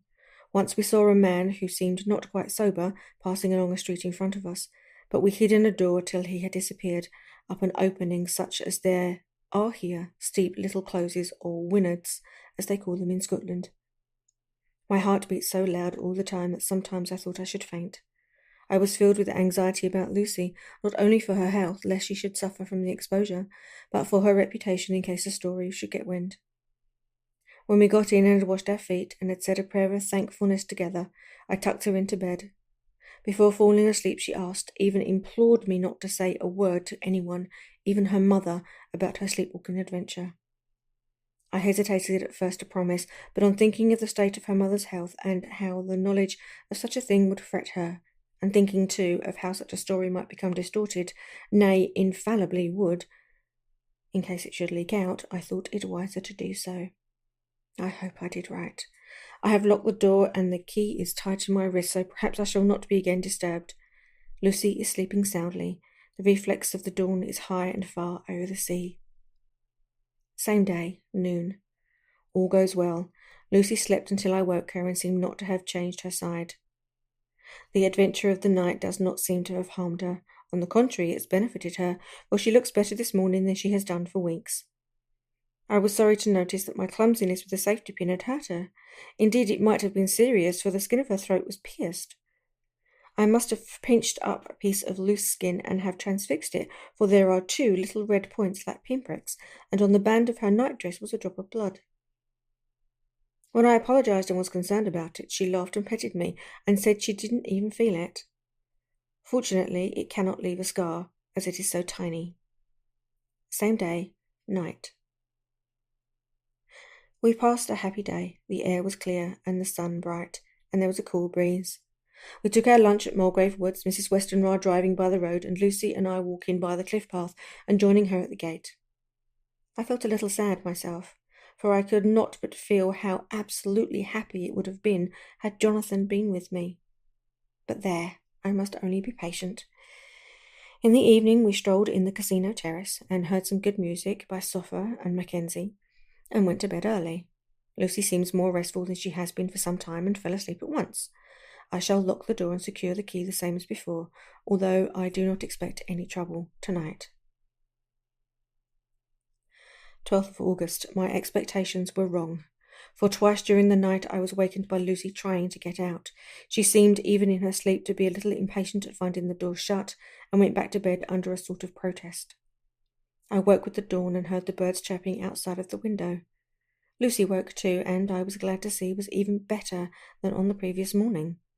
All her old gaiety of manner seemed to have come back, and she came and snuggled in beside me and told me all about Arthur.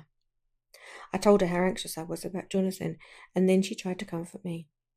Well, she succeeded somewhat, for though sympathy can't alter facts, it can help to make them more bearable. 13th of August. Another quiet day, and bed with the key on my wrist as before. Again I woke in the night and found Lucy sitting up in bed, still asleep, pointing to the window. I got up quietly and, pulling aside the blind, looked out. It was brilliant moonlight, and the soft effect of the light over the sea and sky, merging together in one great silent mystery, was beautiful beyond words. Between me and the moonlight flitted a great bat, coming and going in great whirling circles. Once or twice it came quite close, but was, I suppose, frightened at seeing me, and flitted away across the harbour towards the Abbey. When I came back from the window, Lucy had lain down again, and was sleeping peacefully. She did not stir again all night. 14th of August. On the East Cliff, reading and writing all day. Lucy seems to have become as much in love with the spot as I am, and it is hard to get her away from it when it is time to come home for lunch or tea or dinner. This afternoon she made a funny remark. We were coming home for dinner and had come to the top of the steps up from the West Pier and stopped to look at the view, as we generally do. The setting sun low down in the sky was just dropping behind Kettleness.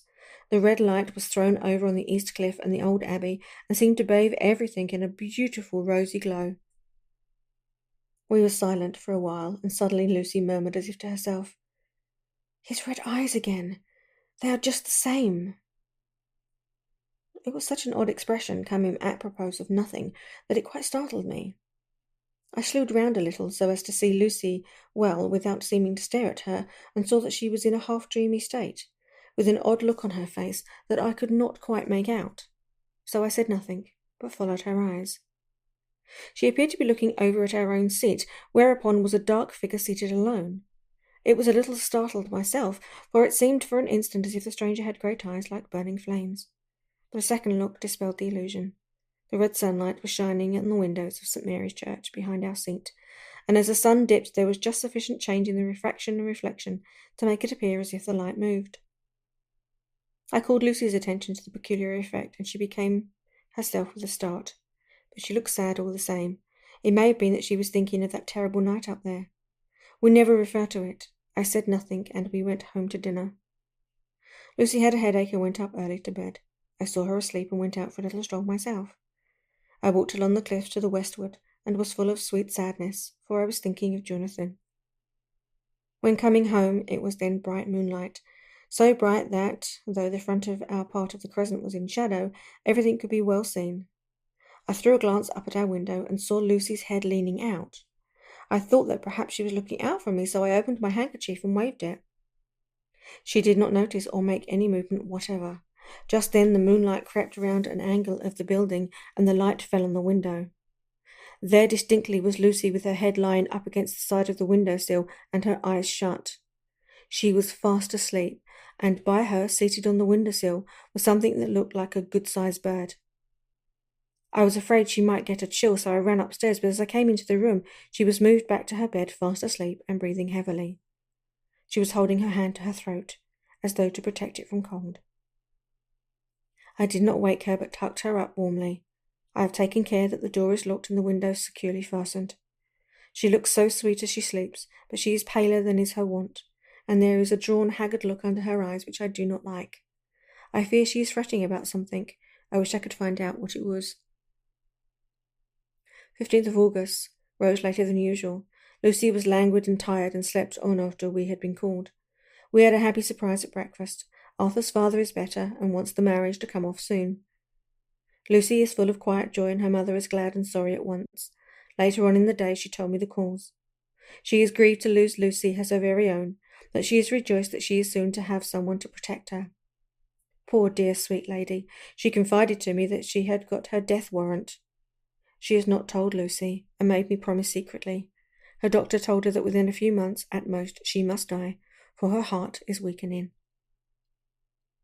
At any time, even now, a sudden shock would be almost sure to kill her. Ah, we were wise to keep from her the affair of the dreadful night of Lucy's sleepwalking. 17th of August. No diary for 2 whole days. I have not had the heart to write.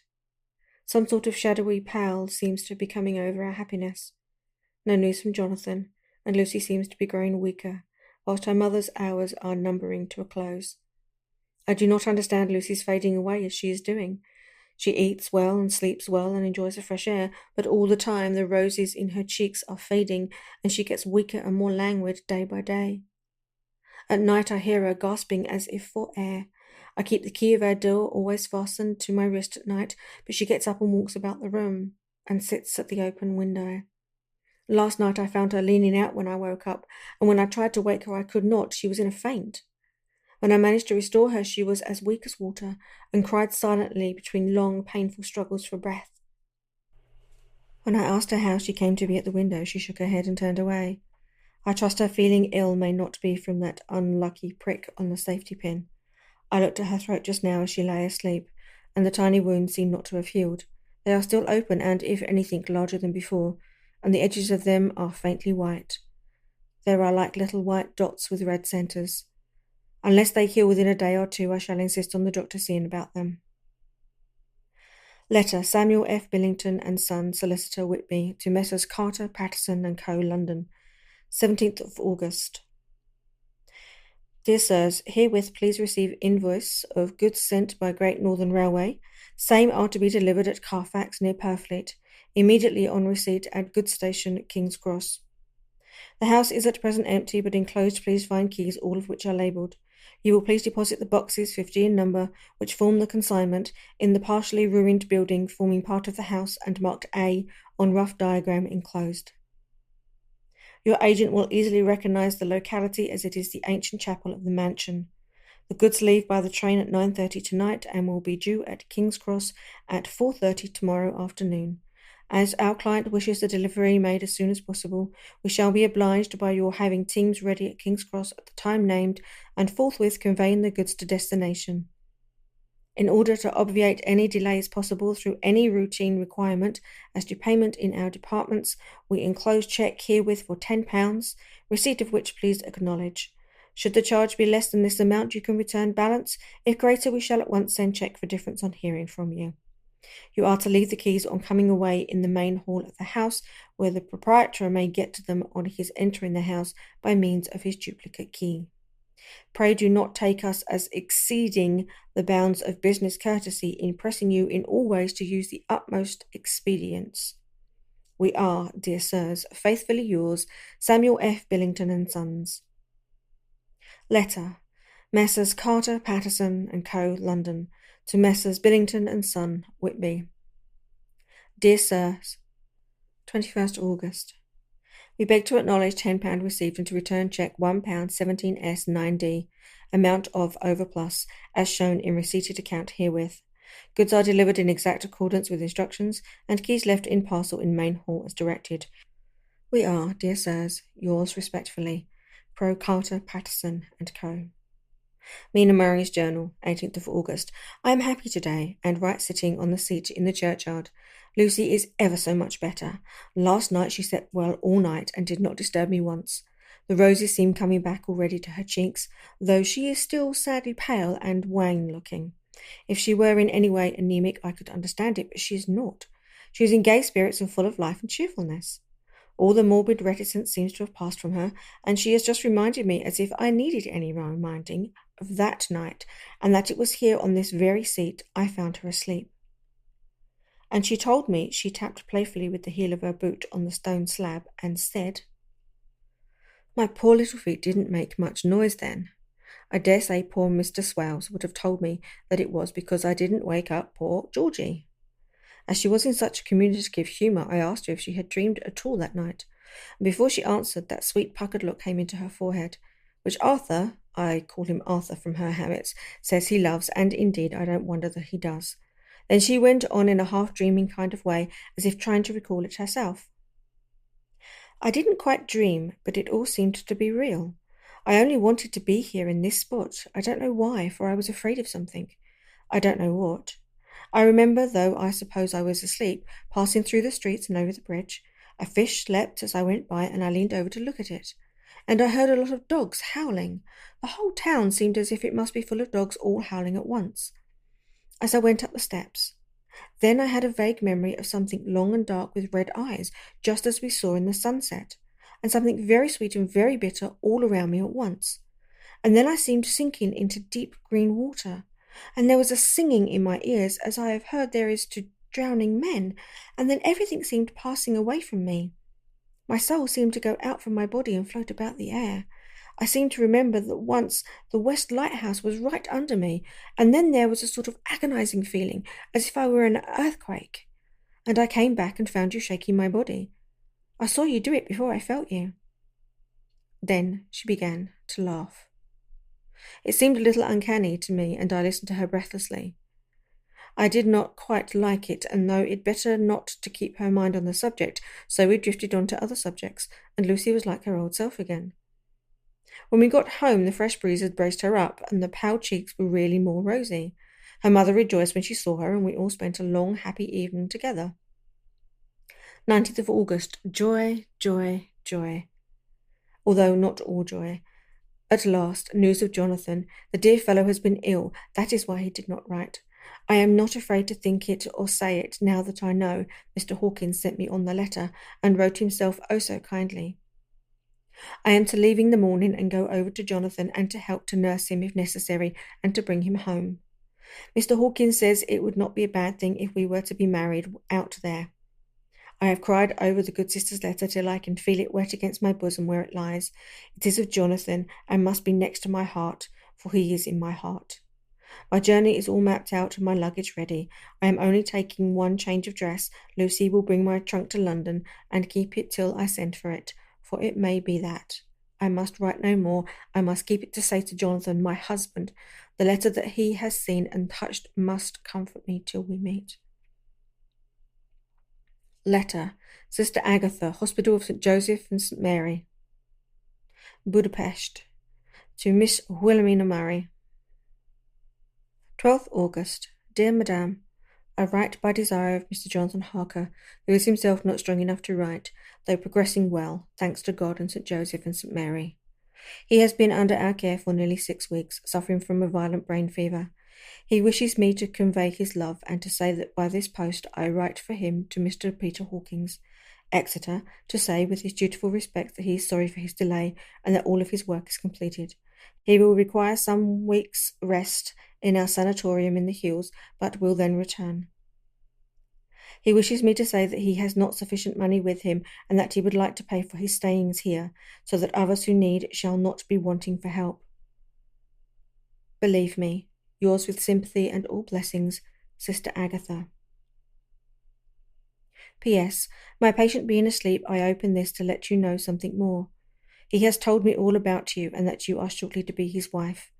All blessings to you both. He has had some fearful shock, so says our doctor, and in his delirium his ravings have been dreadful, of wolves, poison, blood, of ghosts and demons, and I fear to what to say. Be careful with him always, that there may be nothing to excite him of any kind for a long time to come. The traces of such an illness as his do not lightly die away. We should have written long ago, but we knew nothing of his friends, and there was on him nothing that anyone could understand. He came in the train from Klausenberg, and the guard was told by the station master there that he rushed into the station shouting for a ticket for home. Seeing from his violent demeanour that he was English, they gave him a ticket for the furthest station on the way thither that the train reached.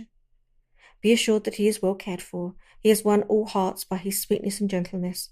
He is truly getting on well, and I have no doubt will in a few weeks be all himself. But be careful of him for safety's sake. There are, I pray God and St. Joseph and St. Mary, many, many happy years for you both. Dr. Seward's Diary, 19th of August. Strange and sudden change in Renfield last night. About 8 o'clock he began to get excited and sniff about as a dog does when setting. The attendant was struck by his manner, and knowing my interest in him, encouraged him to talk. He is usually respectful to the attendant, and at times servile, but tonight the man tells me he was quite haughty, would not ascend to talk with him at all. All he would say was, "I don't want to talk to you. You don't count now. The master is at hand." The attendant thinks it is some sudden form of religious mania which has seized him. If so, we must look out for quarrels, for a strong man with homicidal and religious mania at once might be dangerous. The combination is a dreadful one.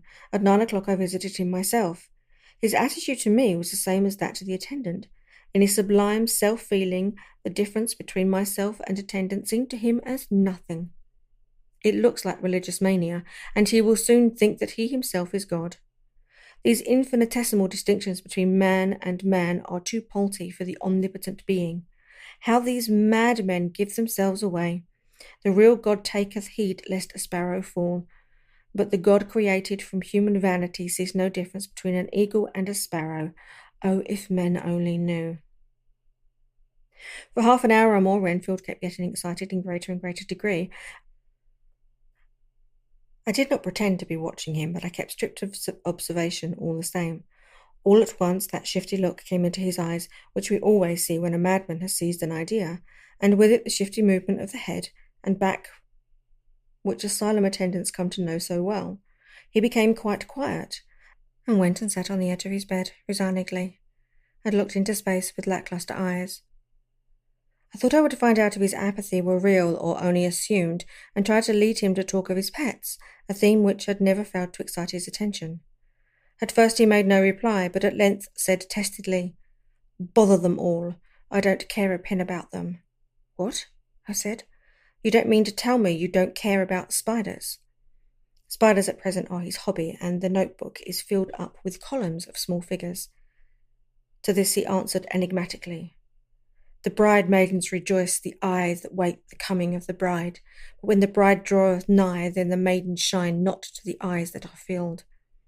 He would not explain himself, and remained obstinately seated on his bed all the time I remained with him.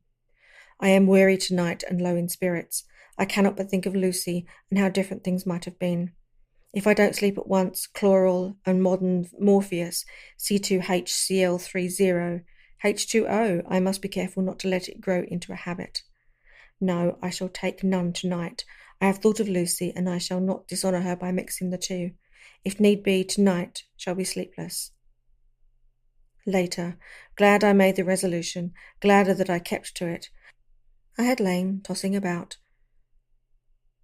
and had heard the clock strike only twice, when the night watchman came to me, sent up from the ward to say that Renfield had escaped. I threw on my clothes and ran down at once. My patient is too dangerous a person to be roaming about. Those ideas of his might work out dangerously with strangers. The attendant was waiting for me. He said he had seen him not 10 minutes before, seemingly asleep in his bed, when he had looked through the observation trap in the door. His attention was called by the sound of the window being wrenched out. He ran back and saw his feet disappear through the window and had at once set up for me. He was only in his night gear and cannot be far off. The attendant thought it would be more useful to watch where he should go than to follow him, as he might lose sight of him whilst getting up out of the building by the door. He is a bulky man and couldn't get through the window. I am thin, so with his aid I got out, by feet foremost, and as we were only a few feet above ground, landed unhurt. The attendant told me the patient had gone to the left and had taken a straight line, so I ran as quickly as I could. As I got through the belt of trees, I saw a white figure scale the high wall which separates our grounds from those of the deserted house. I ran back at once, told the watchmen to get 3 or 4 men immediately and follow me into the grounds of Carfax, in case our friend might be dangerous. I got a ladder myself and, crossing the wall, dropped down on the other side. I could see Renfield's figure just disappearing behind the angle of the house, so I ran after him. On the far side of the house I found him pressed close against the old iron-bound oak door of the chapel. He was talking, apparently to someone, but I was afraid to go near enough to hear what he was saying, lest I might frighten him, and he should run off. Chasing an errant swarm of bees is nothing to following a naked lunatic when the fit of escaping is upon him. After a few minutes, however, I could see that he did not take note of anything around him, and so ventured to draw him nearer to him. And more so as my men had now crossed the wall and were closing him in, and I heard him say, "I am here to do your bidding, master. I am your slave, and you will reward me, for I shall be faithful. I have worshipped you long and far off. Now that you are near, I await your commands, and you will not pass me by, will you, dear master, in your distribution of good things?" He is a selfish old beggar anyhow. He thinks of the loaves and fishes even when he believes he is in a real presence. His manias make a startling combination. When we closed in on him, he fought like a tiger. He is immensely strong, for he was more like a wild beast than a man. I never saw a lunatic in such a paroxysm of rage before, and I hope I shall not again. It is a mercy that we have found out his strength and his danger in good time. With strength and determination like this, he might have done wild work before he was caged.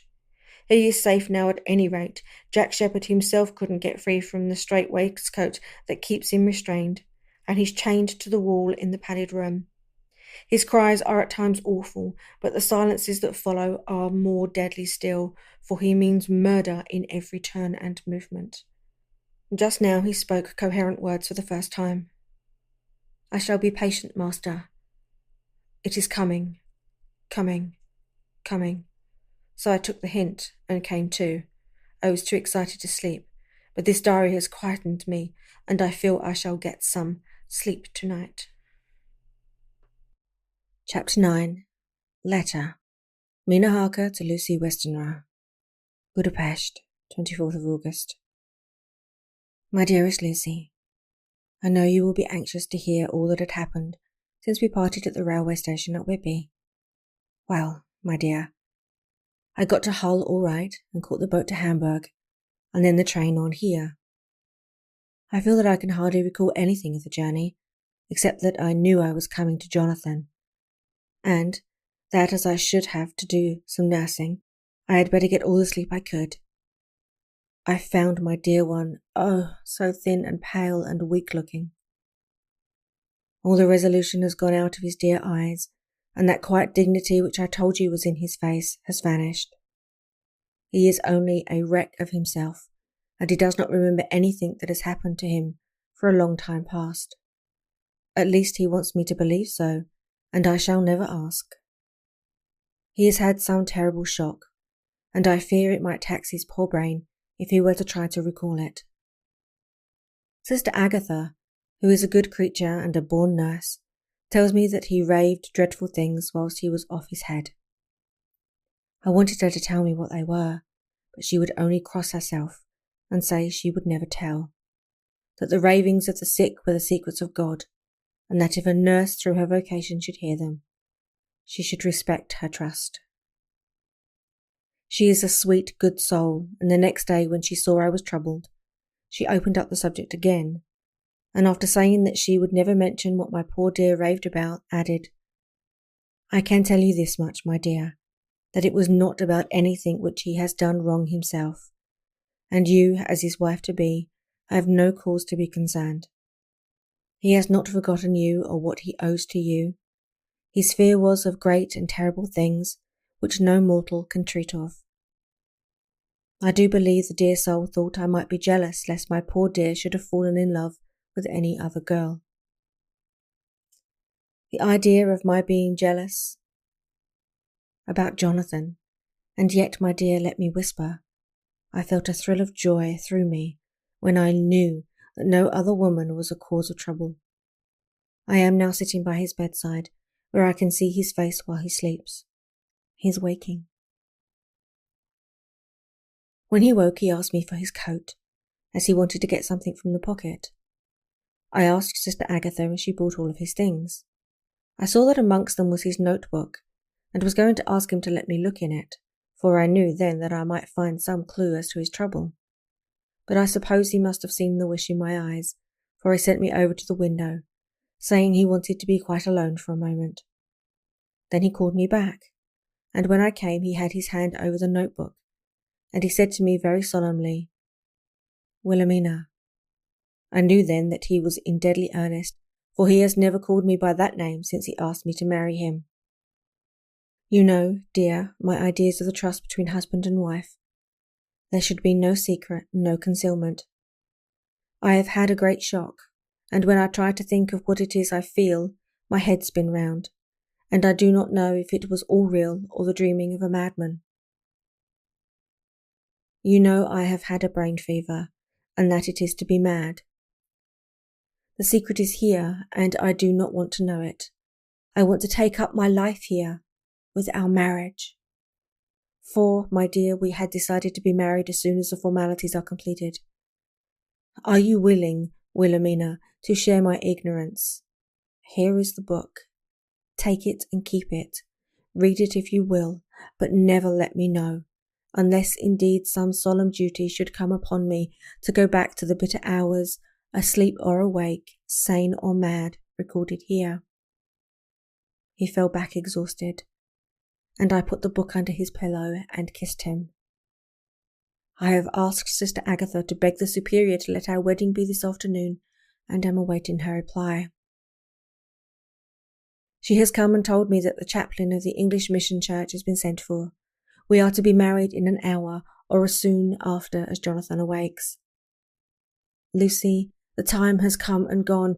I feel very solemn, but very, very happy. Jonathan woke a little after the hour, and all was ready, and he sat up in bed, propped up with pillows. He answered his I will, firmly and strongly. I could hardly speak. My heart was so full that even those words seemed to choke me. The dear sisters were so kind. Please God, I shall never, never forget them, nor the grave and sweet responsibilities I have taken upon me.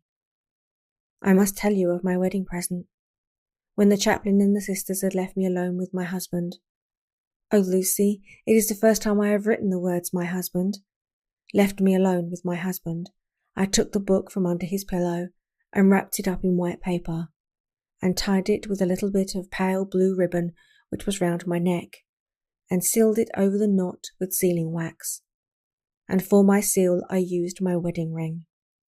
Then I kissed it and showed it to my husband, and told him that I would keep it so, and then it would be an outward and visible sign for us all our lives that we trusted each other, that I would never open it unless it were for his own dear sake, or for the sake of some stern duty. Then he took my hand in his, and, oh Lucy, it was the first time he took his wife's hand, and said it was the dearest thing in all the wide world, and that he would go through all the past again to win it if need be. The poor dear meant to have said a part of the past, but he cannot think of time yet, and I shall not wonder if at first he mixes up not only the month but the year. Well, my dear, what could I say? I could only tell him that I was the happiest woman in all the wide world, and that I had nothing to give him except myself, my life, and my trust, and that with these went my love and duty for all the days of my life. And, my dear, when he kissed me and drew me to him with his poor weak hands, it was like a very solemn pledge between us. Lucy, dear, Do you know why I tell you all this? It is not only because it is all sweet to me, but because you have been and are very dear to me. It was my privilege to be your friend and guide when you came from the schoolroom to prepare for the world of life. I want you to see now, and with the eyes of a very happy wife, where the duty has led me, so that in your own married life you too may be all happy as I am. My dear, please Almighty God, your life may be all it promises. A long day of sunshine with no harsh wind, no forgetting duty, no distrust. I must not wish you no pain, for that can never be, but I do hope you will be always as happy as I am now. Goodbye, my dear. I shall post this at once and perhaps write you very soon again. I must stop, for Jonathan is waking. I must attend to my husband. Your ever-loving Mina Harker. Letter, Lucy Westenra to Mina Harker. Whitby, 30th of August. My dearest Mina, oceans of love and millions of kisses, and may you soon be in your own home with your husband. I wish you could be coming home soon enough to stay with us here. The strong air would soon restore Jonathan. It has quite restored me. I have an appetite like a cormorant.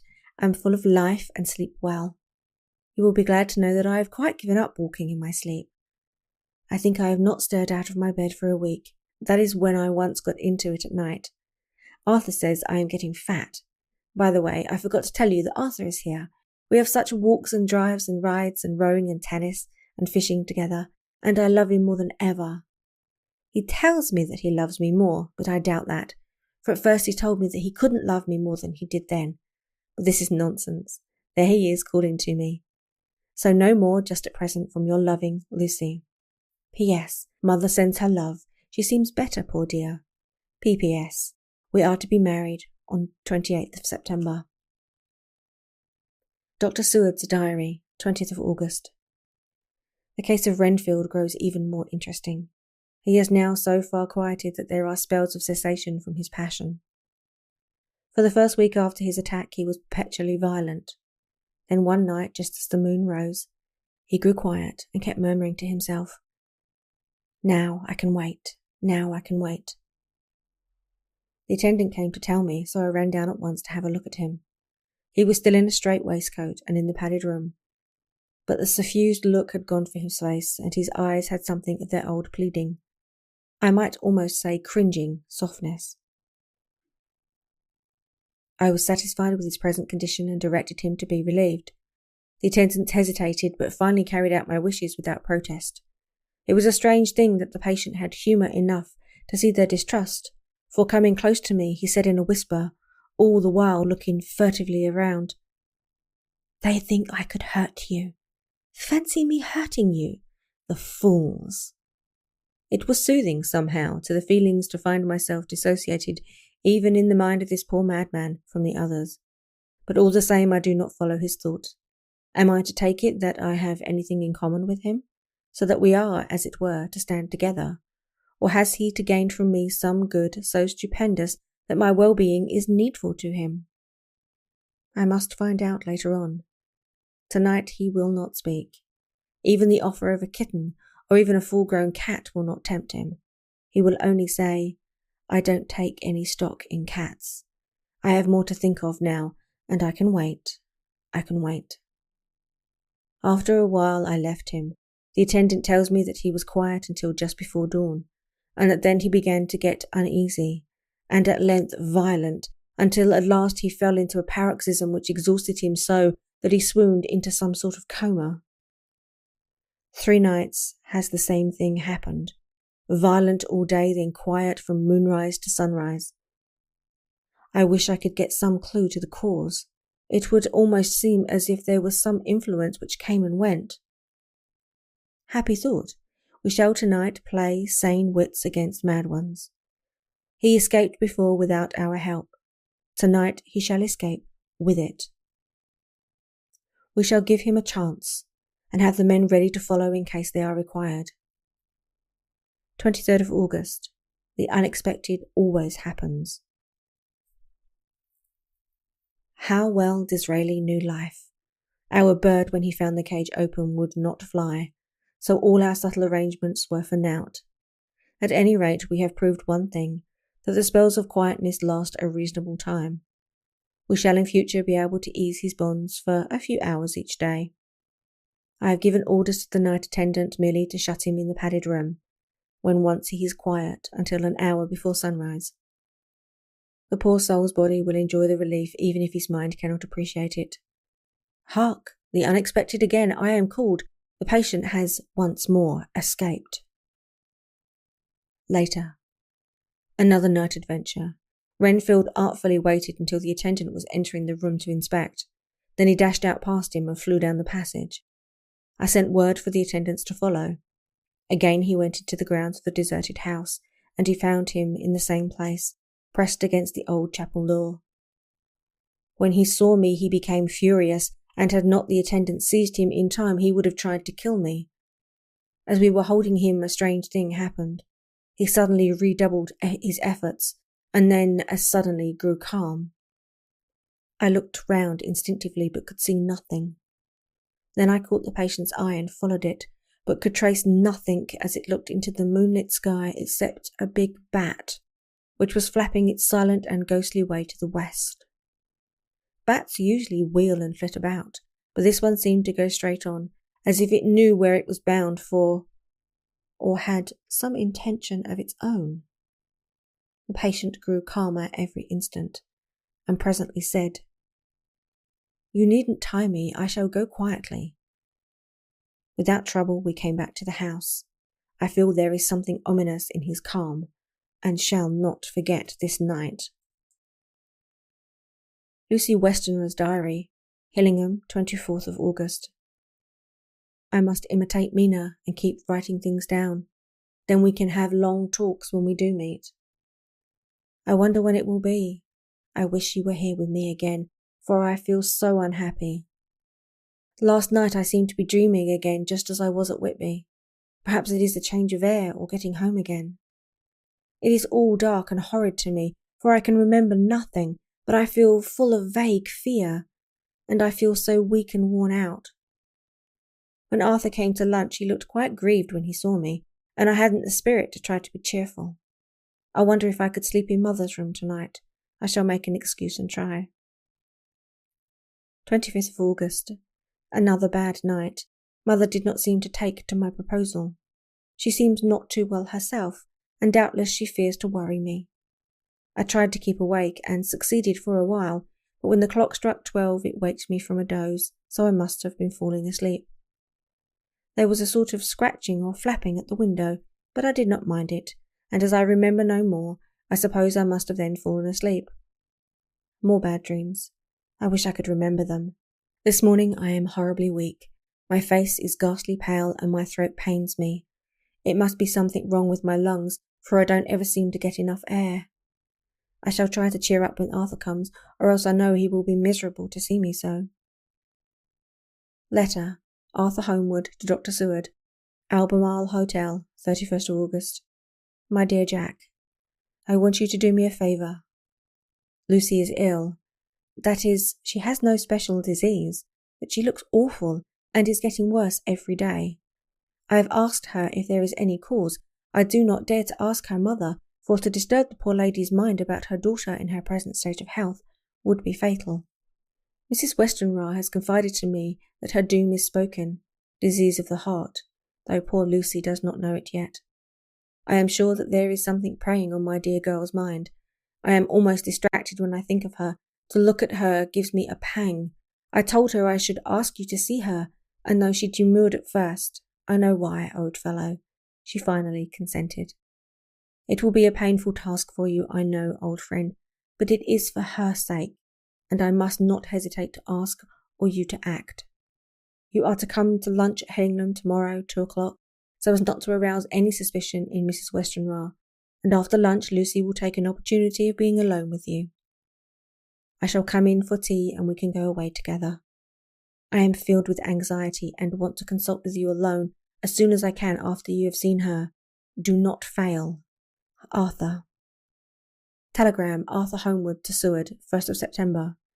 Am summoned to see my father, who is worse. Am writing.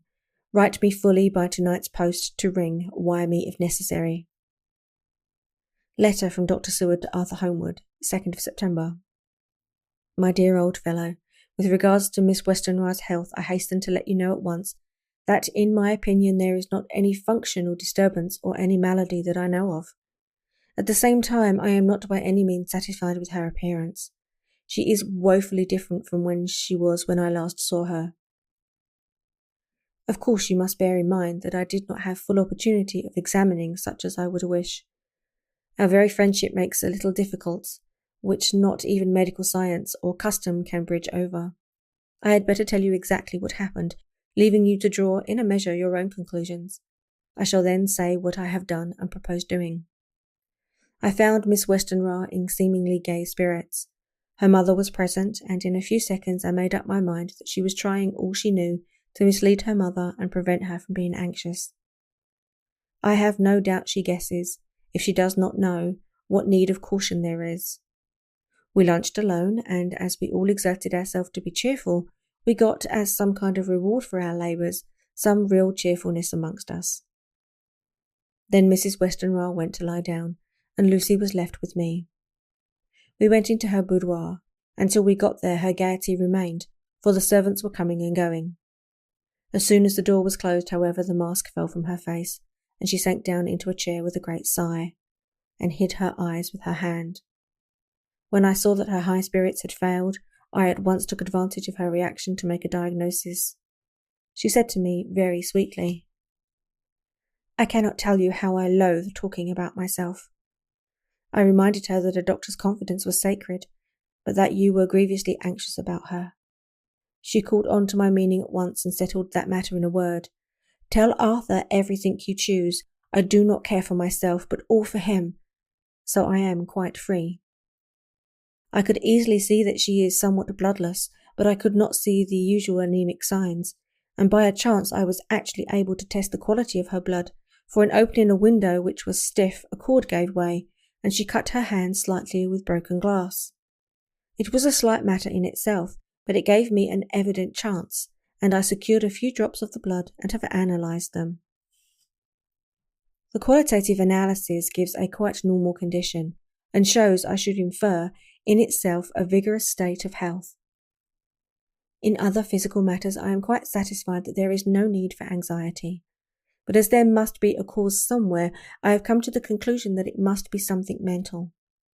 She complains of difficulty in breathing satisfactorily at times, and of heavy lethargic sleep, with dreams that frighten her, but regarding which she can remember nothing.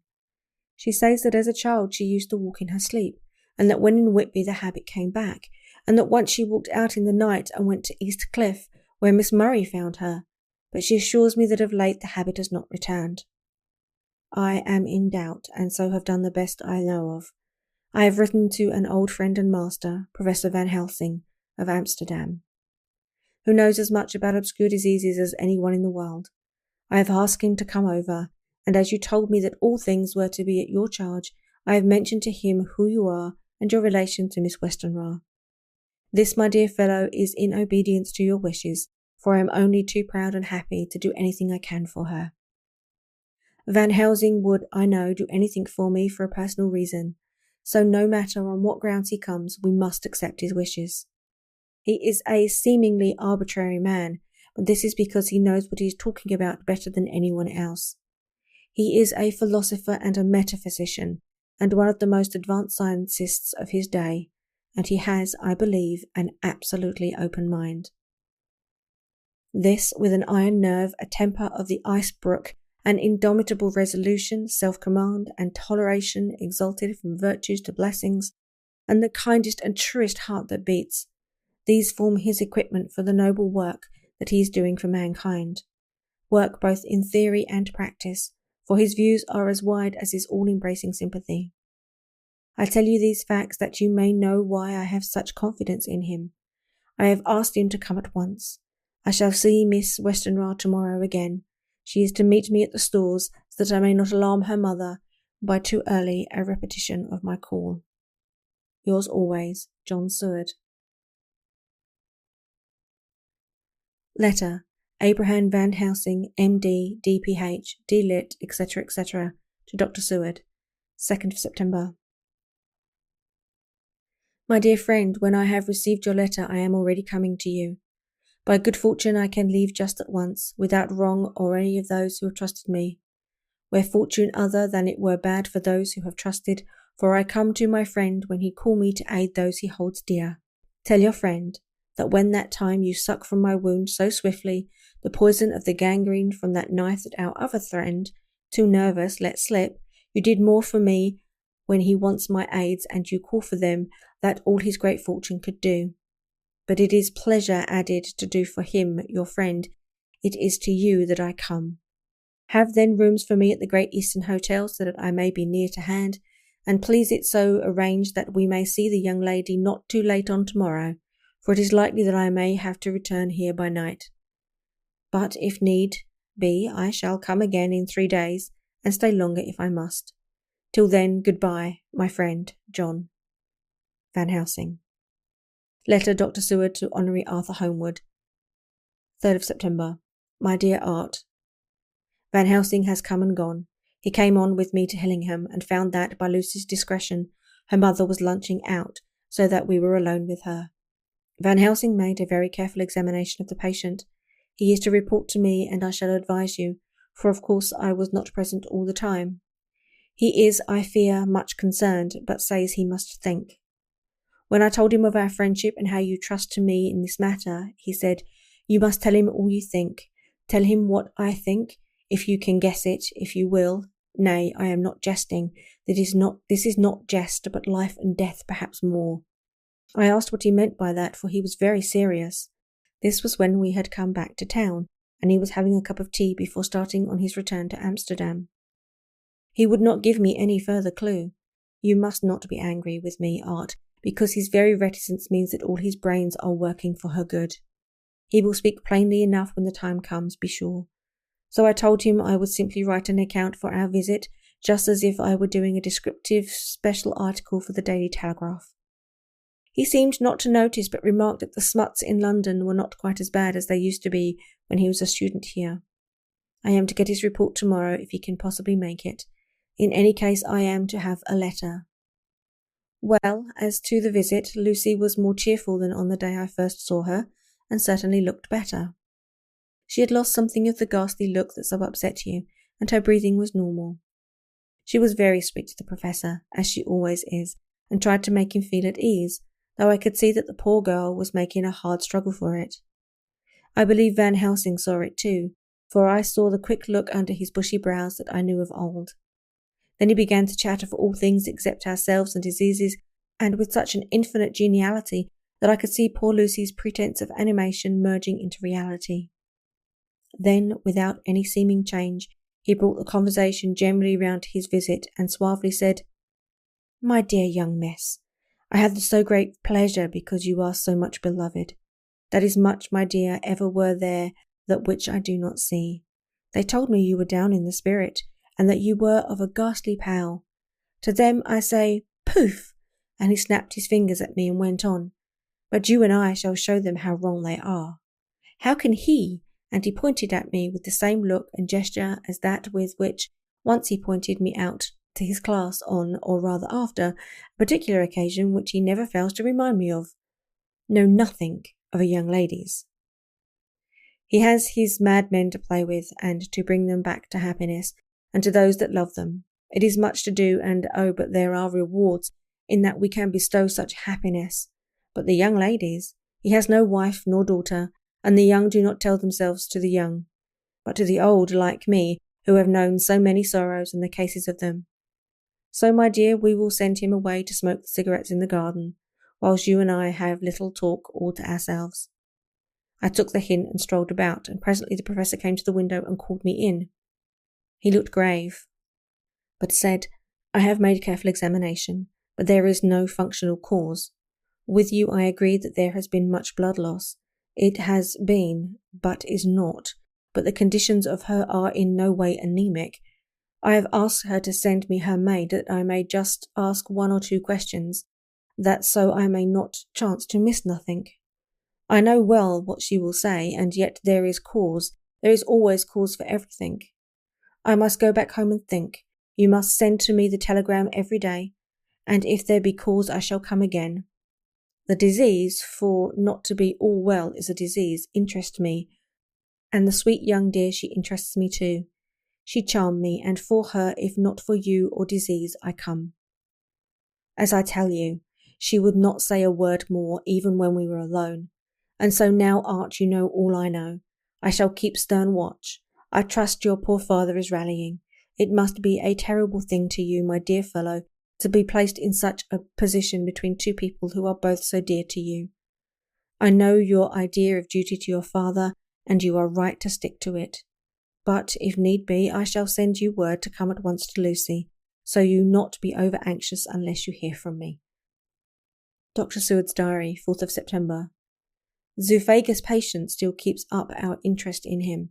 He has only one outburst, and that was yesterday at an unusual time. Just before the stroke of noon he began to grow restless. The attendant knew the symptoms and at once summoned aid. Fortunately the men came at a run and were just in time, for at the stroke of noon he became so violent that it took all their strength to hold him.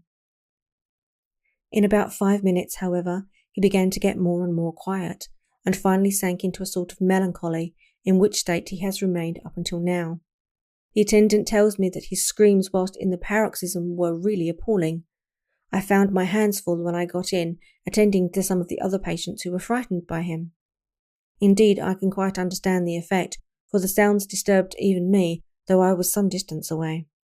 It is now after the dinner hour of the asylum, and as yet my patient sits in a corner brooding, with a dull, sullen, woebegone look on his face, which seems rather to indicate than to show something directly. I cannot quite understand it. Later. Another change in my patient.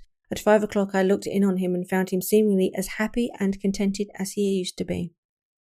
He was catching flies and eating them, and was keeping note of his capture by making nail marks on the ledge of the door between the ridges of padding.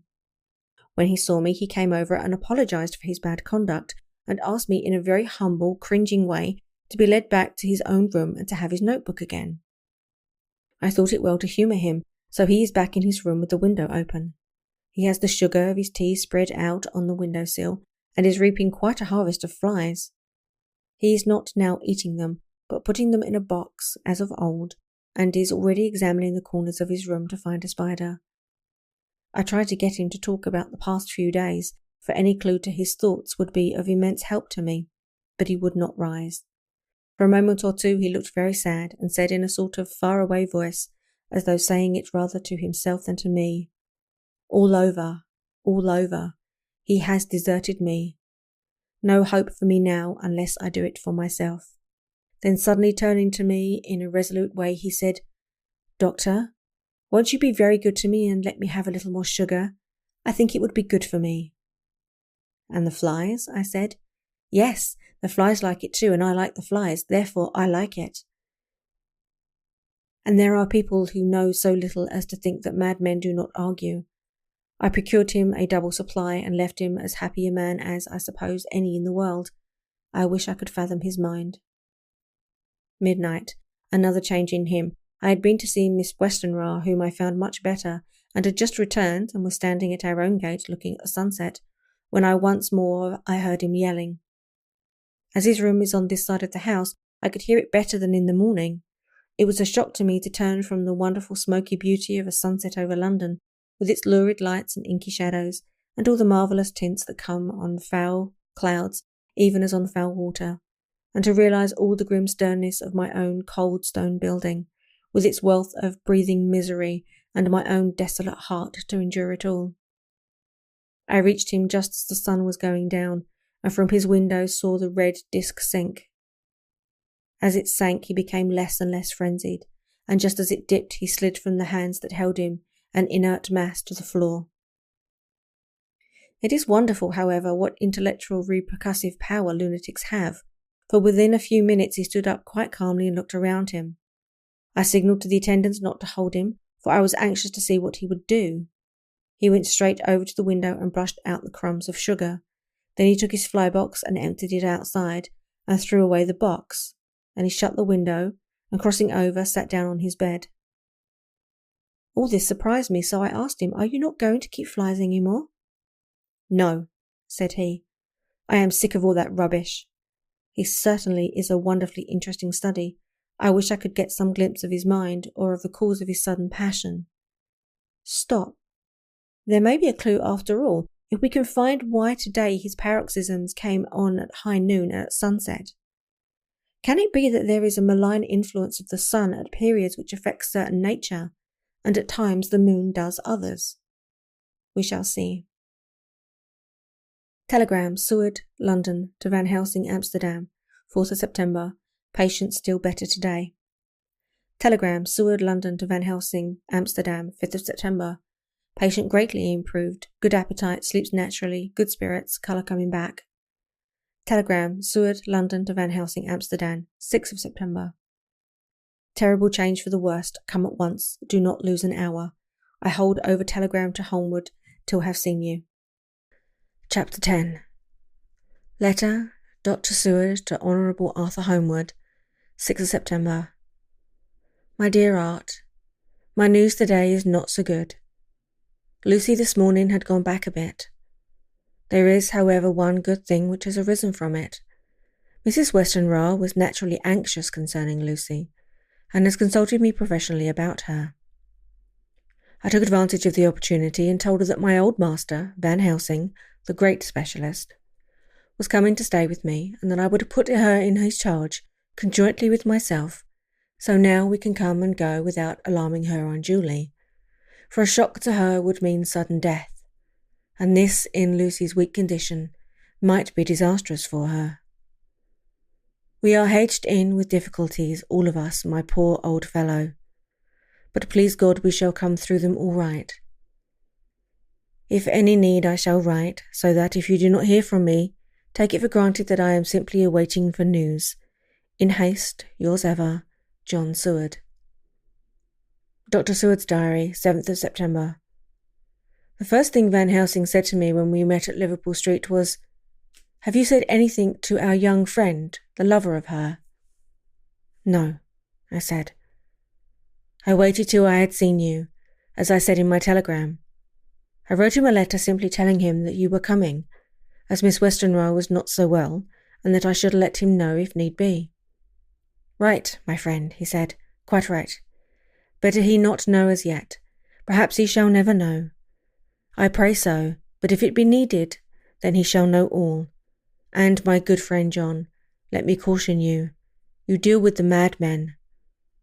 All men are mad in some way or the other, and inasmuch as you deal discreetly with your madmen, so deal with God's madmen too, the rest of the world. You tell not your madmen what you do, nor why you do it. You tell them not what you think. So you shall keep knowledge in its place, where it may rest, where it may gather its kind around it and breed. You and I shall keep as yet what we know here and here.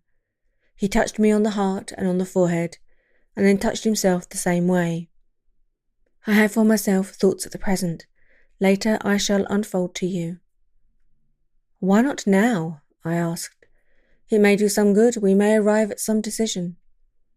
He stopped and looked at me and said, "My friend John, when the corn is grown even before it has ripened, while the milk of its mother earth is in him, and the sunshine has not yet begun to paint him with his gold, the husbandman he pull the ear and rub him between his rough hands, and blow away the green chaff, and say to you, 'Look, he's good corn. He will make good crop when the time comes.' I did not see the application and told him so. For reply he reached over and took my ear in his hand and pulled it playfully, as he used to long ago at lectures, and said, 'The good husbandman tell you so then because he knows, but not till then. But you do not find the good husbandman dig up his planted corn to see if he's grown. That is for the children who play at husbandry, and not for those who take it as the work of their life. See you now, friend John, I have sown my corn, and nature has her work to do in making it sprout. If he sprout at all, there's some promise, and I wait till the ear begins to swell." He broke off, for evidently saw that I understood, and then he went on, and very gravely. You were always a careful student, and your casebook was ever more full than the rest. You were only student then, now you are master, and I trust that good habit have not failed. Remember, my friend, that knowledge is stronger than memory, and we should not trust the weaker. Even if you have not kept to the good practice, let me tell you that this case of our dear Miss is one that may be, mind I said may be, of such interest to us and others that all the rest may not make him kick the beam, as your people say. Take then good note of it. Nothing is too small, I counsel you. Put down in record even your doubts and surmises. Hereafter it may be of interest to you to see how true you guess. We learn from failure, not from success. When I described Lucy's symptoms the same as before, but infinitely more marked, he looked very grave but said nothing. He took with him a bag in which were many instruments and drugs, the ghastly paraphernalia of our beneficial trade, as he once called, in one of his lectures, the equipment of a professor of the healing craft. When we were shown in, Mrs. Westenra met us. She was alarmed, but not nearly so much as I expected to find her. Nature, in one of her beneficent moods, had ordained that even death had some antidote to its own terrors. Here, in a case where any shock might prove fatal, matters were so ordered that, for some cause or other, the things not personal, even the terrible change in her daughter to whom she is so attached, do not seem to reach her. It is something like the way Dame Nature gathers round a foreign body an envelope of some insensitive tissue which can protect from evil that which it would otherwise harm by contact. If this can be ordered selfishness, then we should pause before we condemn anyone for the vice of egoism, for there may be a deeper root for its cause than we have knowledge of. I used my knowledge of this phase of spiritual pathology and laid down a rule that she should not be present when Lucy or think of her illness more than was absolutely required. She assented readily, so readily that I saw again the hand of nature fighting for life. Van Helsing and I were shown up to Lucy's room. If I was shocked when I saw her yesterday, I was horrified when I saw her today. She was ghastly, chalkily pale. The red seemed to have gone even from her lips and gums, and the bones of her face stood out prominently.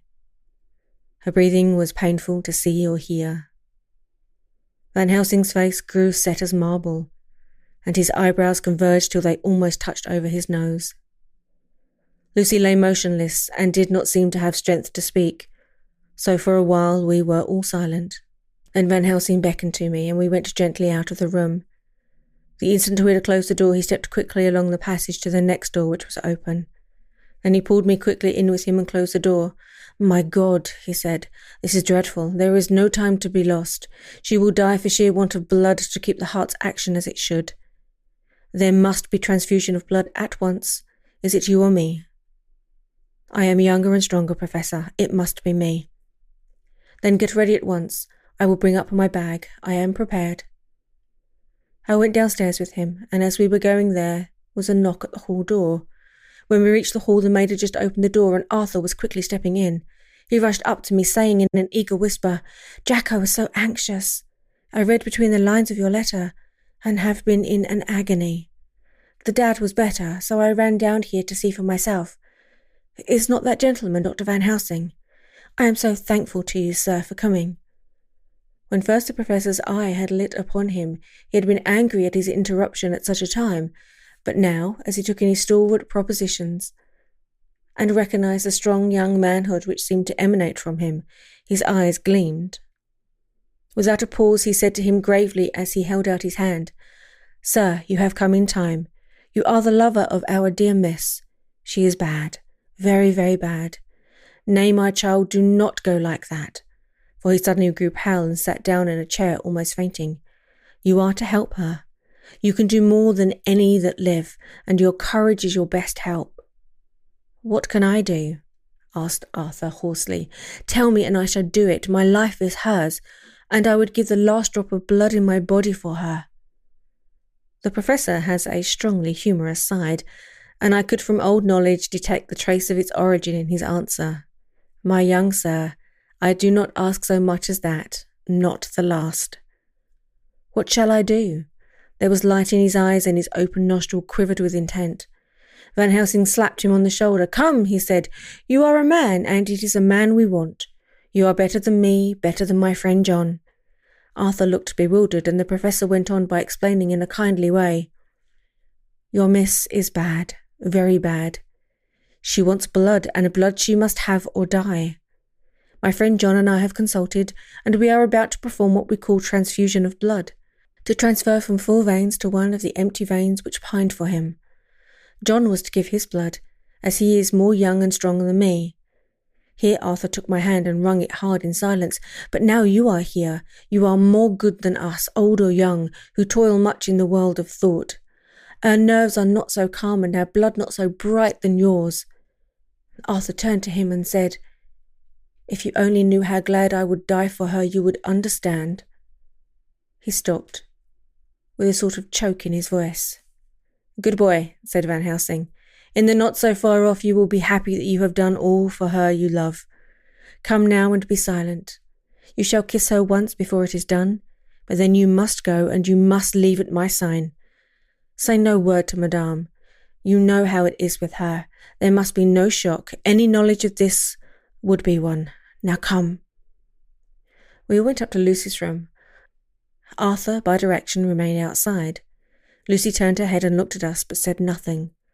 She was not asleep, but she was simply too weak to make the effort. Her eyes spoke to us. That was all. Van Helsing took some things from his bag and laid them on a little table out of sight. Then he mixed a narcotic and, coming over to the bed, said cheerily, Now, little miss, here is your medicine. Drink it off like a good child. See, I lift you so that you swallow so easily. Yes. She had made the effort with success. It astonished me how long the drug took to act. This, in fact, marked the extent of her weakness. The time seemed endless until sleep began to flicker in her eyelids. At last, however, the narcotic began to manifest its potency, and she fell into a deep sleep. When the professor was satisfied, he called Arthur into the room and bade him strip off his coat. Then he added, You may take that one little kiss, whilst I bring over the table. Friend John, help to me. So neither of us looked whilst he bent over her. Van Helsing turned to me and said, He is so young and strong and of blood so pure that we need not defibrillate it. Then, with swiftness but with absolute method, Van Helsing performed the operation. As the transfusion went on, something like life seemed to come back to poor Lucy's cheeks, and through Arthur's growing pallor the joy of his face seemed absolutely to shine. After a bit I began to grow anxious, for the loss of blood was telling on Arthur, strong man as he is. It gave me an idea of what a terrible strain Lucy's sister must have undergone, that weakened Arthur only partially restored her. But the professor's face was set, and he stood watch in hand, and with eyes fixed now on the patient and now on Arthur. I could hear my own heart beat. Presently he said in a soft voice, Do not stir an instant, it is enough. You attend him, I will look to her. When all was over, I could see how much Arthur had weakened. I dressed the wound and took his arm to bring him away.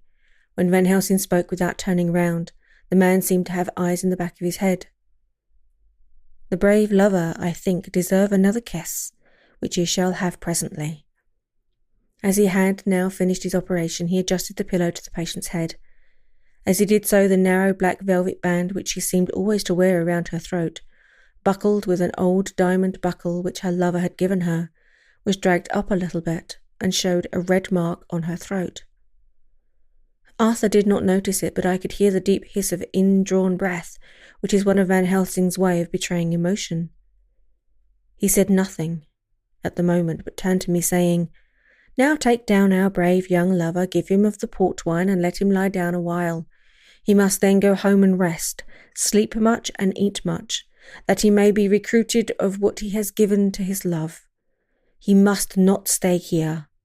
Hold, a moment. I may take it, sir, that you are anxious of result. Then bring it with you, that in all ways the operation is successful. You have saved her life this time, and you can go home and rest easy in mind that all that can be is. I shall tell her all when she is well. She shall love you none the less for what you have done. Goodbye." When Arthur had gone, I went back to the room. Lucy was sleeping gently, but her breathing was stronger. I could see the counterpane move as her breast heaved. By the bedside sat Van Helsing, looking at her intently. The velvet band again covered the red mark, and I asked the professor in a whisper, "What do you make of that mark on her throat?" "What do you make of it?" "I have not examined it yet," I answered, and then and there proceeded to loosen the band. Just over the external jugular vein there were 2 punctures, not large, but not wholesome looking. There was no sign of disease, but the edges were white and worn-looking, as if by some trituration. It had once occurred to me that this wound, or whatever it was, might be the means of that manifest loss of blood, but I abandoned the idea as soon as formed, for such a thing could not be. The whole bed would have been drenched to a scarlet with the blood which the girl must have lost to leave such a pallor as she had before the transfusion. "Well?" said Van Helsing. "Well," said I can make nothing of it." The professor stood up. "I must go back to Amsterdam tonight," he said. "There are books and things there which I want. You must remain here all night, and you must not let your sight pass from her." "Shall I have a nurse?" I asked. "We are the best nurses, you and I. You keep watch all night, see that she is well fed and that nothing disturbs her. You must not sleep all the night. Later on we can sleep, you and I. I shall be back as soon as possible, and then we may begin." "May begin?" I said. "What on earth do you mean?" "We shall see," he answered, as he hurried out. He came back a moment later and put his head inside the door and said, with warning finger held up, "Remember, she is your charge. If you leave her and harm befall, you shall not sleep easy hereafter." Dr. Seward's diary continued. 8th September. I sat up all night with Lucy. The opiate worked itself off towards dusk, and she waked naturally. She looked a different being from what she had before the operation. Her spirits even were good, and she was full of a happy vivacity that I could see evidenced of the absolute prostration which she had undergone.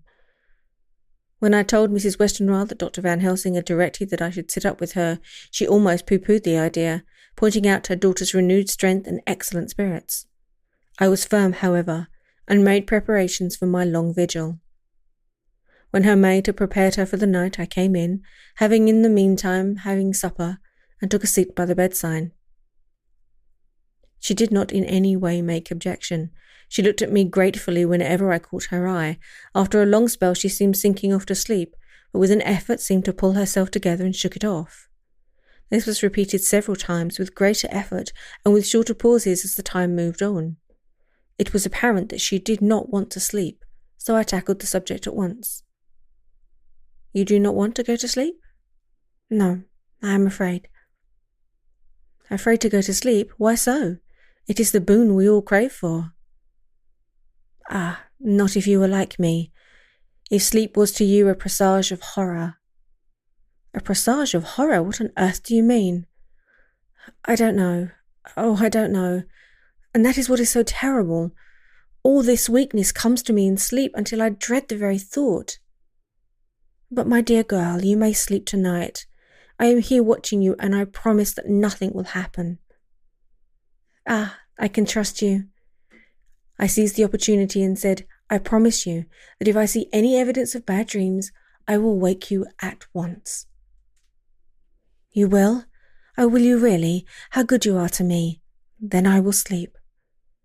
And almost at the word she gave a deep sigh of relief and sank back, asleep. All night long I watched her. She never stirred but slept on and on in a deep, tranquil, life-giving, health-giving sleep. Her lips were slightly parted and her breast rose and fell with the regularity of a pendulum. There was a smile on her face, and it was evident that no bad dreams had come to disturb her peace of mind. In the early morning her maid came, and I left her in her care and took myself back home, for I was anxious about many things. I sent a short wire to Van Helsing and to Arthur, telling them of the excellent result of the operation. My own work, with its manifold arrears, took me all day to clear off. It was dark when I was able to inquire about my zoophagous patient. The report was good. He had been quiet for the past day and night. A telegram came from Van Helsing at Amsterdam whilst I was at dinner, suggesting that I should be at Hillingham tonight, as it might be well to be at hand, and stating that he was leaving by the night mail and would join me early in the morning. 9th September. Was pretty tired and worn out when I got to Hillingham. For 2 nights I had hardly slept a wink of sleep, and my brain was beginning to feel that numbness which marks cerebral exhaustion. Lucy was up and in cheerful spirits. When she shook hands with me, she looked sharply at my face and said, "No sitting up tonight for you. You are worn out. I am quite well again, indeed I am, and if there is to be any sitting up, it is I who will sit up with you." I would not argue the point, but went and had my supper. Lucy came with me, and enlivened by her charming presence, I made an excellent meal, and had a couple of glasses of the more than excellent port. Then Lucy took me upstairs and showed me a room next to her own, where a cosy fire was burning. "Now," she said, "you must stay here. I shall leave this door open, and my door too. You can lie on the sofa, for I know that nothing would induce any of you doctors to go to bed whilst there is a patient above the horizon. If I want anything, I shall call out, and you can come to me at once." I could not but acquiesce, for I was a dog tired, and could not have sat up had I tried. So on her renewing her promise to call me if she should want anything, I lay on the sofa and forgot all about everything. Lucy Westenra's diary, 9th of September. I feel so happy tonight. I have been so miserably weak that to be able to think and move about is like feeling sunshine after a long spell of east wind out of a still sky. Somehow Arthur feels very, very close to me. I seem to feel his presence warm about me. I suppose it is that sickness and weakness are selfish things and turn our inner eyes and sympathy on ourselves, whilst health and strength give love rein, and in thought and feeling he can wander where he wills. I know where my thoughts are, if only Arthur knew. My dear, your ears must tingle as you sleep as mine do waking. Oh, the blissful rest of last night, how I slept with that dear, dear, good Dr. Seward watching me. And tonight I shall not fear to sleep, since he is close at hand and within call. Thank everybody for being so good to me. Thank God. Good night, Arthur. 10th September. Dr. Seward's diary, 10th September. I was conscious of the professor's hand on my head and started awake all in a second. That is one of the things that we learn in an asylum at any rate. And how is our patient? Well, when I left her, or rather when she left me, I answered. Come, let us see, he said, and together we went into the room.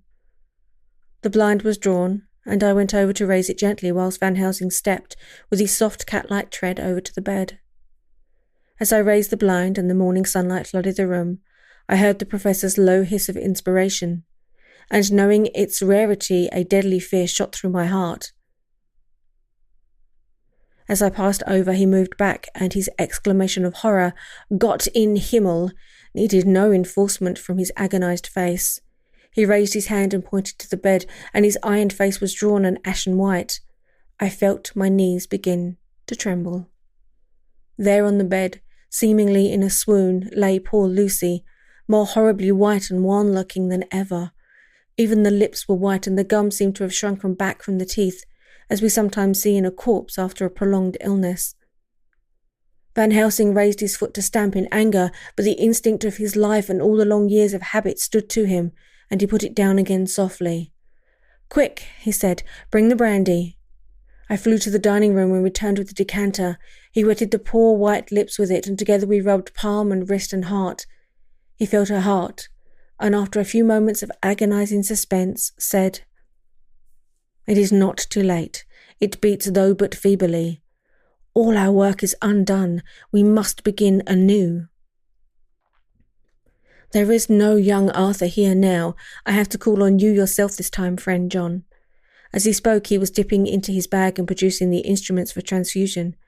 I had taken off my coat and rolled up my shirt-sleeve.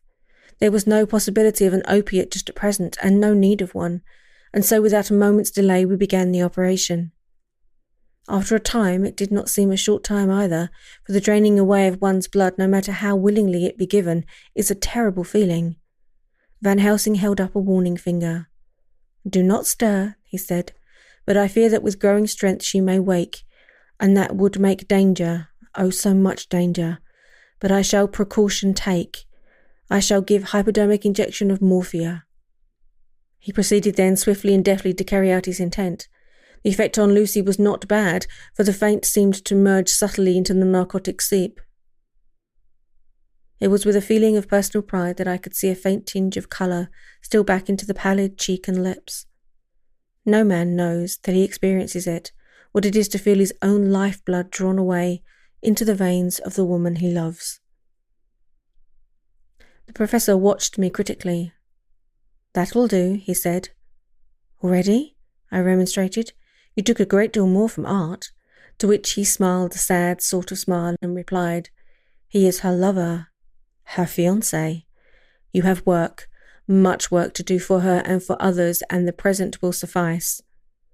When he stopped the operation, he attended to Lucy, while I applied digital pressure to my own incision. I laid down whilst I waited his leisure to attend to me, for I felt faint and a little sick. By and by he wound up my wound and sent me downstairs to get a glass of wine for myself. As I was leaving the room, he came after me and half whispered, "Mind, nothing must be said of this. If our young lover should turn up unexpectedly as before, no word to him. It would at once frighten him and enjealous him too. There must be none. So." When I came back, he looked at me carefully and then said, "You are not much the worse. Go into the room and lie on your sofa and rest a while. Then have much breakfast and come here to me." I followed out his orders, for I knew how right and wise they were. I had done my part, and now my next duty was to keep up my strength. I felt very weak, and in the weakness lost something of the amazement at what had occurred.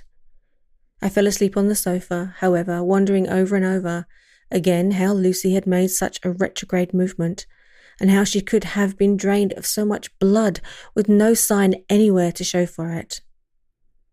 I think I must have continued my wonder in my dreams, for sleeping and waking my thoughts always came back to the little punctures in her throat and the ragged, exhausted appearance of their edges, tiny though they were. Lucy slept well into the day, and when she woke she was fairly well and strong, though not nearly as much so as the day before. When Van Helsing had seen her, he went out for a walk, leaving me in charge, with strict injunctions that I should not leave her for a moment. I could hear his voice in the hall asking the way to the nearest telegraph office. Lucy chatted with me freely and seemed quite unconscious that anything had happened. I tried to keep her amused and interested. When her mother came up to see her, she did not seem to notice any change whatever, but said to me gratefully, "We owe you so much, Dr. Seward, for all you have done, but you really must now take care not to overwork yourself. You are looking pale yourself. You want a wife to nurse and look after you a bit, that you do." As she spoke, Lucy turned crimson, though it was only momentarily, for her poor wasted veins could not stand for long such an unwanted drain to the head. The reaction came in excessive pallor as she turned imploring eyes on me. I smiled and nodded, and laid my finger on my lips. With a sigh, she sank back amid her pillows. Van Helsing returned in a couple of hours and presently said to me, "Now you go home and eat much and drink enough. Make yourself strong. I stay here tonight and I shall sit up with little miss myself. You and I must watch the case, and we must have none other to know. I have grave reasons. No, do not ask them. Think what you will. Do not fear to think even the most non-probable. Good night." In the hall, 2 of the maids came to me and asked if they or either of them might not sit up with Miss Lucy.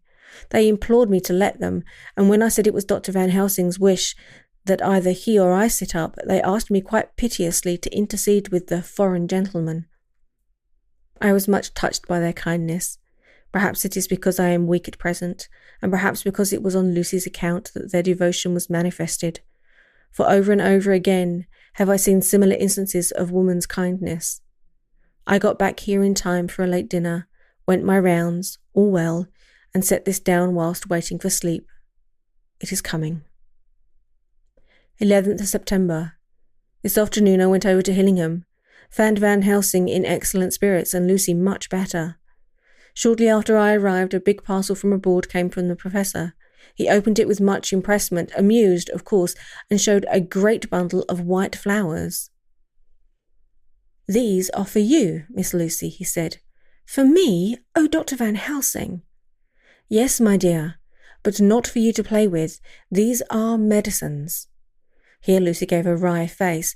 "Nay, but they are not to take in a decoction, or in nauseous form, so you need not snub that so charming nose, or I shall point out to my dear friend Arthur what woes he may have to endure in seeing so much beauty that he so loves so much distort. Aha, my pretty miss, that bring the so nice nose all straight again. This is medicinal, but you do not know how. I put him in your window, I make pretty wreath and hang him round your neck, so that you sleep well. Oh yes, they, like the lotus flower, make your trouble forgotten. It smells so like the water of Lethe and of that fountain of youth that the conquistadors sought for in the Floridas, and find him all too late." Whilst he was speaking, Lucy had been examining the flowers and smelling them. Now she threw them down, saying with half laughter and half disgust, "Oh, Professor, I believe you are only putting up a joke on me. Why, these flowers are only common garlic." To my surprise, Van Helsing rose and said with all his sternness, his iron jaw set and his bushy eyebrows meeting, "No trifling with me, I never jest. There is grim purpose in all I do, and I warn you that you do not thwart me. Take care for the sake of others, if not for your own." Then, seeing poor Lucy scared as she might well be, he went on more gently. "Oh, little miss, my dear, do not fear me. I only do for your good. But there is much virtue to you in these so common flowers.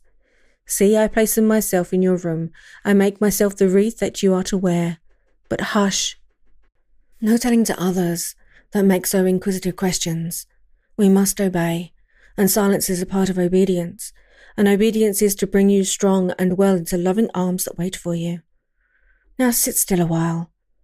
Come with me, friend John, and you shall help me deck the room with my garlic, which is all the way from Haarlem, where my friend Vanderpool raised herb in his glasshouses all the year. I had to telegraph yesterday, or they would not have been here." We went into the room, taking the flowers with us. The professor's actions were certainly odd, and not to be found in any pharmacopoeia that I had ever heard of. First he fastened up the windows and latched them securely. Next, taking a handful of the flowers, he rubbed them all over the sashes, as though to ensure that every whiff of air that might get in would be laden with the garlic smell.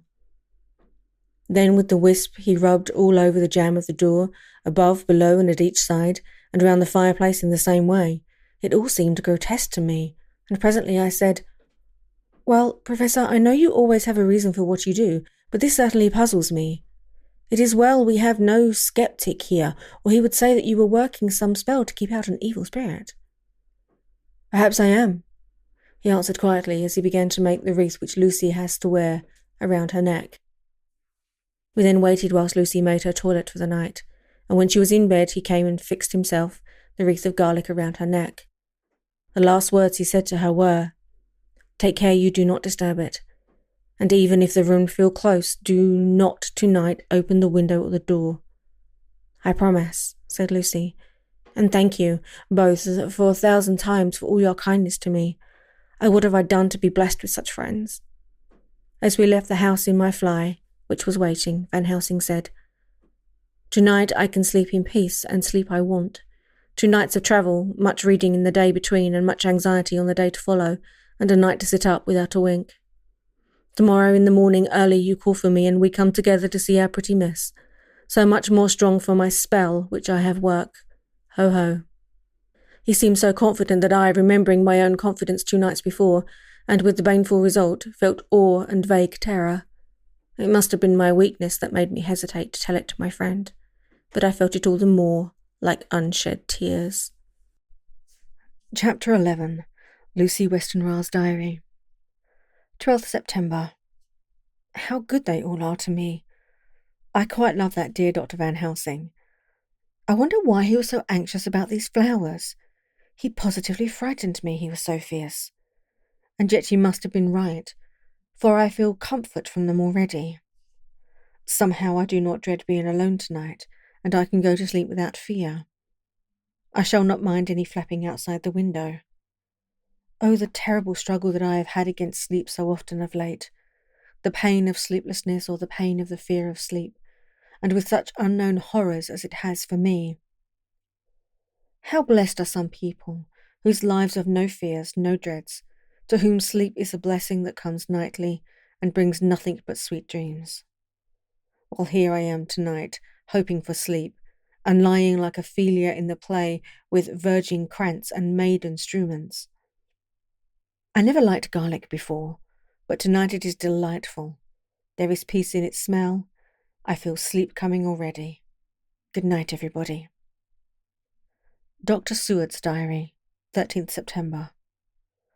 Called at the Berkeley and found Van Helsing, as usual, up to time. The carriage ordered from the hotel was waiting. The professor took his bag, which he always brings with him now. Let all be put down exactly. Van Helsing and I arrived at Hillingham at 8 o'clock. It was a lovely morning. The bright sunshine and all the fresh feeling of early autumn seemed like the completion of nature's annual work. The leaves were turning to all kinds of beautiful colours, but had not yet begun to drop from the trees. When we entered, we met Mrs. Westenra coming out of the morning room. She is always an early riser, and she greeted us warmly and said, "You will be glad to know that Lucy is better. The dear child is still asleep. I looked into her room and saw her, but did not go in, lest I should disturb her." The professor smiled and looked quite jubilant. He rubbed his hands together and said, "Aha! I thought I had diagnosed the case. My treatment is working." To which she replied, "You must not take all the credit to yourself, Doctor. Lucy's state this morning is due in part to me." "How do you mean, ma'am?" said the professor. "Well, I was anxious about the dear child in the night and went into her room. She was sleeping soundly, so soundly that even my coming did not wake her. But the room was awfully stuffy. There were lots of those horrible, strong-smelling flowers about everywhere, and she had actually a bunch of them round her neck. I feared that the heavy odour would be too much for the dear child in her weak state, so I took them all away and opened a bit of the window to let in a little fresh air. You will be pleased with her, I am sure." She moved off into her boudoir, where she usually breakfasted early. As she had spoken, I watched the professor's face and saw it turn ashen grey. He had been able to restrain himself whilst the poor lady was present, for he knew her state and how mischievous a shock would be. He actually smiled on her as he held open the door for her to pass into her room. But the instant she disappeared, he pulled me suddenly and forcibly into the dining room and closed the door. Then, for the first time in my life, I saw Van Helsing break down. He raised his hands over his head in a sort of mute despair, and then beat his palms together in a helpless way. Finally he sat down on a chair, and putting his hands before his face began to sob with loud, dry sobs that seemed to come from the very racking of his heart. Then he raised his arms again, as though appealing to the whole universe. "God, God, God," he said, "what have we done? What has this poor thing done, that we are so sore beset? Is there fate amongst us still, sent down from the pagan world of old, that such things must be, and in such way? This poor mother, all unknowing and all for the best as she thinks, does such thing as lose her daughter body and soul. And we must not tell her. We must not even warn her, or she die, then both die. Oh, how we are beset! How are all the powers of the devils against us?" Suddenly he jumped to his feet. "Come," he said, "come. We must see and act, devils or no devils, or all the devils at once, it matters not. We must fight him all the same." He went to the hall door for his bag, and together we went up to Lucy's room. Once again I drew up the blind, whilst Van Helsing went towards the bed. This time he did not start as he looked on the poor face with the same awful, waxen pallor as before. He wore a look of stern sadness and infinite pity. "As I expected," he murmured, with that hissing inspiration of his which meant so much. Without a word he went and knocked the door, and then began to set out on the little table the instruments for yet another operation of transfusion of blood. I had long ago recognised the necessity and begun to take off my coat, but he stopped me with a warning hand. "No," he said. "Today you must operate, I shall provide. You are weakened already." As he took off his coat and rolled up his shirt sleeve. Again the operation, again the narcotic, again some return of colour to the ashy cheeks and the regular breathing of healthy sleep. This time I watched while Van Helsing recruited himself and rested. Presently he took an opportunity of telling Mrs. Westenra that she must not remove anything from Lucy's room without consulting him, that the flowers were of medicinal value, and that the breathing of their odour was a part of the system of cure.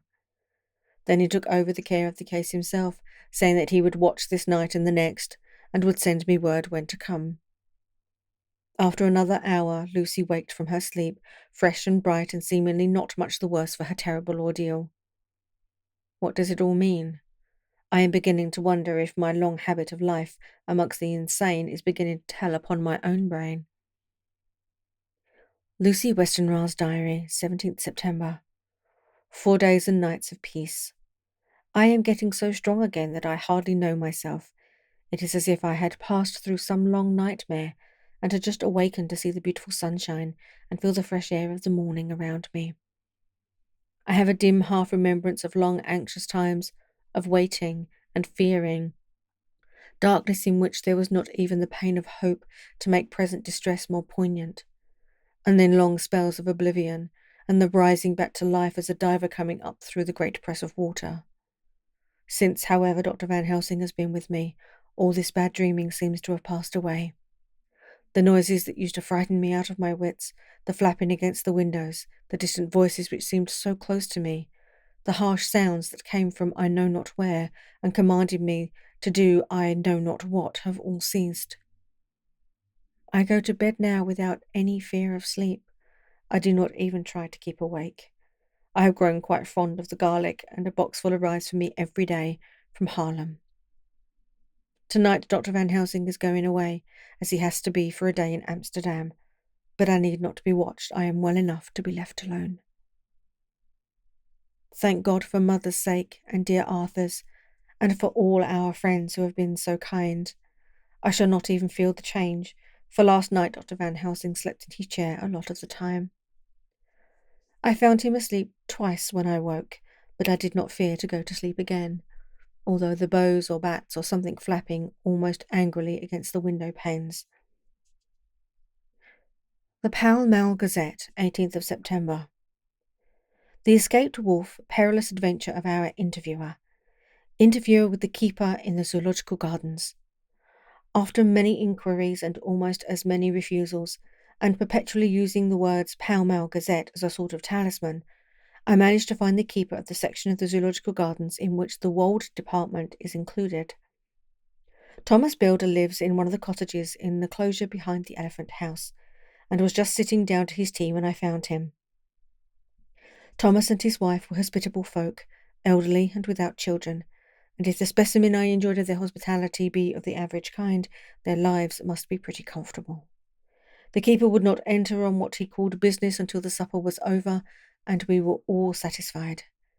Then, when the table was cleared and he had lit his pipe, he said, "Now, sir, you can go on and ask me what you want. You'll excuse me refusing to talk to profusional subjects afore a meal.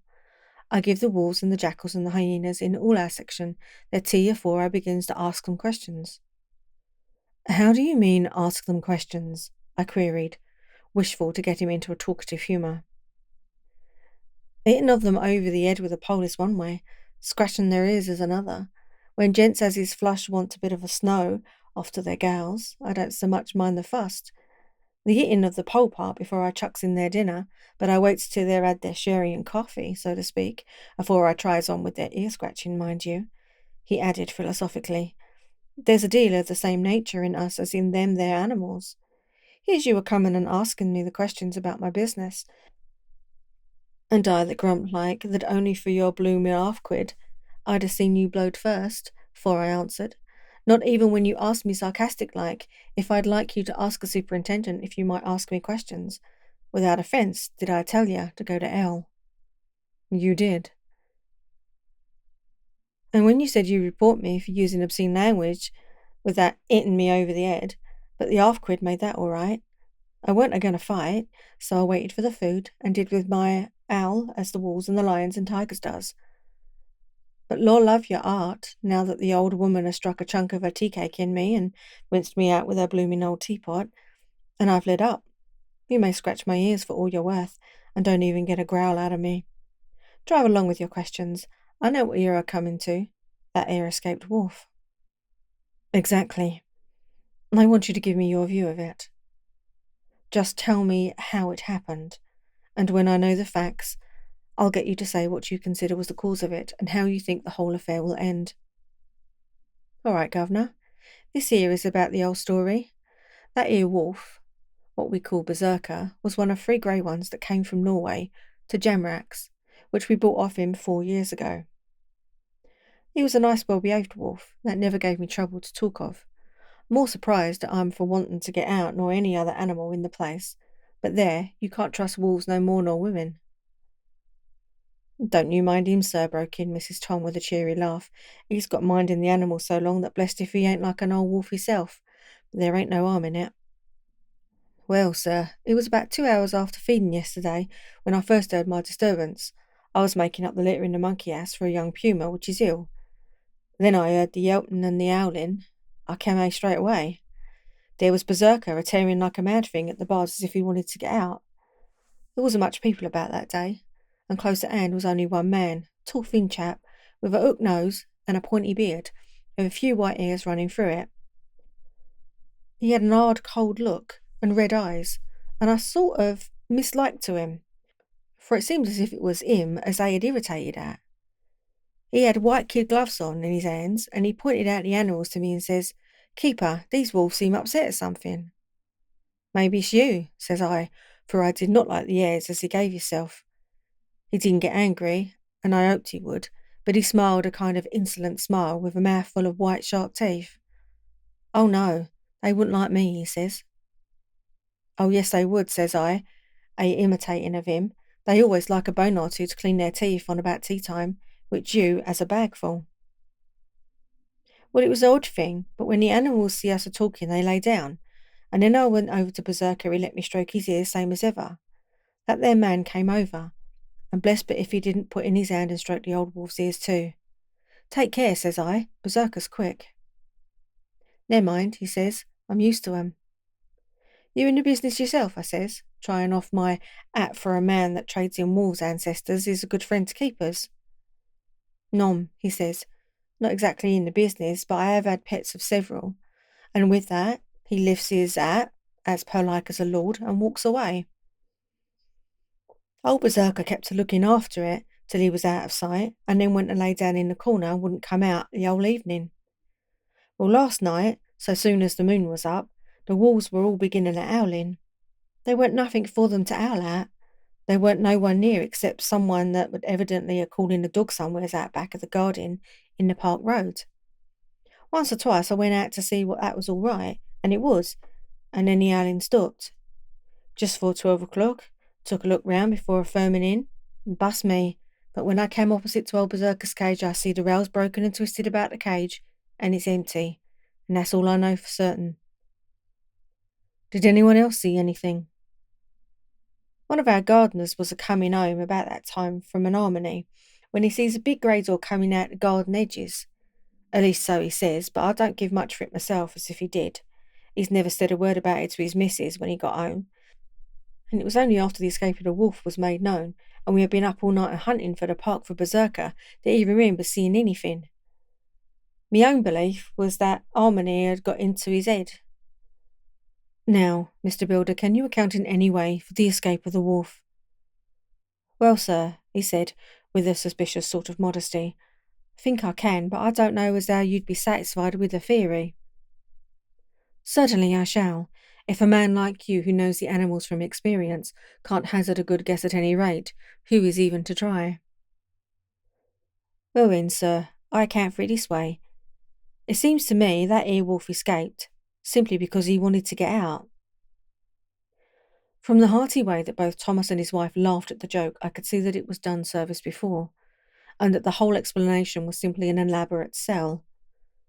I couldn't cope in bandage with the worthy Thomas, but I thought I knew a surer way to his heart, so I said, "Now, Mr. Builder, we'll consider that first half-sovereign worked off, and this brother of his is waiting to be claimed, when you tell me what you think will happen."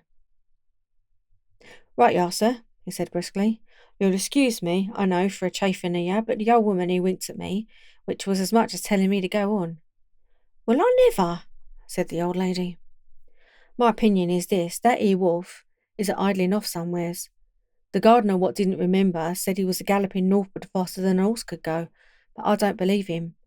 For you see, sir, wolves don't gallop no more nor dogs do. They not been built that way. Wolves is fine things in a storybook, and I dare say that they gets in packs and does be chivying something that's more afeard than they can make a devil of a noise and chop it up, whatever it is. But Lord bless you, in real life, a wolf's only a low creature, not half so clever or bold as a good dog, and not half a quarter so much fighting him. This one ain't been used to fighting or even to providing for himself. I'm more like he's somewhere round the park a hiding and a shivering of, and if he thinks at all, wondering where he is to get his breakfast from. Or maybe he's got down some area and is in a coal cellar. My eye won't come cook get a rum start when she sees his green eyes a shining at her out the dark. If he can't get food, he's bound to look for it, and mayhap he may chance to light on a butcher shop in time.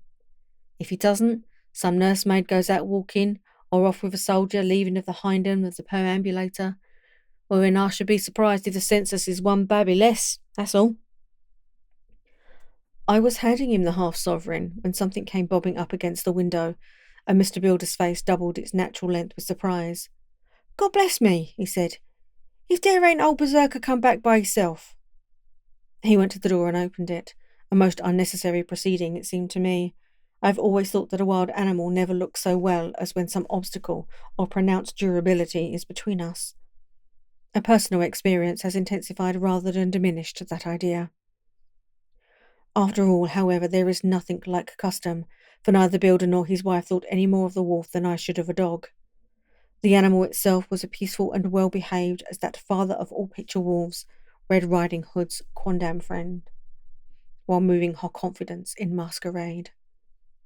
The whole scene was an unutterable mixture of comedy and pathos. The wicked wolf that for a half a day had paralysed London and set all the children in town shivering in their shoes was there in a sort of penitent mood, and was received and petted like an old sort of vulpine prodigal son. Old Builder examined him all over with most tender solicitude, and when he had finished with his penitent, said, "There, I knew the poor old chap would get into some kind of trouble. Didn't I say it all along? Here's his head all cut and full of broken glass. He's been a-getting over some blooming wall or other. It's a shame that people are allowed to top their walls with broken bottles. This here what's come of it. Come along, Berserker." He took the wolf and locked him up in a cage with a piece of meat that satisfied, in quantity at any rate, the elementary conditions of the fatted calf, and went off to report. I came off too, to report the only exclusive information that is given today regarding the strange escape at the zoo. Dr. Seward's Diary, 17th September. I was engaged after dinner in my study posting up my books, which through press of other work and the many visits to Lucy had fallen sadly into arrear. Suddenly the door was burst open and in rushed my patient, with his face distorted with passion. I was thunderstruck, for such a thing as a patient getting off his own accord into the superintendent's study is almost unknown. Without an instant's notice, he made straight at me. He had a dinner knife in his hand, and as I saw he was dangerous, I tried to keep the table between us. He was too quick and too strong for me, however, for before I could get my balance he had struck at me and cut my left wrist rather severely. Before he could strike again, however, I got in my right hand, and he was sprawling on his back on the floor. My wrist bled freely, and quite a little pulm trickled onto the carpet.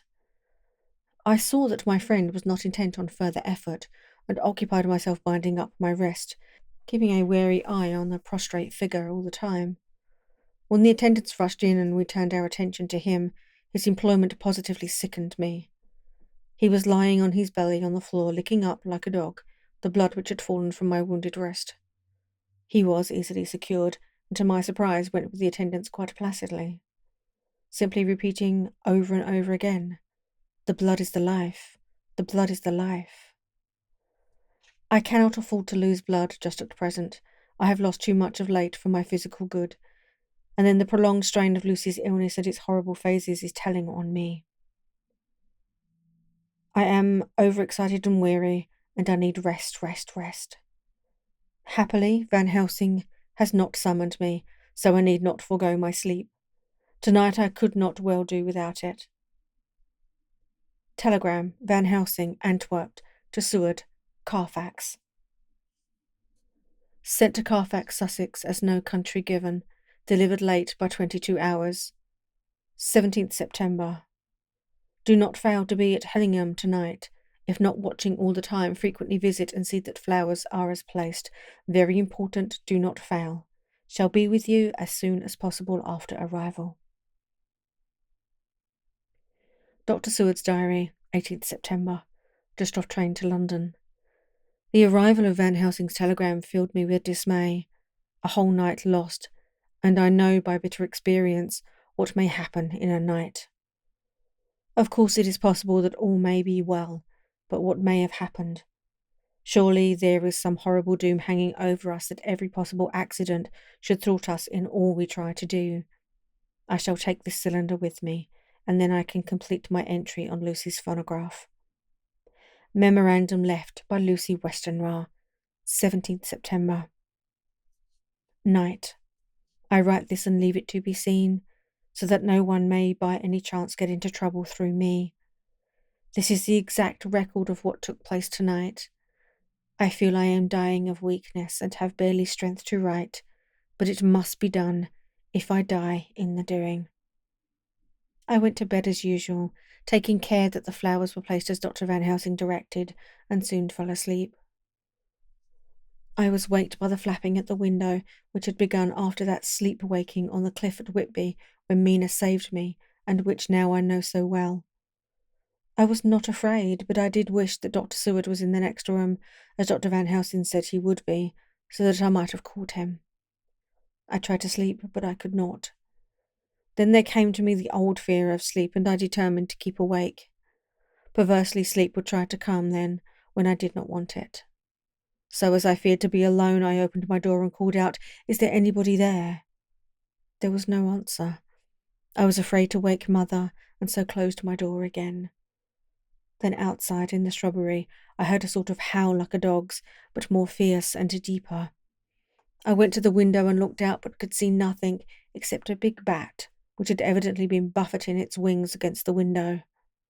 So I went back to bed again, but determined not to go to sleep. Presently the door opened and Mother looked in. Seeing by my moving that I was not asleep, she came in and sat by me. She said to me even more sweetly and softly than her wont, "I was uneasy about you, darling, and came in to see that you were all right." I feared that she might catch cold sitting there, and asked her to come in and sleep with me, so she came into bed and lay down beside me. She did not take off her dressing gown, for she said she would only stay a while and then go back to her own bed. As she lay there in my arms and I in hers, the flapping and buffeting came to the window again. She was startled and a little frightened and cried out, "What is that?" I tried to pacify her, and at last succeeded, and she lay quiet. But I could hear her poor dear heart still beating terribly. After a while there was a howl again out in the shrubbery, and shortly after there was a crash at the window, and a lot of broken glass was hurled on the floor. The window blind blew back with the wind that rushed in, and in the aperture of the broken panes there was the head of a great, gaunt, grey wolf. Mother cried out in fright and struggled up into a sitting posture, and clutched wildly at anything that would help her. Amongst other things, she clutched the wreath of flowers that Dr. Van Helsing insisted on my wearing around my neck, and tore it away from me. For a second or two she sat up, pointing at the wolf, and there was a strange and horrible gurgling in her throat. Then she fell over, as if struck with lightning, and her head hit my forehead and made me dizzy for a moment or two. The room and all around seemed to spin. I kept my eyes fixed on the window, but the wolf drew his head back, and a whole myriad of little specks seemed to come blowing in through the broken window and wheeling and circling round like the pillar of dust that travellers describe when there is a simoon in the desert. I tried to stir, but there was some spell upon me, and dear mother's poor body which seemed to grow cold already, for her dear heart had ceased to beat. It weighed me down, and I remembered no more for a while. The time did not seem long, but very, very awful, till I recovered consciousness again. Somewhere near a passing bell was tolling. The dogs all around the neighbourhood were howling, and in our shrubbery, seemingly just outside, a nightingale was singing. I was dazed and stupid with pain and terror and weakness, but the sound of the nightingale seemed like the voice of my dead mother come back to comfort me. The sound seemed to have awakened the maids too, for I could hear their bare feet padding outside my door. I called to them, and they came in, and when they saw what had happened and what it was that lay over me on the bed, they screamed out. The wind rushed in through the broken window, and the door slammed to. They lifted off the body of my dear mother and laid her, covered up with a sheet, on the bed after I had got up. They were all so frightened and nervous that I directed them to go to the dining room and each have a glass of wine. The door flew open for an instant and closed again. The maid shrieked, and then went in a body to the dining room, and I laid what flowers I had on my dear mother's breast. When they were there, I remembered what Dr. Van Helsing had told me, but I didn't like to remove them, and besides, I would have some of the servants to sit up with me now. I was surprised that the maids did not come back. I called them, but got no answer, so I went to the dining room to look for them. My heart sank when I saw what had happened. They all four lay helpless on the floor, breathing heavily. The decanter of sherry was on the table half full, but there was a queer, acrid smell about. I was suspicious and examined the decanter. It smelt of laudanum, and looking on the sideboard I found that the bottle which mother's doctor used for her, did use, was empty. What am I to do? What am I to do? I am back in the room with mother. I cannot leave her, and I am alone save for the sleeping servants, whom someone has drugged. Alone with the dead. I dare not go out, for I can hear the low howl of the wolf through the broken window. The air seems full of specks floating and circling in the draught from the window, and the lights burn blue and dim. What am I to do? God shield me from harm this night. I shall hide this paper in my breast, where they shall find it when they come to lay me out. My dear mother gone. It is time that I go too. Goodbye, dear Arthur, if I should not survive this night. God keep you, dear, and God help me. Chapter 12, Dr. Seward's Diary, 18 September. I drove at once to Hillingham and arrived early. Keeping my cab at the gate, I went up the avenue alone. I knocked gently and rang as quietly as possible, for I feared to disturb Lucy or her mother, and hoped to only bring a servant to the door. After a while, finding no response, I knocked and rang again. Still no answer. I cursed the laziness of the servants, that they should lie abed at such an hour, for it was now 10 o'clock, and so rang and knocked again, but more impatiently, but still without response. Hitherto I had blamed only the servants, but now a terrible fear began to assail me. Was this desolation but another link in the chain of doom that seemed tightly drawing around us? Was it indeed a house of death to which I had come too late? I know that minutes, even seconds of delay, might mean hours of danger to Lucy if she had had again one of those frightful relapses, and I went round the house to try and see if I could find, by chance, an entry anywhere. I could find no means of ingress. Every window and door was fastened and locked, and I returned baffled to the porch. As I did so, I heard the rapid pit-pat of a swiftly driven horse's feet. They stopped at the gate, and a few seconds later I met Van Helsing running up the avenue. When he saw me, he gasped out, "Then it was you, and just arrived. How is she? Are we too late? Did you not get my telegram?" I answered as quickly and coherently as I could that I had only got his telegram early in the morning, and had not a minute in coming here, and that I could not make anyone in the house hear me. He paused and raised his hat, as he said solemnly, "Then I fear we are too late. God's will be done." With his usual recuperative energy he went on, "Come, If there be no way open to get in, we must make one. Time is all in all to us now. We went round to the back of the house, where there was a kitchen window. The professor took a small surgical saw from his case, and handing it to me, pointed to the iron bars which guarded the window. I attacked them at once, and had very soon cut through 3 of them.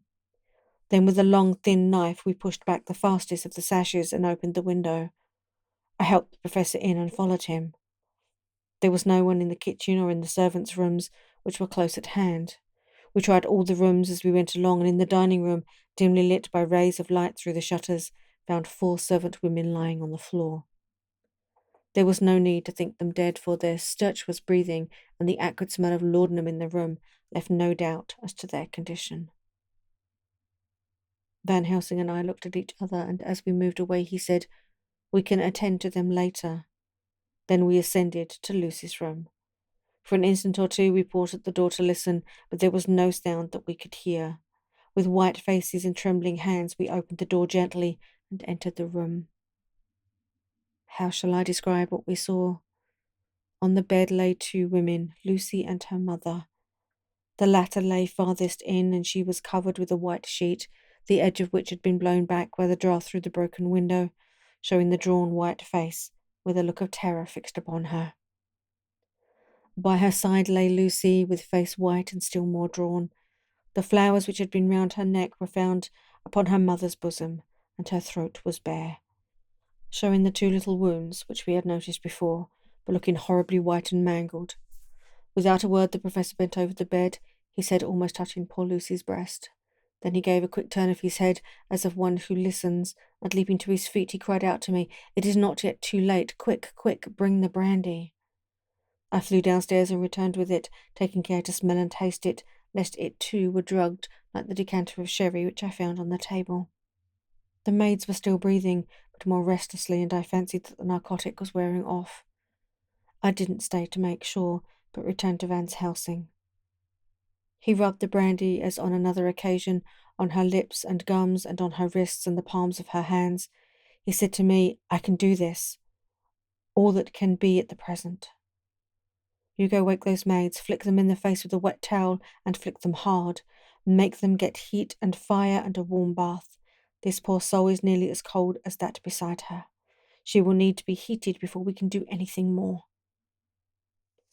I went at once and found little difficulty in waking 3 of the women.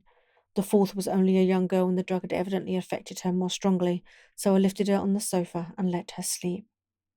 The others were dazed at first, but as remembrance came back to them, they cried and sobbed in a hysterical manner. I was stern with them, however, and would not let them talk. I told them that one life was bad enough to lose, and if they delayed they would sacrifice Miss Lucy.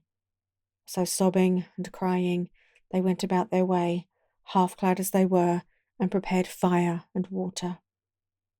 Fortunately, the kitchen and boiler fires were still alive, and there was no lack of hot water.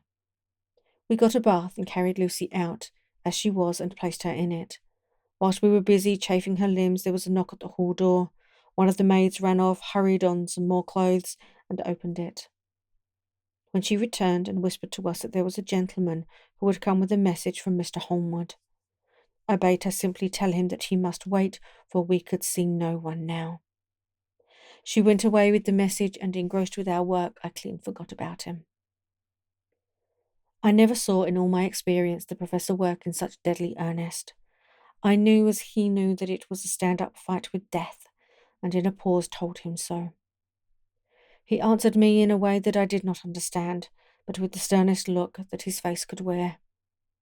If that were all, I would stop here where we are now, and let her fade away into peace, for I see no light in life over her horizon.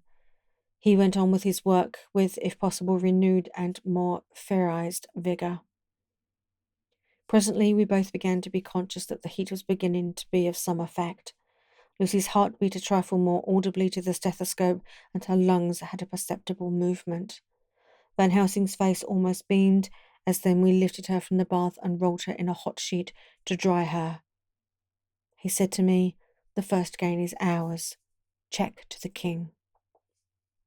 We took Lucy into another room, which had by now been prepared, and laid her in bed and forced a few drops of brandy down her throat. I noticed that Van Helsing tied a soft silk handkerchief around her throat. She was still unconscious and was quite as bad as, if not worse than, we had ever seen her. Van Helsing called in one of the women and told her to stay with her and not to take her eyes off her till we returned, and then beckoned me out of the room. "We must consult as to what is to be done," he said as we descended the stairs. In the hall he opened the dining room door and we passed in. He closed the door carefully behind him. The shutters had been opened, but the blinds were already drawn, with that obedience to the etiquette of death which the British woman of the lower classes always rigidly observes. The room was therefore dimly dark. It was, however, light enough for our purposes. Van Helsing's sternness was somewhat relieved by a look of perplexity. He was evidently torturing his mind about something, so I waited for an instant, and he spoke. "What are we to do now? Where are we to turn for help? We must have another transfusion of blood, and that soon, or that poor girl's life won't be worth an hour's purchase. We are exhausted already. I am exhausted too. I fear to trust those women, even if they have courage to submit. What are we to do for someone who will open his veins for her?" "What's the matter with me, anyhow?" The voice came from the sofa across the room, and its tones brought relief and joy to my heart, for they were those of Quincy Morris. Van Helsing started angrily at the first sound, but his face softened and a glad look came into his eyes as I cried out, "Quincy Morris!" and rushed towards him with outstretched hands. "What brought you her?" I cried as our hands met. "I guess art is the cause." He handed me a telegram. "I have not heard from Seward for 3 days, and am terribly anxious. Cannot leave. Father still in same condition. Send me word how Lucy is. Do not delay. Homeward." "I think I came just in the nick of time. You know you have only to tell me what to do." Van Helsing strode forward and took his hand, looking him straight in the eyes as he said, "A brave man's blood is the best thing on this earth when a woman is in trouble. You're a man and no mistake. Well, the devil may work against us for all he's worth, but God sends us men when we want them." Once again we went through that ghastly operation. I have not the heart to go through with the details. Lucy had got a terrible shock, and it told on her more than before, for though plenty of blood went into her veins, her body did not respond to the treatment as well as on other occasions. Her struggle back to life was something frightful to see and hear. However, the action of both heart and lungs improved, and Van Helsing made a subcutaneous injection of morphia, as before, and with good effect. Her faint became a profound slumber. The professor watched whilst I went downstairs with Quincy Morris and sent one of the maids to pay off one of the cabmen who were waiting. I left Quincy lying down after having a glass of wine and told the cook to get ready a good breakfast. Then a thought struck me, and I went back to the room where Lucy now was. When I came softly in, I found Van Helsing with a sheet or two of notepaper in his hand. He had evidently read it and was thinking it over as he sat with his hand to his brow. There was a look of grim satisfaction in his face, as of one who has had a doubt solved. He handed me the paper, saying only, "It dropped from Lucy's breast when we carried her to the bath." When I had read it, I stood looking at the professor, and after a pause asked him, "In God's name, what does it all mean? Was she, or is she, mad? Or what sort of horrible danger is this?" I was so bewildered that I did not know what to say more. Van Helsing put out his hand and took the paper, saying, "Do not trouble about it now. Forget it for the present. You shall know and understand it all in good time, but it will be later. And now what is that you came to me to say?" And this brought me back to fact, and I was all myself again. "I came to speak about the certificate of death. If we do not act properly and wisely, there may be an inquest, and that paper would have to be produced. I am in hopes that we need no inquest, for if we had, it would surely kill poor Lucy if nothing else did. I know, and you know, and the other doctor who attends her knows that Mrs. Westenra had disease of the heart, and we can certify that she died of it. Let us fill up the certificate at once, and I shall take it myself to the registrar and go on to the undertaker." "Good. Oh, my friend John, well thought of. Truly, Miss Lucy, if she be sad in the foes that beset her, is at least happy in the friends that love her. 1, 2, 3, all open their veins for her, besides one old man. Yes, I know, friend John, I am not blind. I love you all the more for it. Now go.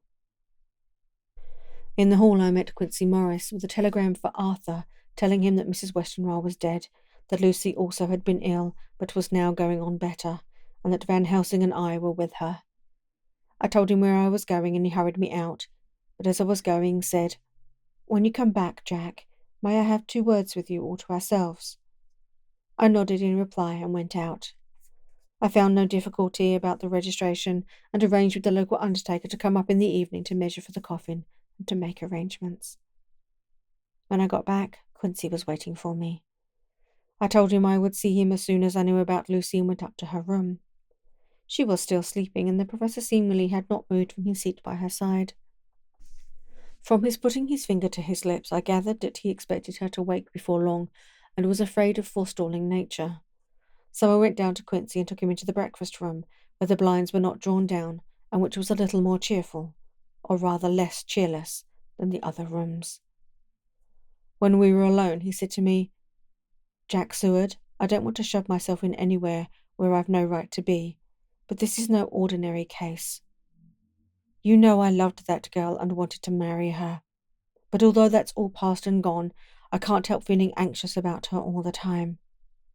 What is it that's wrong with her? The Dutchman, and a fine old fellow, is. I can see that. Said that time you two came into the room that you must have another transfusion of blood, and that both you and he were exhausted.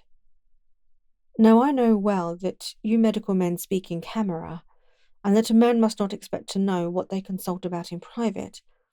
But this is no common matter, and whatever it is, I've done my part. Is not that so?" "That's so," I said, and he went on. "I take it that both you and Van Helsing had done already what I did today. Is not that so?" "That's so." "And I guess Art was in it too. When I saw him 4 days ago down at his own place, he looked queer. I have not seen anything pulled down so quick since I was on the pampas and had a mare that I was fond of go to grass all in a night. One of those big bats that they call vampires had got at her in the night, and what with his gorge and the vein left open, there wasn't enough blood in her to let her stand up, and I had to put a bullet through her as she lay. Jack, if you may tell me without betraying confidence, Arthur was the first. Is not that so?" As he spoke, the poor fellow looked terribly anxious. He was in a torture of suspense regarding the woman he loved, and his utter ignorance of the terrible mystery which seemed to surround her intensified his pain. His very heart was bleeding, and it took all the manhood of him, and there was a royal lot of it too, to keep him from breaking down.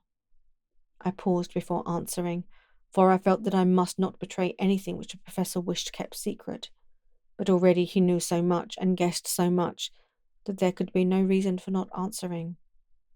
So I answered in the same phrase. "That's so." "And how long has this been going on?" "About 10 days. 10 days. Then I guess, Jack Seward, that that poor pretty creature that we all love has had put into her veins within that time the blood of 4 strong men. Man alive, her whole body couldn't hold it." When coming close to me, he spoke in a fierce half-whisper. "What took it out?" I shook my head. "That," I said, "is the crux. Van Helsing is simply frantic about it, and I am at my wit's end. I can't even hazard a guess. There has been a series of little circumstances which have thrown out all our calculations as to Lucy being properly watched. But these shall not occur again. Here we stay until all be well or ill." Quincy held out his hand. "Count me in," he said. "You and the Dutchman will tell me what to do, and I'll do it." When she woke late in the afternoon, Lucy's first movement was to feel in her breast, and to my surprise produced the paper which Van Helsing had given me to read. The careful professor had replaced it where it had come from, lest on waking she should be alarmed. Her eyes then lit on Van Helsing and on me too, and gladdened. Then she looked round the room, and seeing where she was, shuddered. She gave a loud cry, and put her poor thin hands before her pale face. We both understood what that was meant, that she had realised to the full her mother's death. So we tried what we could to comfort her. Doubtless sympathy eased her somewhat, but she was very low in thought and spirit and wept silently and weakly for a long time. We told her that either or both of us would now remain with her all the time, and that seemed to comfort her. Towards dusk she fell into a doze. Here a very odd thing occurred. While still asleep, she took the paper from her breast and tore it in two. Van Helsing stepped over and took the pieces from her. All the same, however, she went on with the action of tearing, as though the material was still in her hands. Finally, she lifted her hands and opened them as though scattering the fragments. Van Helsing seemed surprised, and his brow gathered as if in thought, but he said nothing. 19th September. All last night she slept fitfully, being always afraid to sleep and something weaker when she woke from it. The professor and I took in turns to watch, and we never left her for a moment unattended. Quincy Morris said nothing about his intention, but I knew that all night long he patrolled round and round the house. When the day came, its searching light showed the ravages in poor Lucy's strength. She was hardly able to turn her head, and the little nourishments which she could take seemed to do her no good. At times she slept, and both Van Helsing and I noticed the difference in her between sleeping and waking. Whilst asleep she looked stronger, although more haggard, and her breathing was softer. Her open mouth showed the pale gums drawn back from the teeth, which looked positively longer and sharper than usual. When she woke, the softness of her eyes evidently changed the expression, for she looked her own self, although a dying one. In the afternoon she asked for Arthur, and we telegraphed for him. Quincy went off to meet him at the station.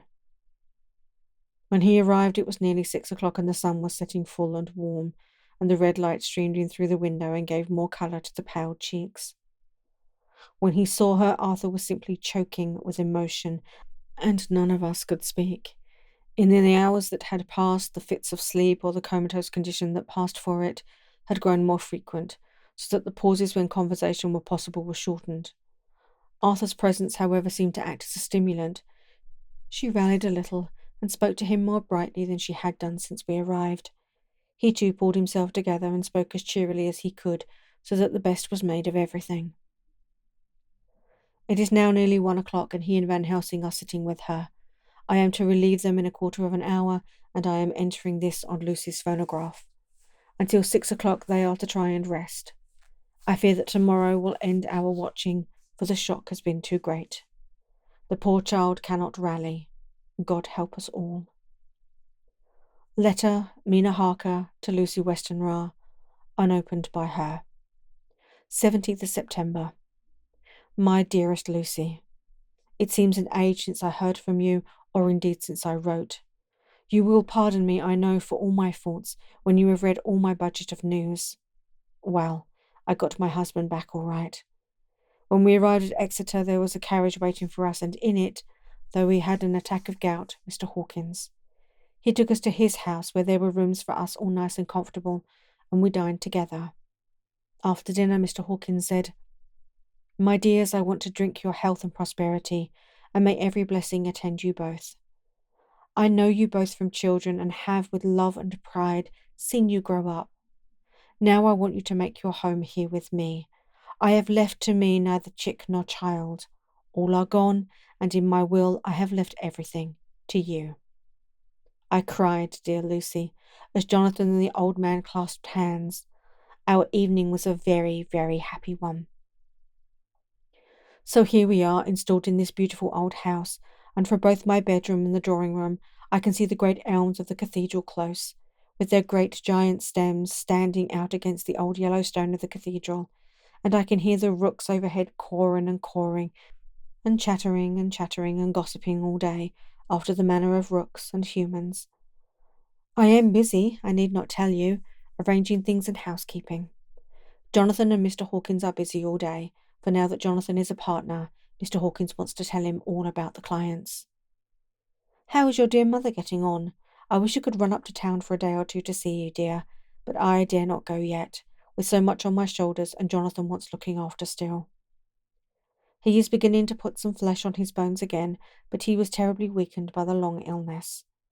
Even now he sometimes starts out of his sleep in a sudden way and awakes all trembling until I can coax him back to his usual placidity. However, thank God, these occasions grow less frequent as the days go on, and they will in time pass away altogether, I trust.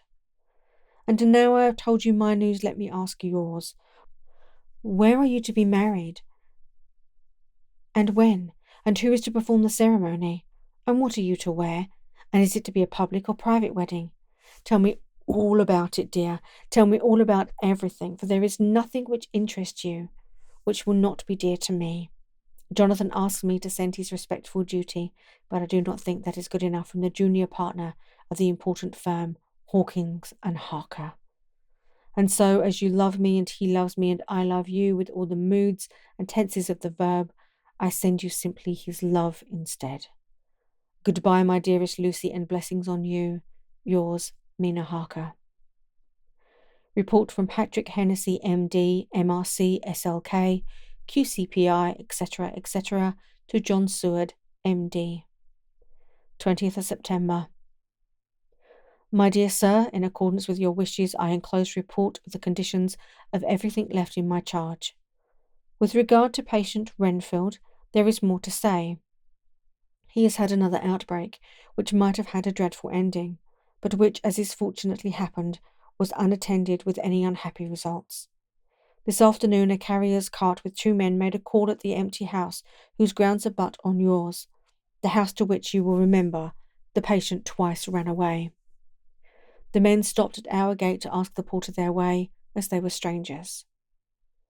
I was myself looking out of the study window, having a smoke after dinner, and saw one of them come up to the house.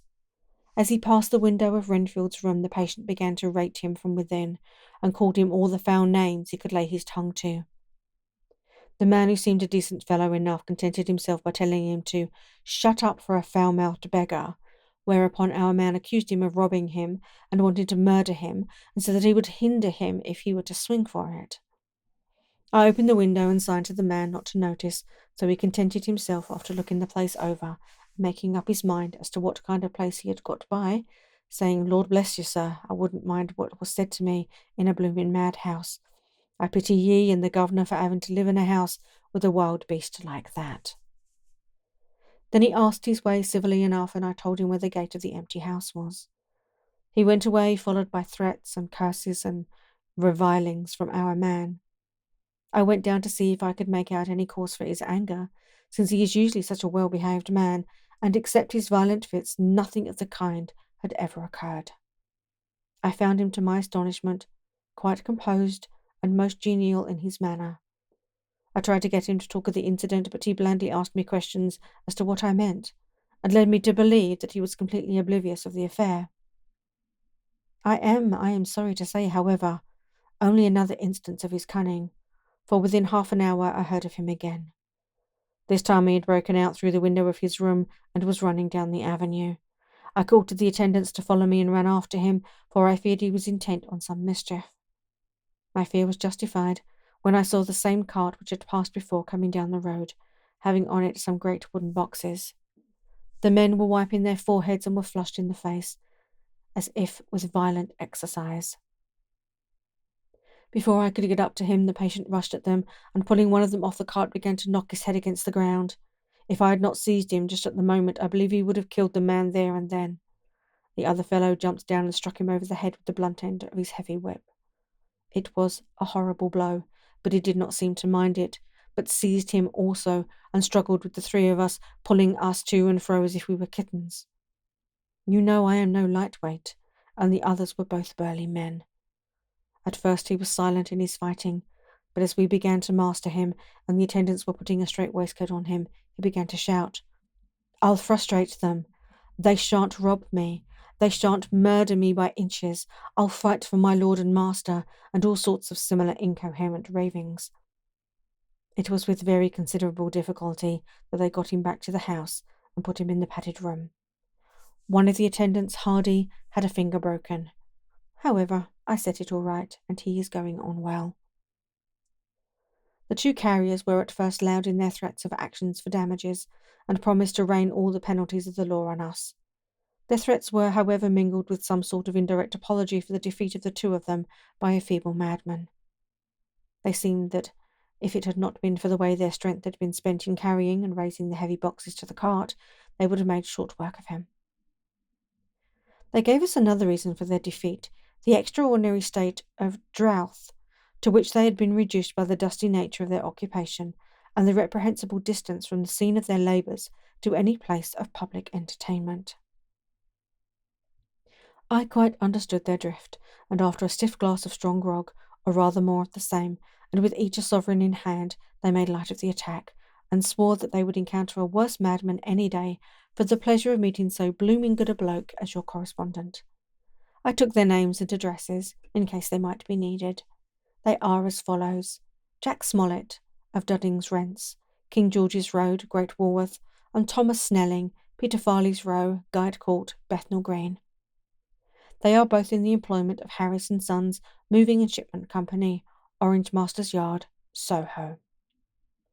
I shall report to you any matter of interest occurring here, and shall wire you at once if there is anything of importance. Believe me, dear sir, yours faithfully, Patrick Hennessy. Letter, Mina Harker to Lucy Westenra, unopened by her. 18th of September. My dearest Lucy, such a sad blow has befallen us.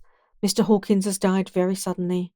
Some may not think it so sad for us, but we had both come to so love him that it really seems as though we had lost a father.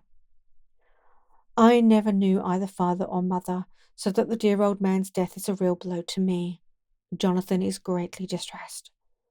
It is not only that he feels sorrow, deep sorrow, for the dear good man who had befriended him all his life, and now at the end has treated him like his own son, and left him a fortune, which to people of our modest bringing up is wealth beyond the dreams of avarice.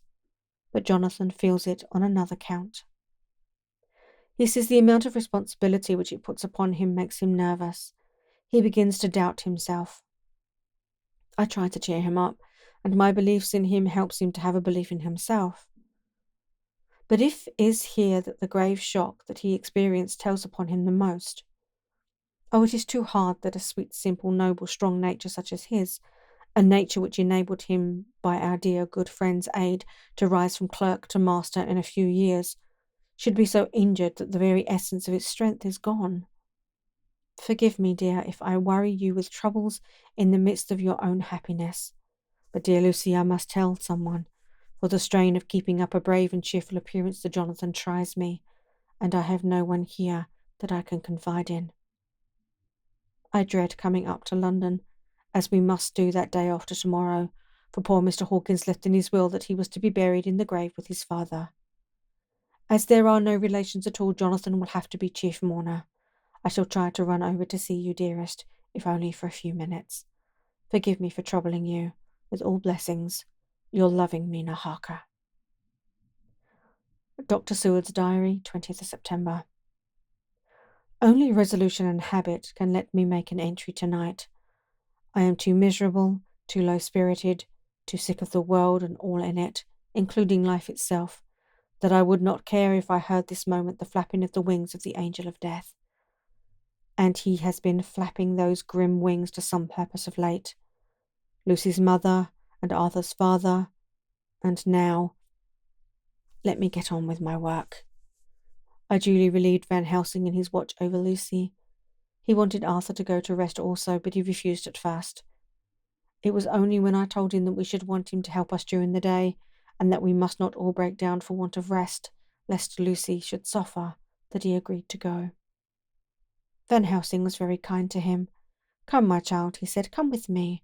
You are sick and weak, and have had much sorrow and much mental pain, as well as that tax on your strength that we know of.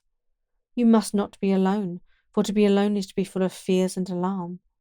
Come to the drawing-room, where there is a big fire, and there are 2 sofas.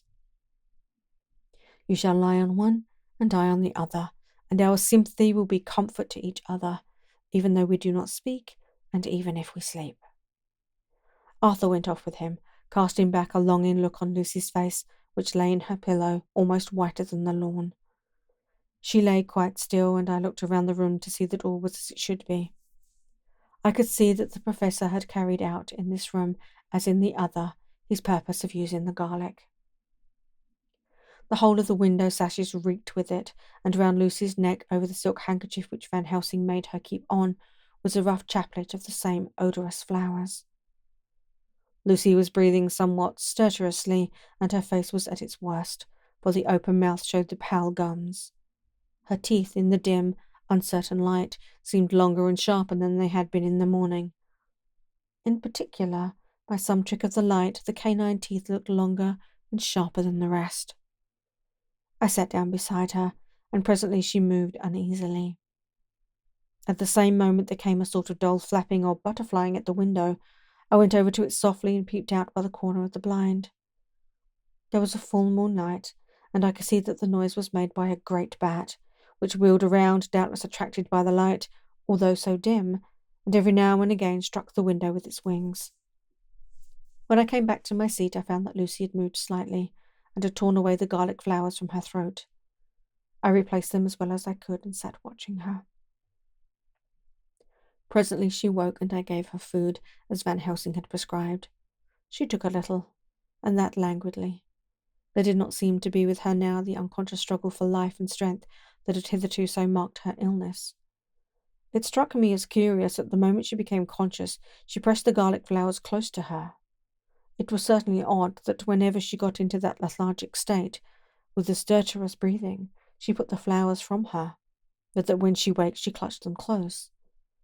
There was no possibility of making any mistake about this, for in the long hours that followed, she had many spells of sleeping and waking, and repeated both actions many times. At 6 o'clock Van Helsing came to relieve me. Arthur had then fallen into a doze, and he mercifully let him sleep on. When he saw Lucy's face, I could hear the hissing indraw of breath, and he said to me in a sharp whisper, "Draw up the blind, I want light." Then he bent down, and with his face almost touching Lucy's, examined her carefully. He removed the flowers and lifted the silk kerchief from her throat. As he did so, he started back, and I could hear his ejaculation, "Mein Gott," as it was smothered in his throat. I bent over and looked too, and as I noticed, some queer chill came over me. The wounds on the throat had absolutely disappeared. For fully 5 minutes Van Helsing stood looking at her, with his face at its sternest. Then he turned to me and said calmly, "She's dying. It will not be long now. It will be much difference, mark me, whether she dies conscious or in her sleep. Wake that poor boy, and let him come and see the last. He trusts us, and we have promised him." I went to the dining room and waked him. He was dazed for a moment, but when he saw the sunlight streaming in through the edges of the shutters, he thought he was late, and expressed his fear. I assured him that Lucy was still asleep, but told him as gently as I could that both Van Helsing and I feared that the end was near.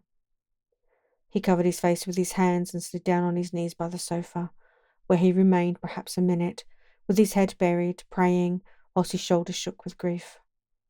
I took him by the hand and raised him up. "Come," I said, "my dear old fellow, summon all your fortitude. It will be best and easiest for her." When we came into Lucy's room, I could see that Van Helsing had, with his usual forethought, been putting matters straight and making everything look as pleasing as possible. He had even brushed Lucy's hair so that it lay on the pillow in its usual sunny ripples. When we came into the room, she opened her eyes and, seeing him, whispered softly, "Arthur, oh my love, I am so glad you have come." He was stooping to kiss her when Van Helsing motioned him back. "No," he whispered, "not yet. Hold her hand. It will comfort her more." So Arthur took her hand and knelt beside her, and she looked her best, with all the soft lines matching the angelic beauty of her eyes. Then gradually her eyes closed and she sank to sleep. For a little bit her breast heaved softly, and her breath came and went like a tired child's. And then insensibly there came the strange change which I had noticed in the night. Her breathing grew stertorous, the mouth opened, and the pale gums, drawn back, made the teeth look longer and sharper than ever. In a sort of sleep-waking, vague, unconscious way she opened her eyes, which were now dull and hard at once, and said in a soft, voluptuous voice, such as I had never heard from her lips, "Arthur, Oh, my love, I am so glad you have come. Kiss me. Arthur bent eagerly over to kiss her, but at that instant Van Helsing, who, like me, had been startled by her voice, swooped upon him, and catching him by the neck with both hands, dragged him back with a fury of strength that I have never thought he could have possessed, and actually hurled him almost across the room. No, not on your life, he said, not for your living soul and hers. And he stood between them like a lion at bay. Arthur was so taken aback that he did not for a moment know what to do or say, and before any impulse of violence could seize him, he realized the place and the occasion, and stood still, silent, waiting. I kept my eyes fixed on Lucy, as did Van Helsing, and we saw a spasm as of rage flit like a shadow over her face. The sharp teeth clamped together, then her eyes closed, and she breathed heavily. Very shortly after, she opened her eyes in all their softness, and putting out her poor, pale, thin hand, took Van Helsing's great brown one. Drawing it close to her, she kissed it. "My true friend," she said in a faint voice, but with untellable pathos. "My true friend and his. Oh, guard him, and give me peace." "I swear it," he said solemnly, kneeling beside her and holding up his hand as one who registers an oath. Then he turned to Arthur and said to him, "Come, my child, take her hand in yours, kiss her on the forehead, and only once." Their eyes met instead of their lips, and so they parted. Lucy's eyes closed, and Van Helsing, who had been watching closely, took Arthur's arm and drew him away. And then Lucy's breathing became stertorous again, and all at once it ceased. "It is all over," said Van Helsing. "She is dead." I took Arthur by the arm and led him away to the drawing room, where he sat down and covered his face with his hands, sobbing in a way that nearly broke me down to see. I went back to the room and found Van Helsing looking at poor Lucy, and his face was sterner than Eve. Some change had come over her body. Death had given her back her beauty, for her brow and cheeks had recovered some of their flowing lines. Even the lips had lost their deadly pallor. It was as if the blood, no longer needed for the working of the heart, had gone to make the harshness of death as little rude as might be. We thought her dying while she slept, and sleeping when she died. I stood beside Van Helsing and said, "Ah, well, poor girl, there is peace for her at last. It is the end." He turned to me and said with grave solemnity, "Not so, alas, not so. It is only the beginning." When I asked him what he meant, he only shook his head and answered, "We can do nothing as yet. Wait and see." Chapter 13, Dr. Seward's Diary, continued. The funeral was arranged for the next succeeding day, so that Lucy and her mother might be buried together. I attended to all the ghastly formalities, and the urbane undertaker proved that his staff was afflicted or blessed with something of his own obsequious suavity. Even the woman who performed the last offices for the dead remarked to me in a confidential, brother professional way, when she had come out from the death chamber, "She makes a very beautiful corpse, sir. It's quite a privilege to attend on her. It's not too much to say that she will do credit to our establishment." I noticed that Van Helsing never kept far away. This was possible from the disordered state of things in the household. There were no relatives at hand, and as Arthur had to be back the next day to attend to his father's funeral, we were unable to notify anyone who should have been bidden. Under the circumstances, Van Helsing and I took it upon ourselves to examine papers, etc. He insisted upon looking over Lucy's papers himself. I asked him why, for I feared that he, being a foreigner, might not be quite aware of English legal requirements, and so might, in ignorance, make some unnecessary trouble. He answered me, I know. You forget that I am a lawyer as well as a doctor. But this is not altogether for the law. You knew that when you avoided the coroner. I have more than him to avoid. There may be papers more, such as this." As he spoke, he took from his pocket-book the memorandum which had been in Lucy's breast, and which she had torn in her sleep. "When you find anything of the solicitor who is for the late Mrs. Westenra, seal all her papers and write him tonight. For me, I watch here in the room and in Miss Lucy's old room all night, and I myself search for what may be. It is not well that her very thoughts go into the hands of strangers. I went on with my part of the work, and in another half hour had found the name and address of Mrs. Westenra's solicitor, and had written to him. All the poor lady's papers were in order. Explicit directions regarding the place of burial were given.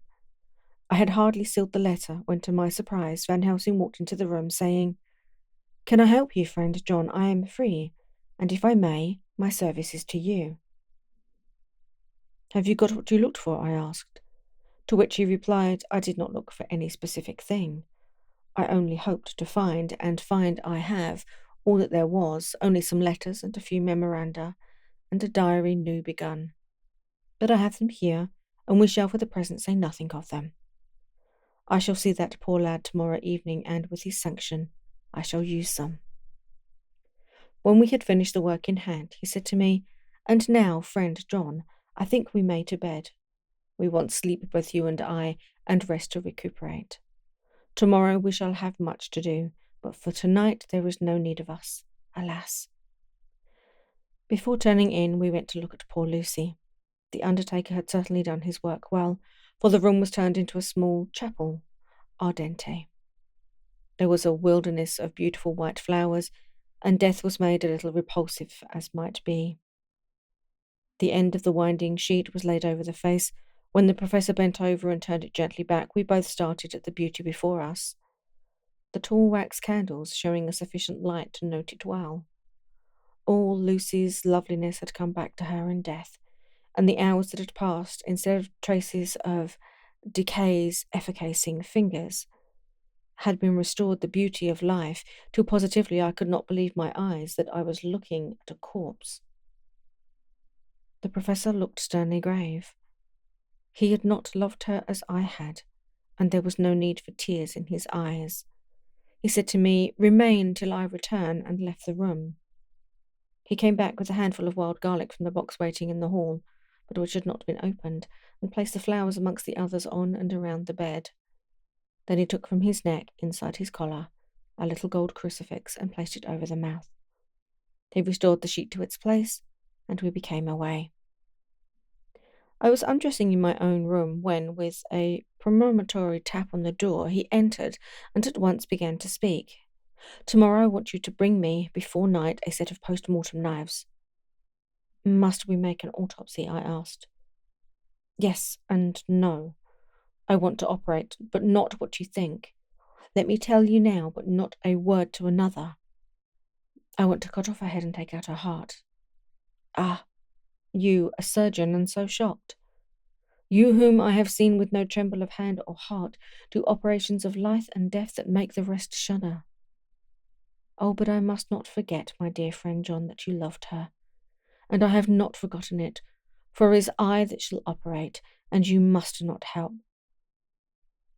I would like to do it tonight, but for Arthur I must not. He will be free after his father's funeral tomorrow, and he will want to see her, to see it. Then, when she is coffined ready for the next day, you and I shall come when all sleep. We shall unscrew the coffin lid, and shall do our operation, and then replace all, so that none know, save we alone." "But why do it at all? The girl is dead. Why mutilate her poor body without need? And if there is no necessity for a post-mortem, and nothing to gain by it, no good to her, to us, to science, to human knowledge, why do it? Without such it is monstrous." For answer he put his hand on my shoulder, and said with infinite tenderness, "Friend John, I pity your poor bleeding heart, and I love you the more because it does so bleed. If I could, I would take on myself the burden that you do bear. But there are things that you know not, but that you shall know, and bless me for knowing, though they are not pleasant things. John, my child, you have been my friend now many years, and yet did you ever know me to do any without good cause? I may err, I am but man, but I believe in all I do. Was it not for these causes that you sent for me when the great trouble came? Yes. Were you not amazed, nay, horrified, when I would not let Arthur kiss his love, though she was dying, and snatched him away by all my strength. Yes, and yet you saw how she thanked me, with her so beautiful dying eyes, her voice too so weak. And she kissed my rough old hand and blessed me? Yes. And did you not hear me swear promise to her, that so she closed her eyes grateful? Yes. Well, I have good reason now for all I want to do. You have for many years trusted me. You have believed me weeks past, when there be things so strange that you might have well doubt. Believe me yet a little, friend John. If you trust me not, then I must tell what I think, and that is not perhaps well. And if I work, as work I shall, no matter trust or no trust, without my friend trust in me, I work with heavy heart and feel oh so lonely, when I want all help and courage that may be. He paused a moment and went on solemnly. Friend John, there are strange and terrible days before us. Let us not be two but one, that so we work to a good end. Will you not have faith in me? I took his hand and promised him. I held my door open as he went away and watched him go to his room and close the door. As I stood without moving, I saw one of the maids pass silently along the passage. She had her back to me, so did not see me, and go into the room where Lucy lay. The sight touched me. Devotion is so rare, and we are so grateful to those who show it, unasked, as we love. Here was a poor girl putting aside the terror which she naturally had of death, to go watch alone by the bier of the mistress whom she loved, so that the poor clay might not be lonely till laid to eternal rest. I must have slept long and soundly, for it was broad daylight when Van Helsing waked me by coming into my room. He came over to my bedside and said, You need not worry about the knives. We shall not do it. Why not? I asked, for his solemnity of the night before had greatly impressed me. Because, he said sternly, it is too late, or too early. See? Here he held up the little golden crucifix. This was stolen in the night. How stolen? I asked in wonder, since you have it now. Because I get it back from the worthless wretch who stole it, from the woman who robbed the dead and the living. Her punishment will surely come, but not through me. She knew not altogether what she did, and thus unknowing she only stole. Now we must wait. He went away on the word, leaving me with a new mystery to think of, a new puzzle to grapple with. The forenoon was a dreary time, but at noon the solicitor came, Mr. Marquard, of Holman, Sons, Marquard and Litterdale. He was very genial and very appreciative of what we had done, and took off our hands all cares as to details. During lunch he told us that Mrs. Weston-Rye had for some time expected sudden death from her heart, and had put her affairs in absolute order. He informed us that, with the exception of a certain entailed property of Lucy's father, which now, in default of direct issue, went back to a distant branch of the family, the whole estate, real and personal, was left absolutely to Arthur Holmwood. When he had told us so much, he went on. Frankly, we did our best to prevent such a testamentary disposition, and pointed out certain contingencies that might leave her daughter either penniless or not so free as she should be to act regarding a matrimonial alliance. Indeed, we pressed the matter so far that we almost came into collision, for she asked us if we were or were not prepared to carry out her wishes. Of course, we had then no alternative but to accept. We were right in principle, and 99 times out of 100 we should have proved, by the logic of events, the accuracy of our judgment. Frankly, however, I must admit that in this case, any other form of disposition would have rendered impossible the carrying out of her wishes. For by her predeceasing her daughter, the latter would have come into possession of the property, and even had she only survived her mother by 5 minutes, her property would, in case there were no will, and a will was a practical impossibility in such a case, have been treated at her decease as under intestacy, in which case Lord Godalming, though so dear a friend, would have had no claim in the world, and the inheritors being remote would not be likely to abandon their just rights, for sentimental reasons regarding an entire stranger. I assure you, my dear sirs, I am rejoiced at the result, perfectly rejoiced. He was a good fellow, but his rejoicing at the one little part, in which he was officially interested, of so great a tragedy was an object lesson in the limitations of sympathetic understanding. He did not remain long, but said he would look in later in the day to see Lord Godalming. His coming, however, had been a certain comfort to us, since it assured us that we should not have to dread hostile criticism as to any of our acts. Arthur was expected at 5 o'clock, so a little before that time we visited the death chamber. It was so in very truth, for now both mother and daughter lay in it. The undertaker, true to his craft, had made the best display he could of his goods, and there was a mortuary air about the place that lowered our spirits at once. Van Helsing ordered the former arrangements to be adhered to, explaining that as Lord Godalming was coming very soon, it would be less harrowing to his feelings to see all that was left as his fiancée quite alone. The undertaker seemed shocked at his own stupidity, and exerted himself to restore things to the condition in which we left them the night before, so that when Arthur came, such shocks to his feelings as so could avoid were saved. Poor fellow! He looked desperately sad and broken.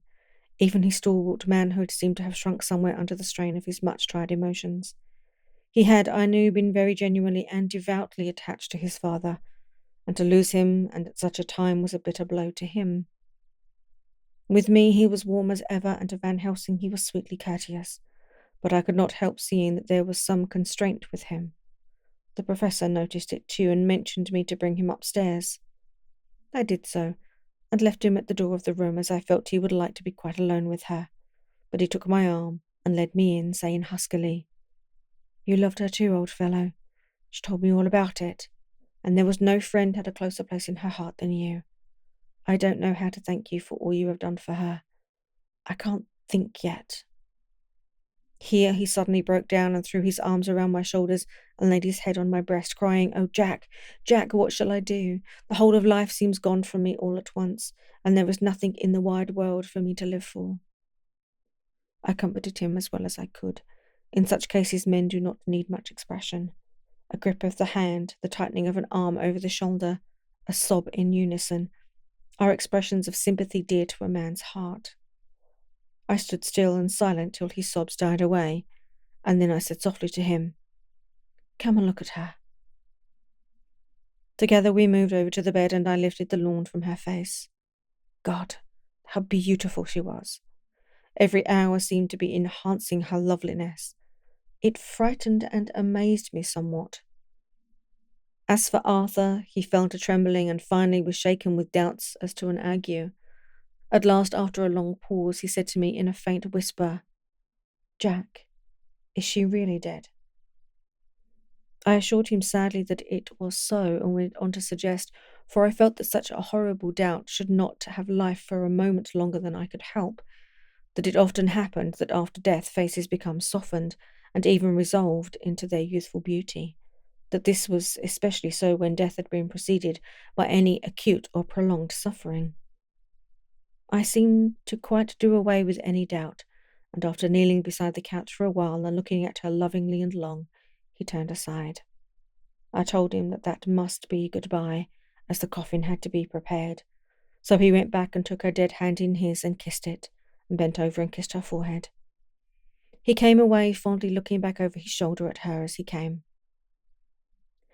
I left him in the drawing-room and told Van Helsing that he had said goodbye, so the latter went to the kitchen to tell the undertaker's men to proceed with the preparations and to screw up the coffin. When he came out of the room again, I told him of Arthur's question, and he replied, "I am not surprised. Just now I doubted for a moment myself." We all dined together, and I could see that poor Art was trying to make the best of things. Van Helsing had been silent all dinner time, but when we had lit our cigars he said, "Lord," but Arthur interrupted him. No, not that, for God's sake. Not yet, at any rate. Forgive me, sir, I do not mean to speak offensively. It is only because my loss is so recent." The Professor answered very sweetly, "I only used that name because I was in doubt. I must not call you Mr., and I have grown to love you, yes, my dear boy, to love you, as Arthur." Arthur held out his hand and took the old man's warmly. "Call me what you will," he said. "I hope I may always have the title of a friend." And let me say that I am at a loss for words to thank you for your goodness to my poor dear." He paused a moment and went on. "I know that she understood your goodness even better than I do, and if I was rude or in any way wanting at that time you acted so, you remember." The professor nodded. "You must forgive me." He answered with a grave kindness. "I know it was hard for you to quite trust me then, for to trust such violence needs to understand, and I take it that you do not, that you cannot, trust me now, for you do not yet understand. And there may be more times when I shall want you to trust when you cannot, and may not, and must not yet understand.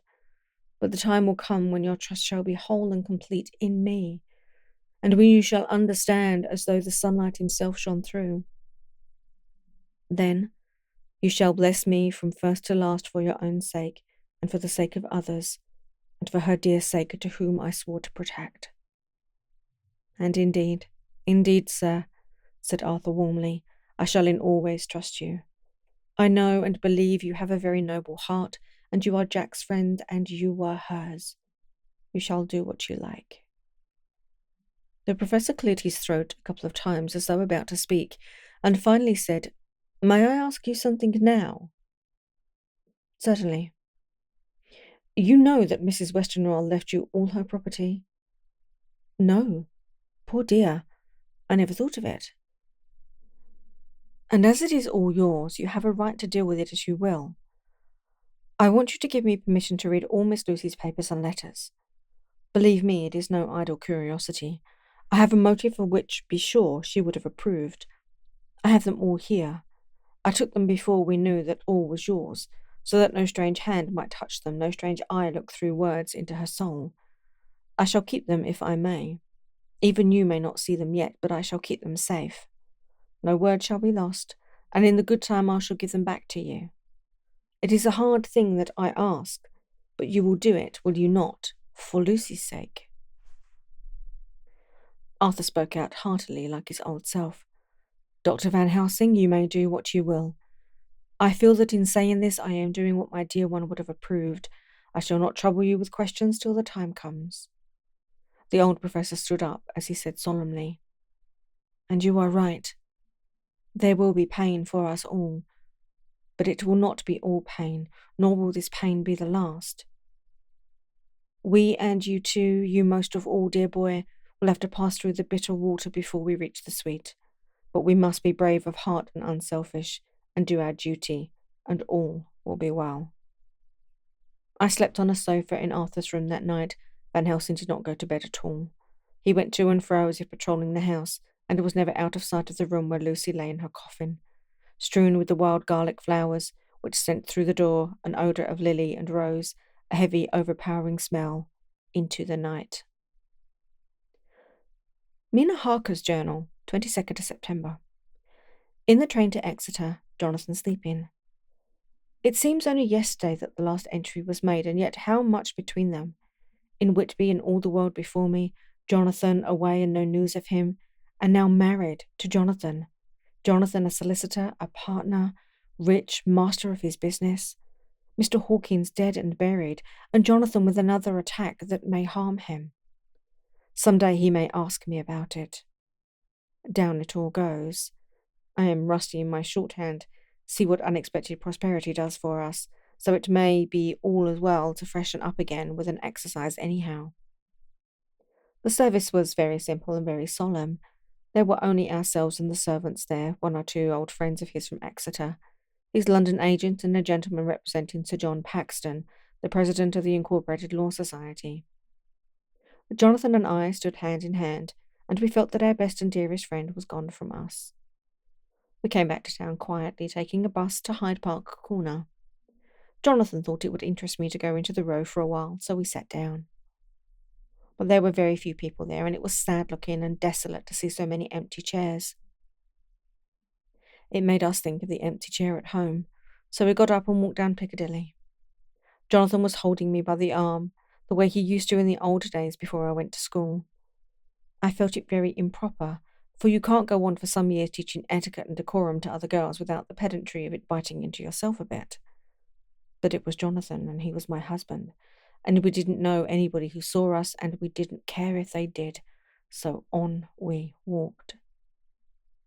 I was looking at a very beautiful girl in a big cartwheel hat, sitting in a Victoria outside Giuliano's, when I felt Jonathan clutch my arm so tight that he hurt me, and he said under his breath, "My God!"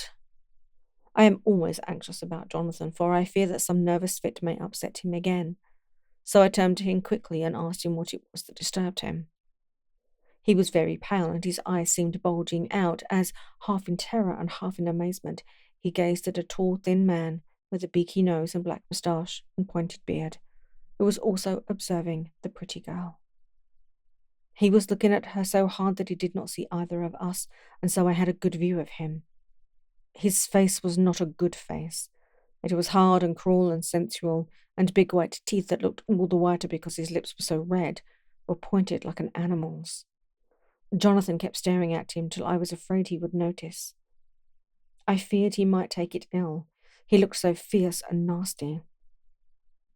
I asked Jonathan why he was disturbed, and he answered, evidently thinking that I knew as much about it as he did.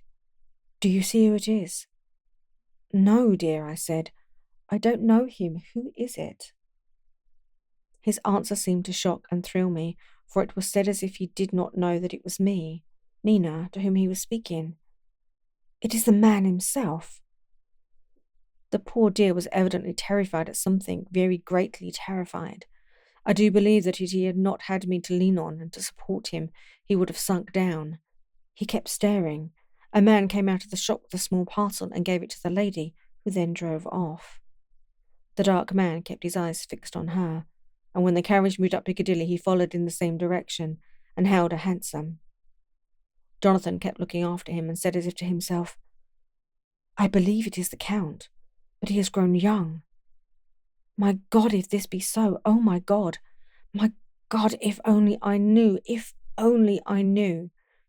He was distressing himself so much that I feared to keep his mind on the subject by asking him any questions, so I remained silent. I drew away quietly, and he, holding my arm, came easily. We walked a little further, and then went in and sat for a while in the Green Park.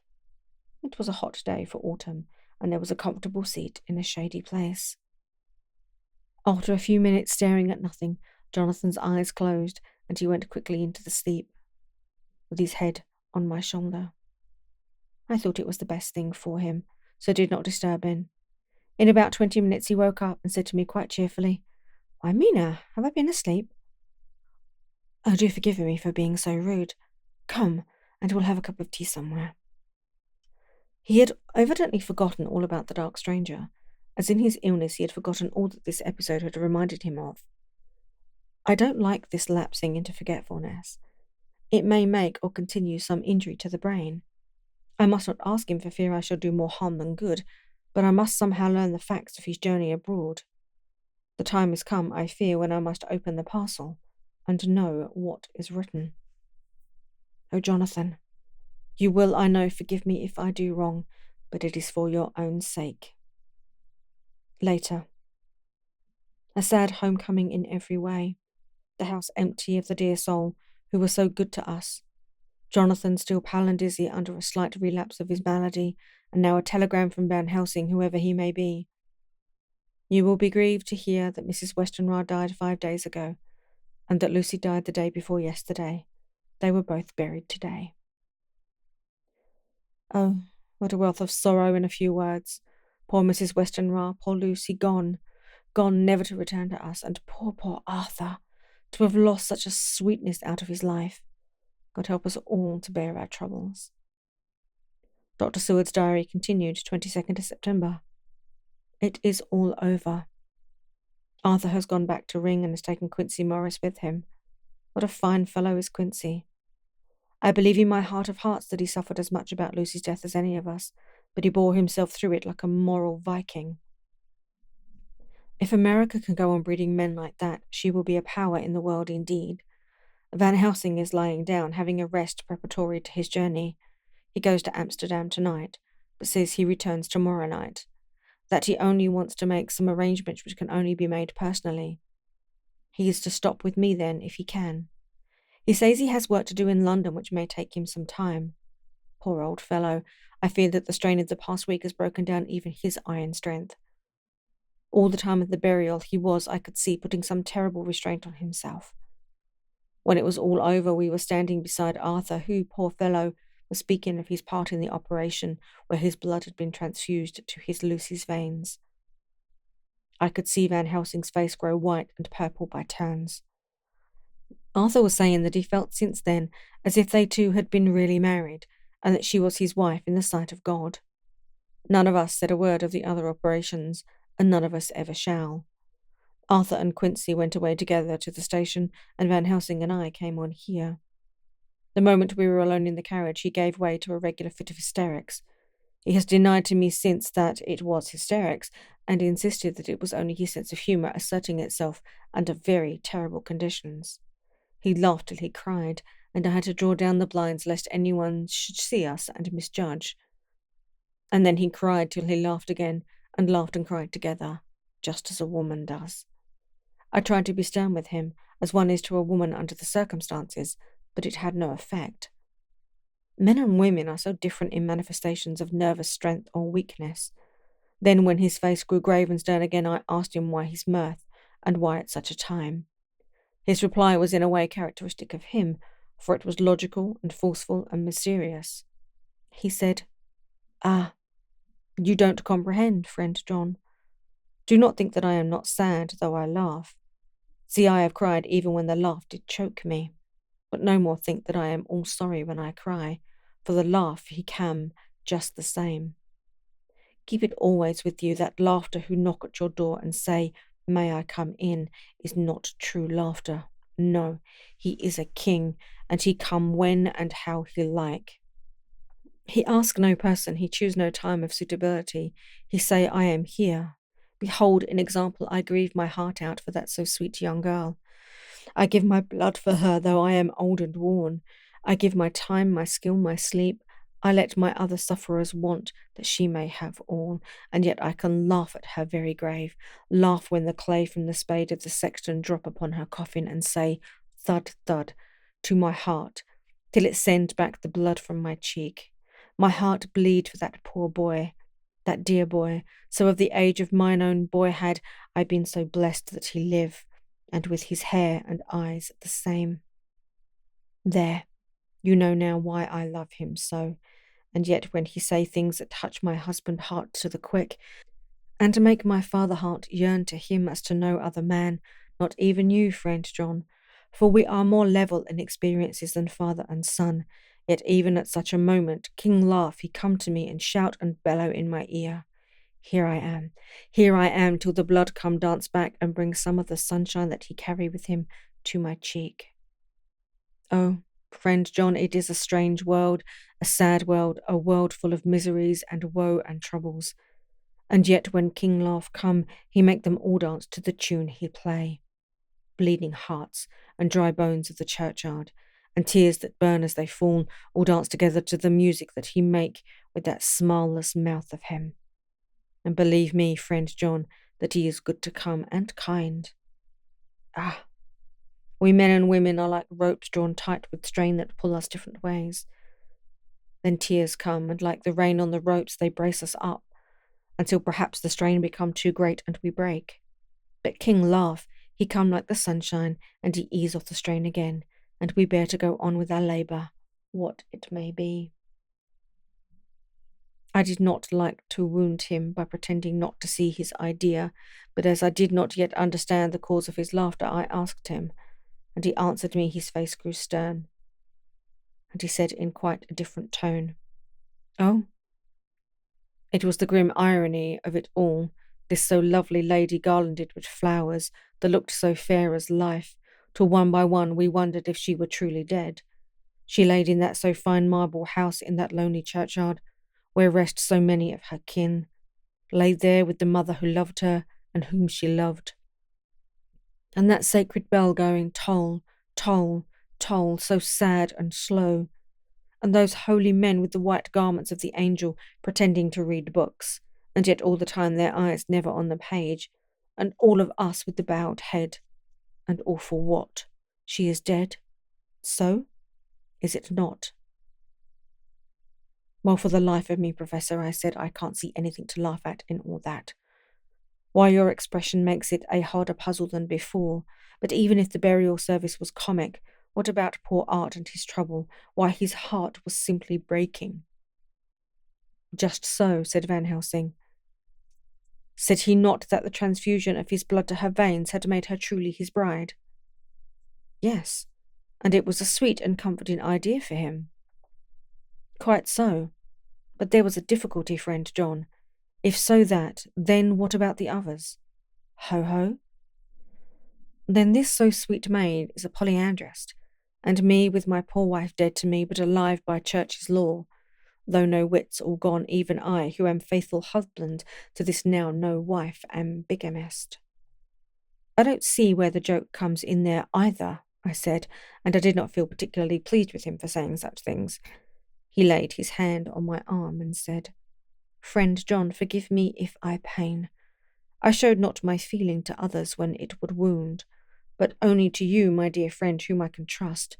If you could have looked into my heart then when I want to laugh, if you could have done so when the laugh arrived, if you could do so now, when King Laugh have packed up his crown, and all that is to him, for he go far, far away from me, and for a long, long time, maybe you would perhaps pity me the most of all.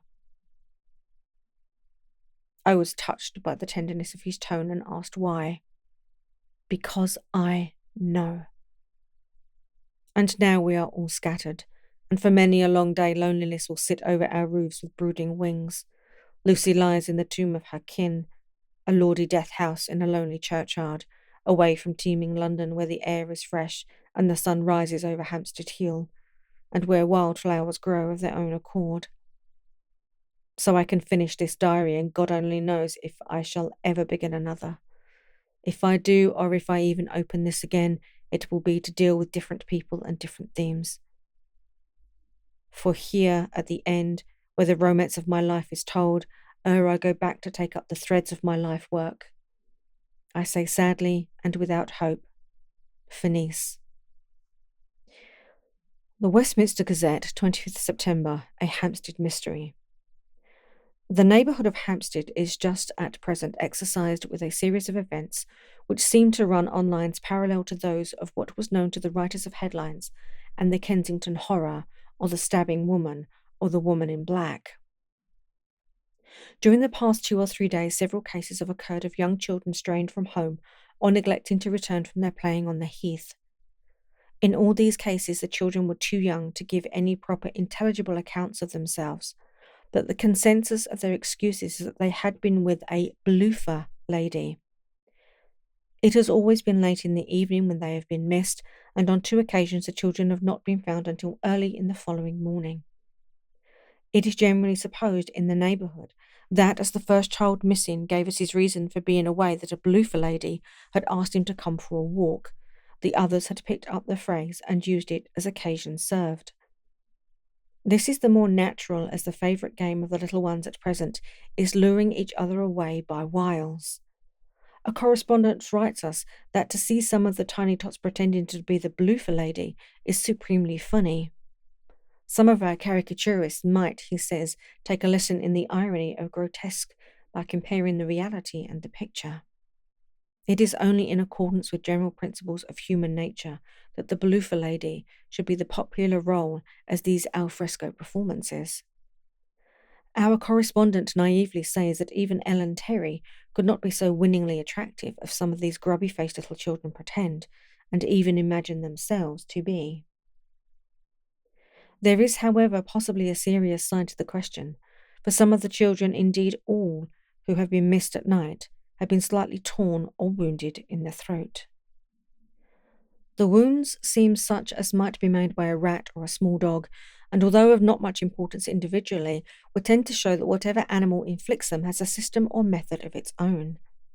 The police of the division have been instructed to keep a sharp lookout for straying children, especially when very young, in and around Hampstead Heath, and for any stray dog which might be about. The Westminster Gazette, 25th September, extra special. The Hampstead Horror. Another child injured. The bloofer lady.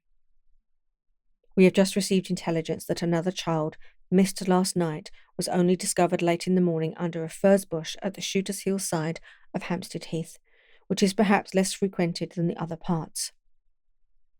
It has the same tiny wound in the throat as has been noticed in other cases. It was terribly weak and looked quite emaciated. It, too, when partially restored, had the common story to tell of being lured away by the Baloofa lady. Chapter 14. Mina Harker's Journal. 23rd of September. Jonathan is better after a bad night. I am so glad that he has plenty of work to do, for that keeps his mind off the terrible things. And oh, I am rejoiced that he is not now weighed down with the responsibility of his new position. I knew he would be true to himself. And now how proud I am to see my Jonathan rising to the height of his advancement and keeping pace in all ways with the duties that come upon him. He will be away all day till late, for he said he could not lunch at home. My household work is done, so I shall take his foreign journal and lock myself up in my room and read it. 24th September. I hadn't the heart to write last night. That terrible record of Jonathan's upset me so. Poor dear, how he must have suffered. Whether it be true or only imagination, I wonder if there is any truth in it at all. Did he get his brain fever and then write all those terrible things, or had he some cause for it all? I suppose I shall never know, for I dare not open the subject to him. And yet that man he saw yesterday, he seemed quite certain of him, poor fellow. I suppose it was the funeral upset him and sent his mind back on some train of thought. He believes it all himself. I remember how on our wedding day he said, unless some solemn duty comes upon me to go back to the bitter hours, asleep or awake, mad or sane. There seems to be through it all some thread of continuity. That fearful Count was coming to London. If it should be and he came to London with its teeming millions, there may be a solemn duty, and if it comes we must not shrink from it. I shall be prepared. I shall get my typewriter this very hour and begin transcribing. Then we shall be ready for other eyes if required. And if it be wanted, then perhaps, if I am ready, poor Jonathan may not be upset, for I can speak for him and never let him be troubled or worried with it at all. If ever Jonathan quite gets over the nervousness, he may want to tell me of it all things, and I can ask him questions and find out things, and see how I may comfort him. Letter Van Helsing to Mrs. Harker, 24th September. Confidence. Dear Madam, I pray you pardon my writing, and that I am so far friend as that I sent to you sad news of Miss Lucy Westenra's death.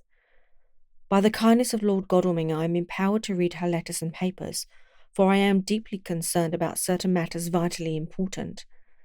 In them I find some letters from you which show how great friends you were and how you love her. Oh, Madame Mina, by that love I implore you, help me. It is for others' good that I ask, to redress great wrong, and to lift much and terrible troubles that may be more great than you can know. May it be that I see you? You can trust me.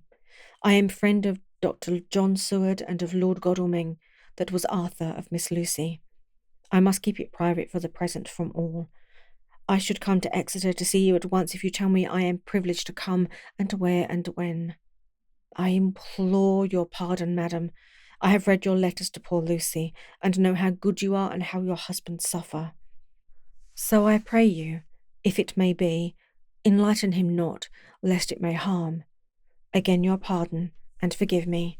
Van Helsing. Telegram, Mrs. Harker to Van Helsing, 25th September. Come today by 10:15 train, if you can catch it. Can see you any time you call. Wilhelmina Harker. Mina Harker's Journal, 25th September.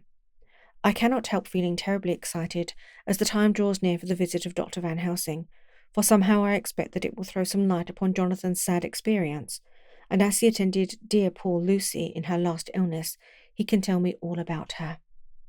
That is the reason for his coming. It is concerning Lucy and her sleepwalking, and not about Jonathan. Then I shall never know the real truth now. How silly I am. That awful journal gets hold of my imagining, and tinges everything with something of its own colour. Of course, it is about Lucy. That habit came back to the poor dear, and that awful night on the cliffs must have made her ill. I had almost forgotten, in my own affairs, how ill she was afterwards. She must have told him of her sleepwalking adventure on the cliff, and that I knew all about it. And now he wants me to tell him what I know so that he may understand. I hope I did right in not saying anything of it to Mrs. Westenra. I should never forgive myself if any act of mine, were it even a negative one, brought harm on poor dear Lucy. I hope, too, Dr. Van Helsing will not blame me. I have had so much trouble and anxiety of late that I feel I cannot bear more just at present. I suppose a cry does us all good at times, clears the air as other rain does. Perhaps it was reading the journal yesterday that upset me, and then Jonathan went away this morning to stay away from me a whole day and night, the first time we have been parted since our marriage. I do hope the dear fellow will take care of himself, and that nothing will occur to upset him. It is 2:00, and the doctor will be here soon now. I shall say nothing of Jonathan's journal unless he asks me. I am so glad I have typewritten out my own journal, so that in case he asks about Lucy, I can hand it to him. It will save much questioning. Later. He has come and gone. Oh, what a strange meeting, and how it all makes my head whirl round. I feel like one in a dream. Can it be all possible, or even a part of it? If I had not read Jonathan's journal first, I should never have accepted even a possibility. Poor, poor dear Jonathan, how he must have suffered. Please the good God, all this may not upset him again. I shall try to save him from it, but it may be even a consolation and a help to him, terrible though it may be and awful in its consequences, to know for certain that his eyes and ears and brain did not deceive him, and that it is all true. It may be that it is the doubt that haunts him, that when the doubt is removed, no matter which, waking or dreaming, may prove the truth, he will be more satisfied and better able to bear the shock. Dr. Van Helsing must be a good man as well as a clever one if he is Arthur's friend and Dr. Seward's, and if they brought him all the way from Holland to look after Lucy. I feel, from having seen him, that he is good and kind and of a noble nature. When he comes tomorrow, I shall ask him about Jonathan, and then, please God, all this sorrow and anxiety may lead to a good end. I used to think I would like to practice interviewing. Jonathan's friend on the Exeter News told him that memory is everything in such work, that you must be able to put down exactly almost every word spoken, even if you had to refine some of it afterwards. Here was a rare interview. I shall try to record it verbatim. It was 2:30 when the knock came. I took my courage à deux mains and waited. In a few minutes Mary opened the door and announced Dr. Van Helsing. I rose and bowed, and he came towards me, a man of medium weight, strongly built, with his shoulders set back over a broad, deep chest, and a neck well balanced on the trunk as the head is on the neck. The poise of the head strikes me at once as indicative of thought and power. The head is noble, well-sized, broad, and enlarged behind the ears. The face clean-shaven shows a hard, square chin, a large, resolute, mobile mouth, a good-sized nose, rather straight, but with quick, sensitive nostrils that seem to broaden as the big bushy brows come down and the mouth tightens. The forehead is broad and fine, rising at first almost straight, and then sloping back above two bumps or ridges wide apart. Such a forehead that the reddish hair cannot possibly tumble over it, but falls naturally back and to the sides. Big dark blue eyes are set widely apart, and are quick and tender or stern with the man's moods. He said to me, "Mrs. Harker, is it not?" I bowed assent. That was Miss Mina Murray. Again, I assented. It is Mina Murray that I came to see, that was friend of that poor dear child Lucy Westenra. Madame Mina, it is on account of the dead that I come. Sir, I said, you could have no better claim on me than you were a friend and helper of Lucy Westenra, and I held out my hand.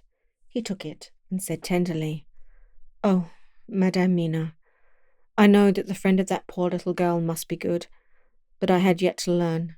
He finished his speech with a curtly bow. I asked him what it was that he wanted to see me about, so he at once began. I have read your letters to Miss Lucy. Forgive me, but I had to begin to inquire somewhere, and there was none to ask.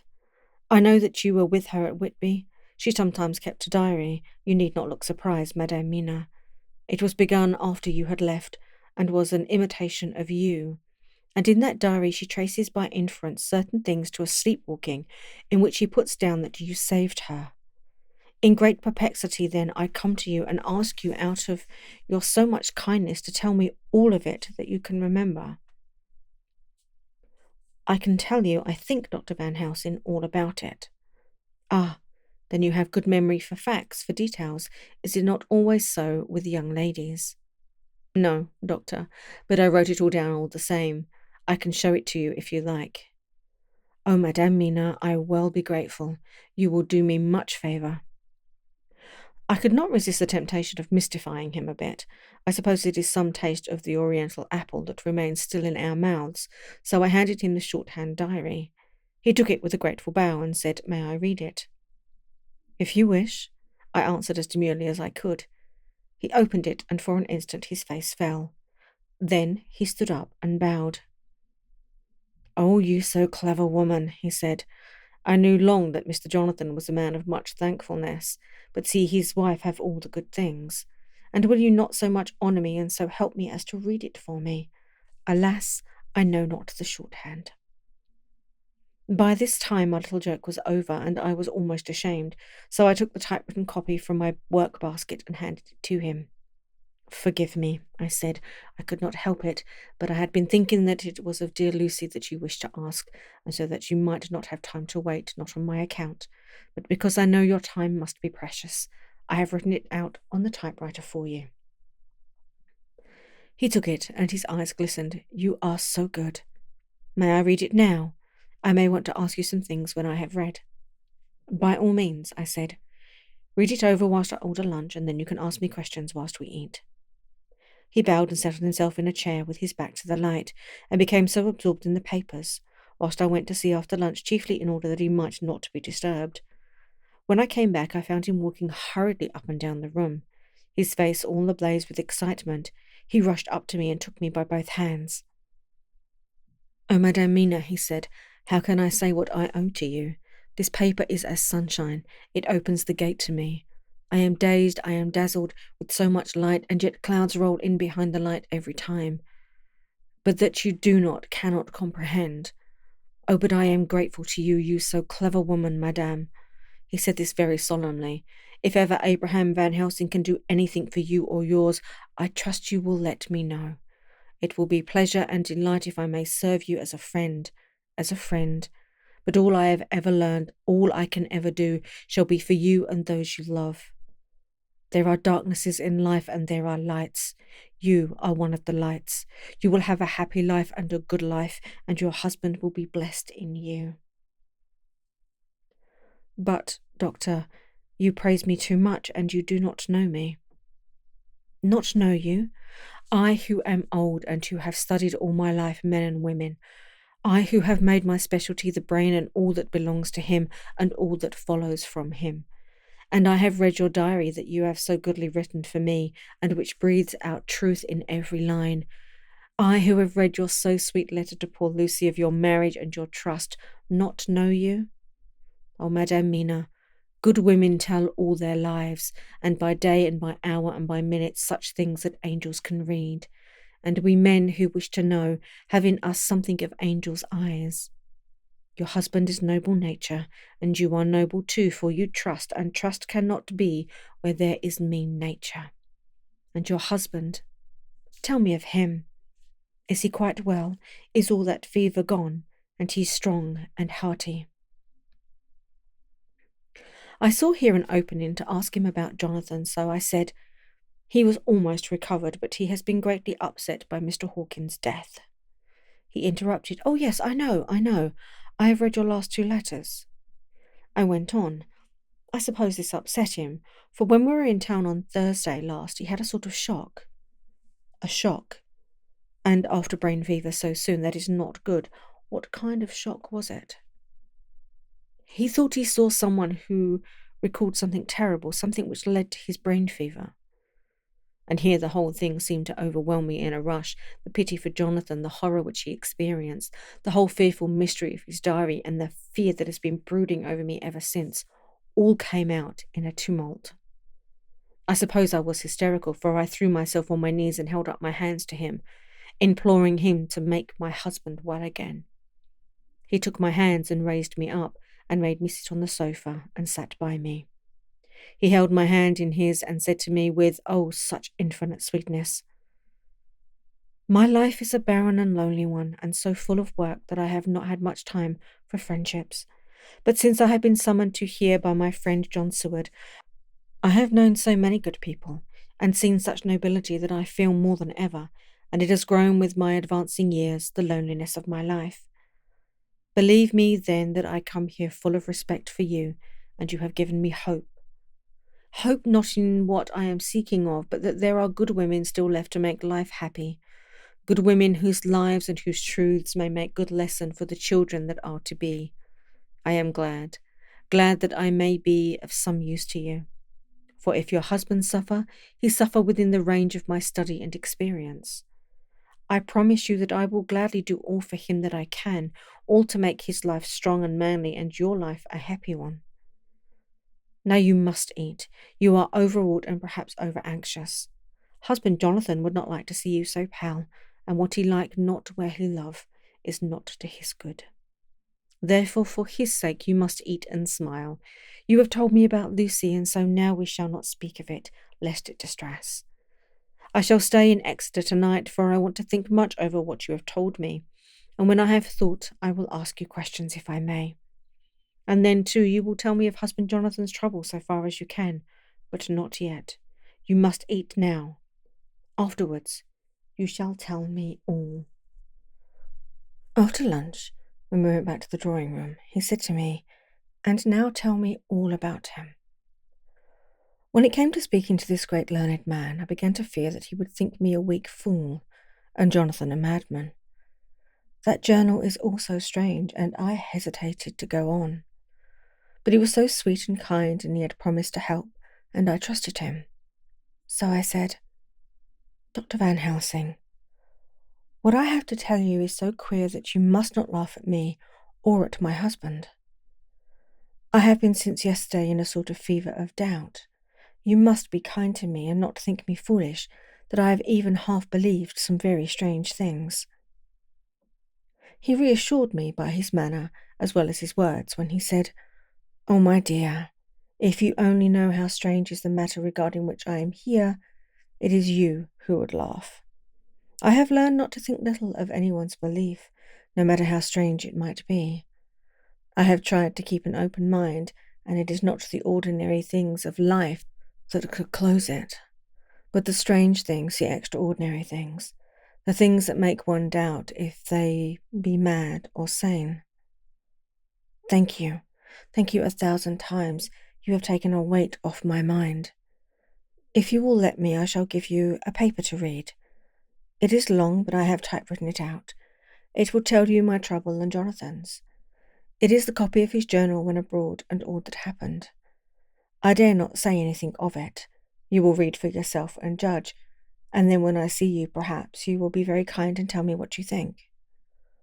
"I promise," he said, as I gave him the papers. "I shall in the morning, as soon as I can, come and see you and your husband, if I may. Jonathan will be here at 11:30, and you must come to lunch with us and see him then. You could catch the quick 3:34 train, which will leave you at Paddington before 8. He was surprised at my knowledge of the trains offhand, but he does not know that I have made up all the trains to and from Exeter, so that I may help Jonathan in case he is in hurry.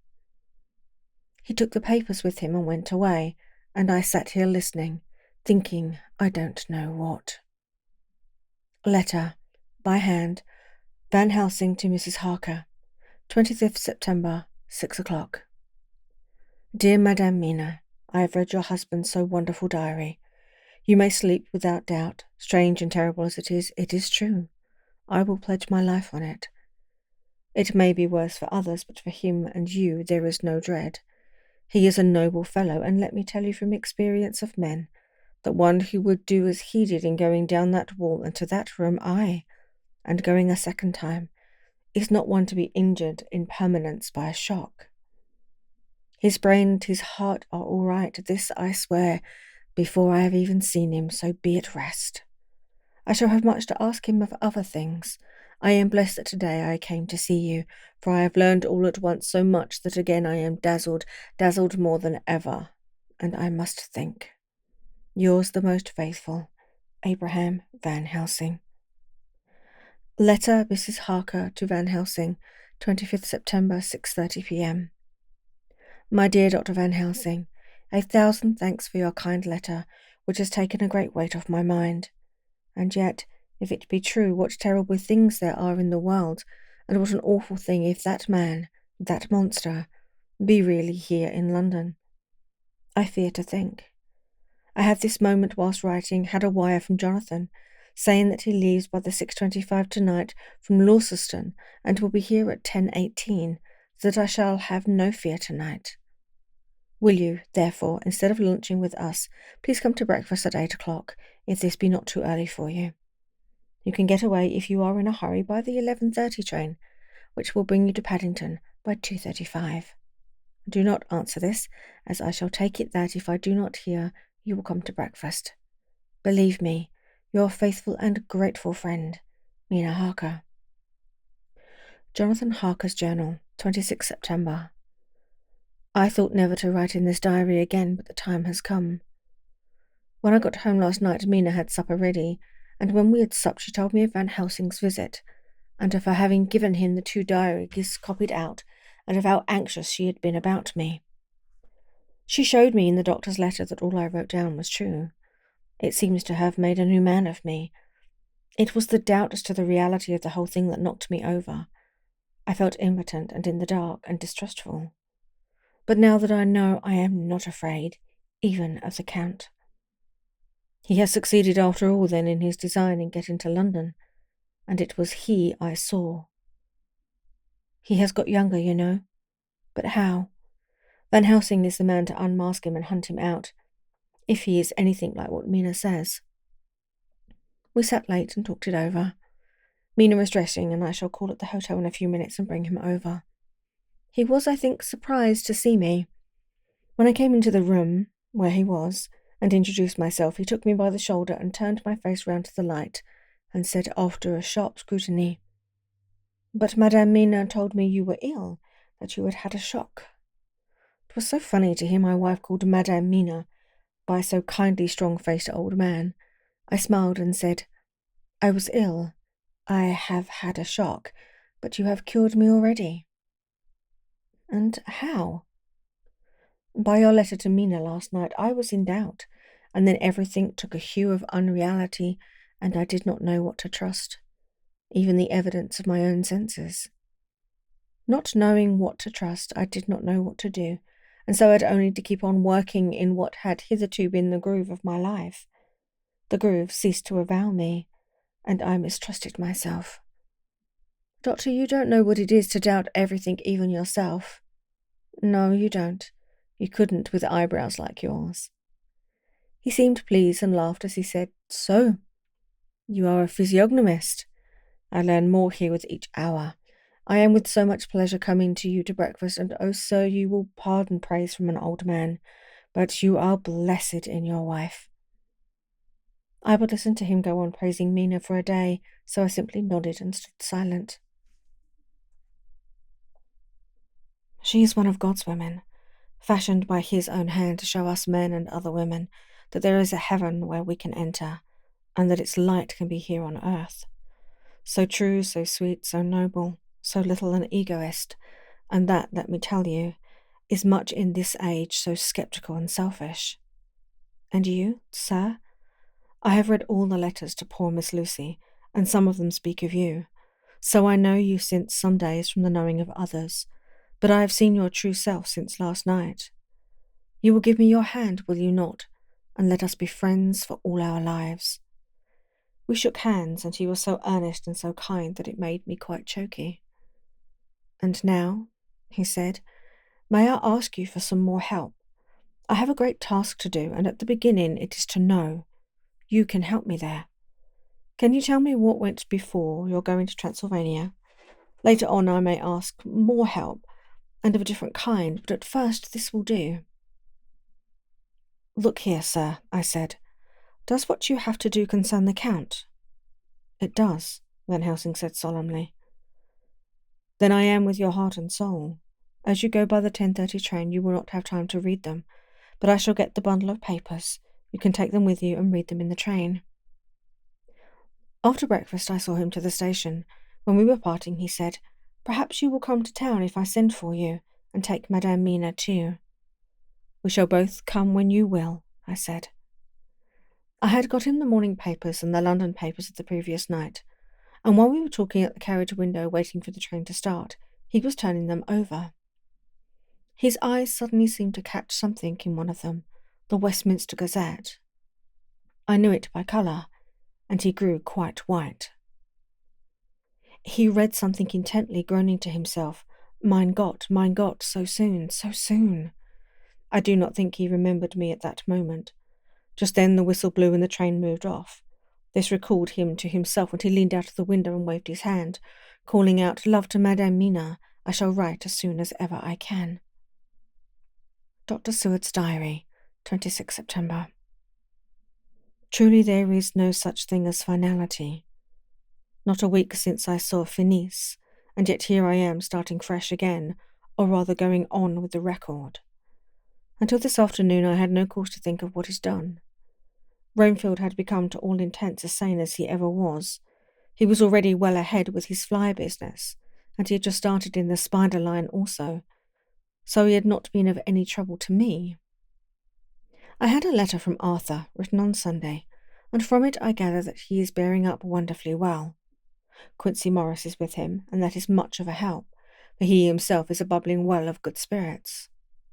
Quincy wrote me a line too, and from him I hear that Arthur is beginning to recover something of his old buoyancy, so as to them all my mind is at rest.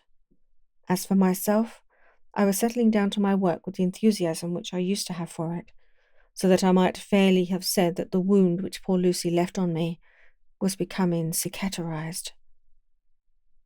Everything is, however, now reopened, and what is to be the end God only knows. I have an idea that Van Helsing thinks he knows too, but he will only let out enough at a time to whet curiosity. He went to Exeter yesterday, and he stayed there all night. Today he came back and almost bounded into the room at about 5:30, and thrust last night's Westminster Gazette into my hand. "What do you think of that?" he asked as he stood back and folded his arms. I looked over the paper, for I really did not know what he meant, but he took it from me and pointed out a paragraph about children being decoyed away at Hampstead. It did not convey much to me until I reached a passage where it described small puncture wounds on their throats. An idea struck me, and I looked up. "Well," he said, "it is like poor Lucy's." "And what do you make of it?" "Simply that there is some cause in common. Whatever it was that injured her has injured them." I did not quite understand his answer. "That is true indirectly, but not directly." "How do you mean, Professor?" I asked. I was a little inclined to take his seriousness lightly, for after all 4 days of rest and freedom from burning, harrowing anxiety does help to restore one's spirits. But when I saw his face it sobered me. Never, even in the midst of our despair about poor Lucy, had he looked more stern. "Tell me," I said. "I can hazard no opinion. I do not know what to think, and I have no data on which to found a conjecture." "Do you mean to tell me, friend John, that you have no suspicion as to what poor Lucy died of? Not after all the hints given, not only by events, but by me?" "Of nervous prostration, following a great loss or waste of blood," I replied. "And how was the blood lost or wasted?" I shook my head. He stepped over and sat down beside me and went on. "You are a clever man, friend John. You reason well, and your wit is bold, but you are too prejudiced. You do not let your eyes see, nor your ears hear, and that which is outside your daily life is not of account to you? Do you not think that there are things which you cannot understand, and yet which are, that some people see things that others cannot? But there are things old and new which must not be contemplated by men's eyes, because they know, or think they know, some things which other men have told them. Ah? It is the fault of our science that it wants to explain all, and if it explain not, then it says there is nothing to explain. But yet we see around us every day the growth of new beliefs, which think themselves new, and which are yet but the old, which pretend to be young, like the fine ladies at the opera. I suppose now you do not believe in corporeal transference, no? Nor in materialization, no? Nor in astral bodies, no? Nor in reading of thought, no? Nor in hypnotism? Yes, I said. Charcot has proved that pretty well.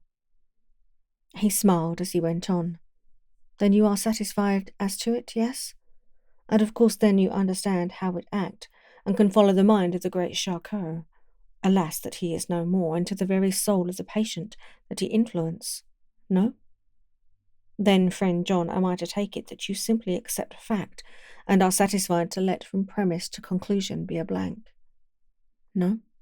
Then tell me, for I am a student of the brain, how you accept hypnotism and reject the thought reading. Let me tell you, my friend, that there are things done today in electrical science which would have been deemed unholy by the very men who discovered electricity, who would themselves not so long before been burned as wizards. There are always mysteries in life. What was it that Methuselah lived 900 years and old Paron 169, and yet that poor Lucy, with 4 men's blood in her poor veins, could not live even one day? For had she lived one more day, we could save her. Do you know all the mystery of life and death? Do you know the altogether of comparative anatomy, and can say wherefore the qualities of brutes are in some men and not in others? Can you tell me why, when other spiders die small and soon, that one great spider lived for centuries in the tower of the old Spanish church, and grew till on descending he could drink the oil of all the church lamps? Can you tell me why in the Pampas, aye, and elsewhere, there are bats that come out at night and open the veins of cattle and horses, and suck dry their veins? How in some islands of the western seas there are bats which hang on the trees all day, and those who have seen described as like giant nuts or pods, and that when the sailors sleep on the deck, because it's hot, they flit down on them, and then in the morning are found dead men, white as even Miss Lucy was. Good God, Professor, I said, starting up. Do you mean to tell me that Lucy was bitten by such a bat, and that such a thing is here in London in the 19th century? He waved his hand for silence and went on. Can you tell me why the tortoise lives more long than generations of men, while the elephant goes on till he has seized dynasties, and why the parrot never dies only of bite of cat or dog or other complaint? Can you tell me why men believe in all ages and places that there are men and women who cannot die? We all know, because science has vouched for the fact, that there have been toads shut up in rocks for thousands of years, shut in one so small hole that only hold him since the youth of the world.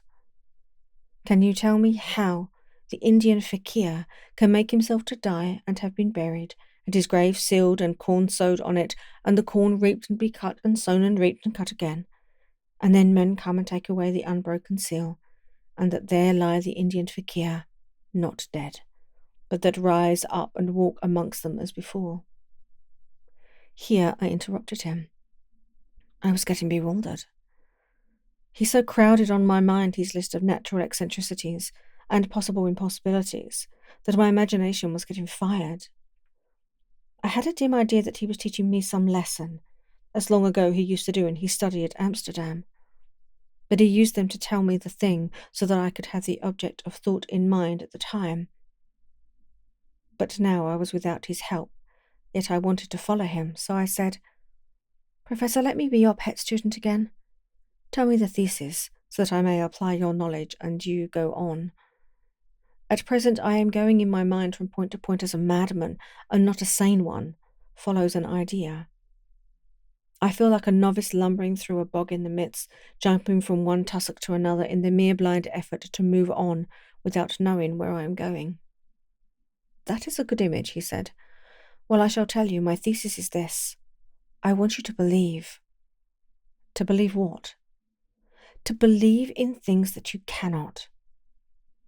Let me illustrate. I once heard of an American who so defined faith, that faculty which enables us to believe things which we know to be untrue. For one, I follow that man. He meant that we shall have an open mind and not let a little bit of truth check the rush of the big truth, like a small rock does a railway truck. We get the small truth first. Good. We keep him and we value him. But all the same, we must not let him think himself all the truth in the universe. Then you want me not to let some previous convictions inure the receptivity of my mind with regard to some strange matter. Do I read your lesson right? You are my favourite pupil still. It is worth to teach you. Now that you are willing to understand, you have taken the first step to understand. You think then that those so small holes in the children's throats were made by the same thing that made the holes in Miss Lucy? I suppose so. He stood up and said solemnly, Then you are wrong. Oh, would it were so, but alas, no, it is worse, far, far worse. In God's name, Professor Van Helsing, what do you mean? I cried.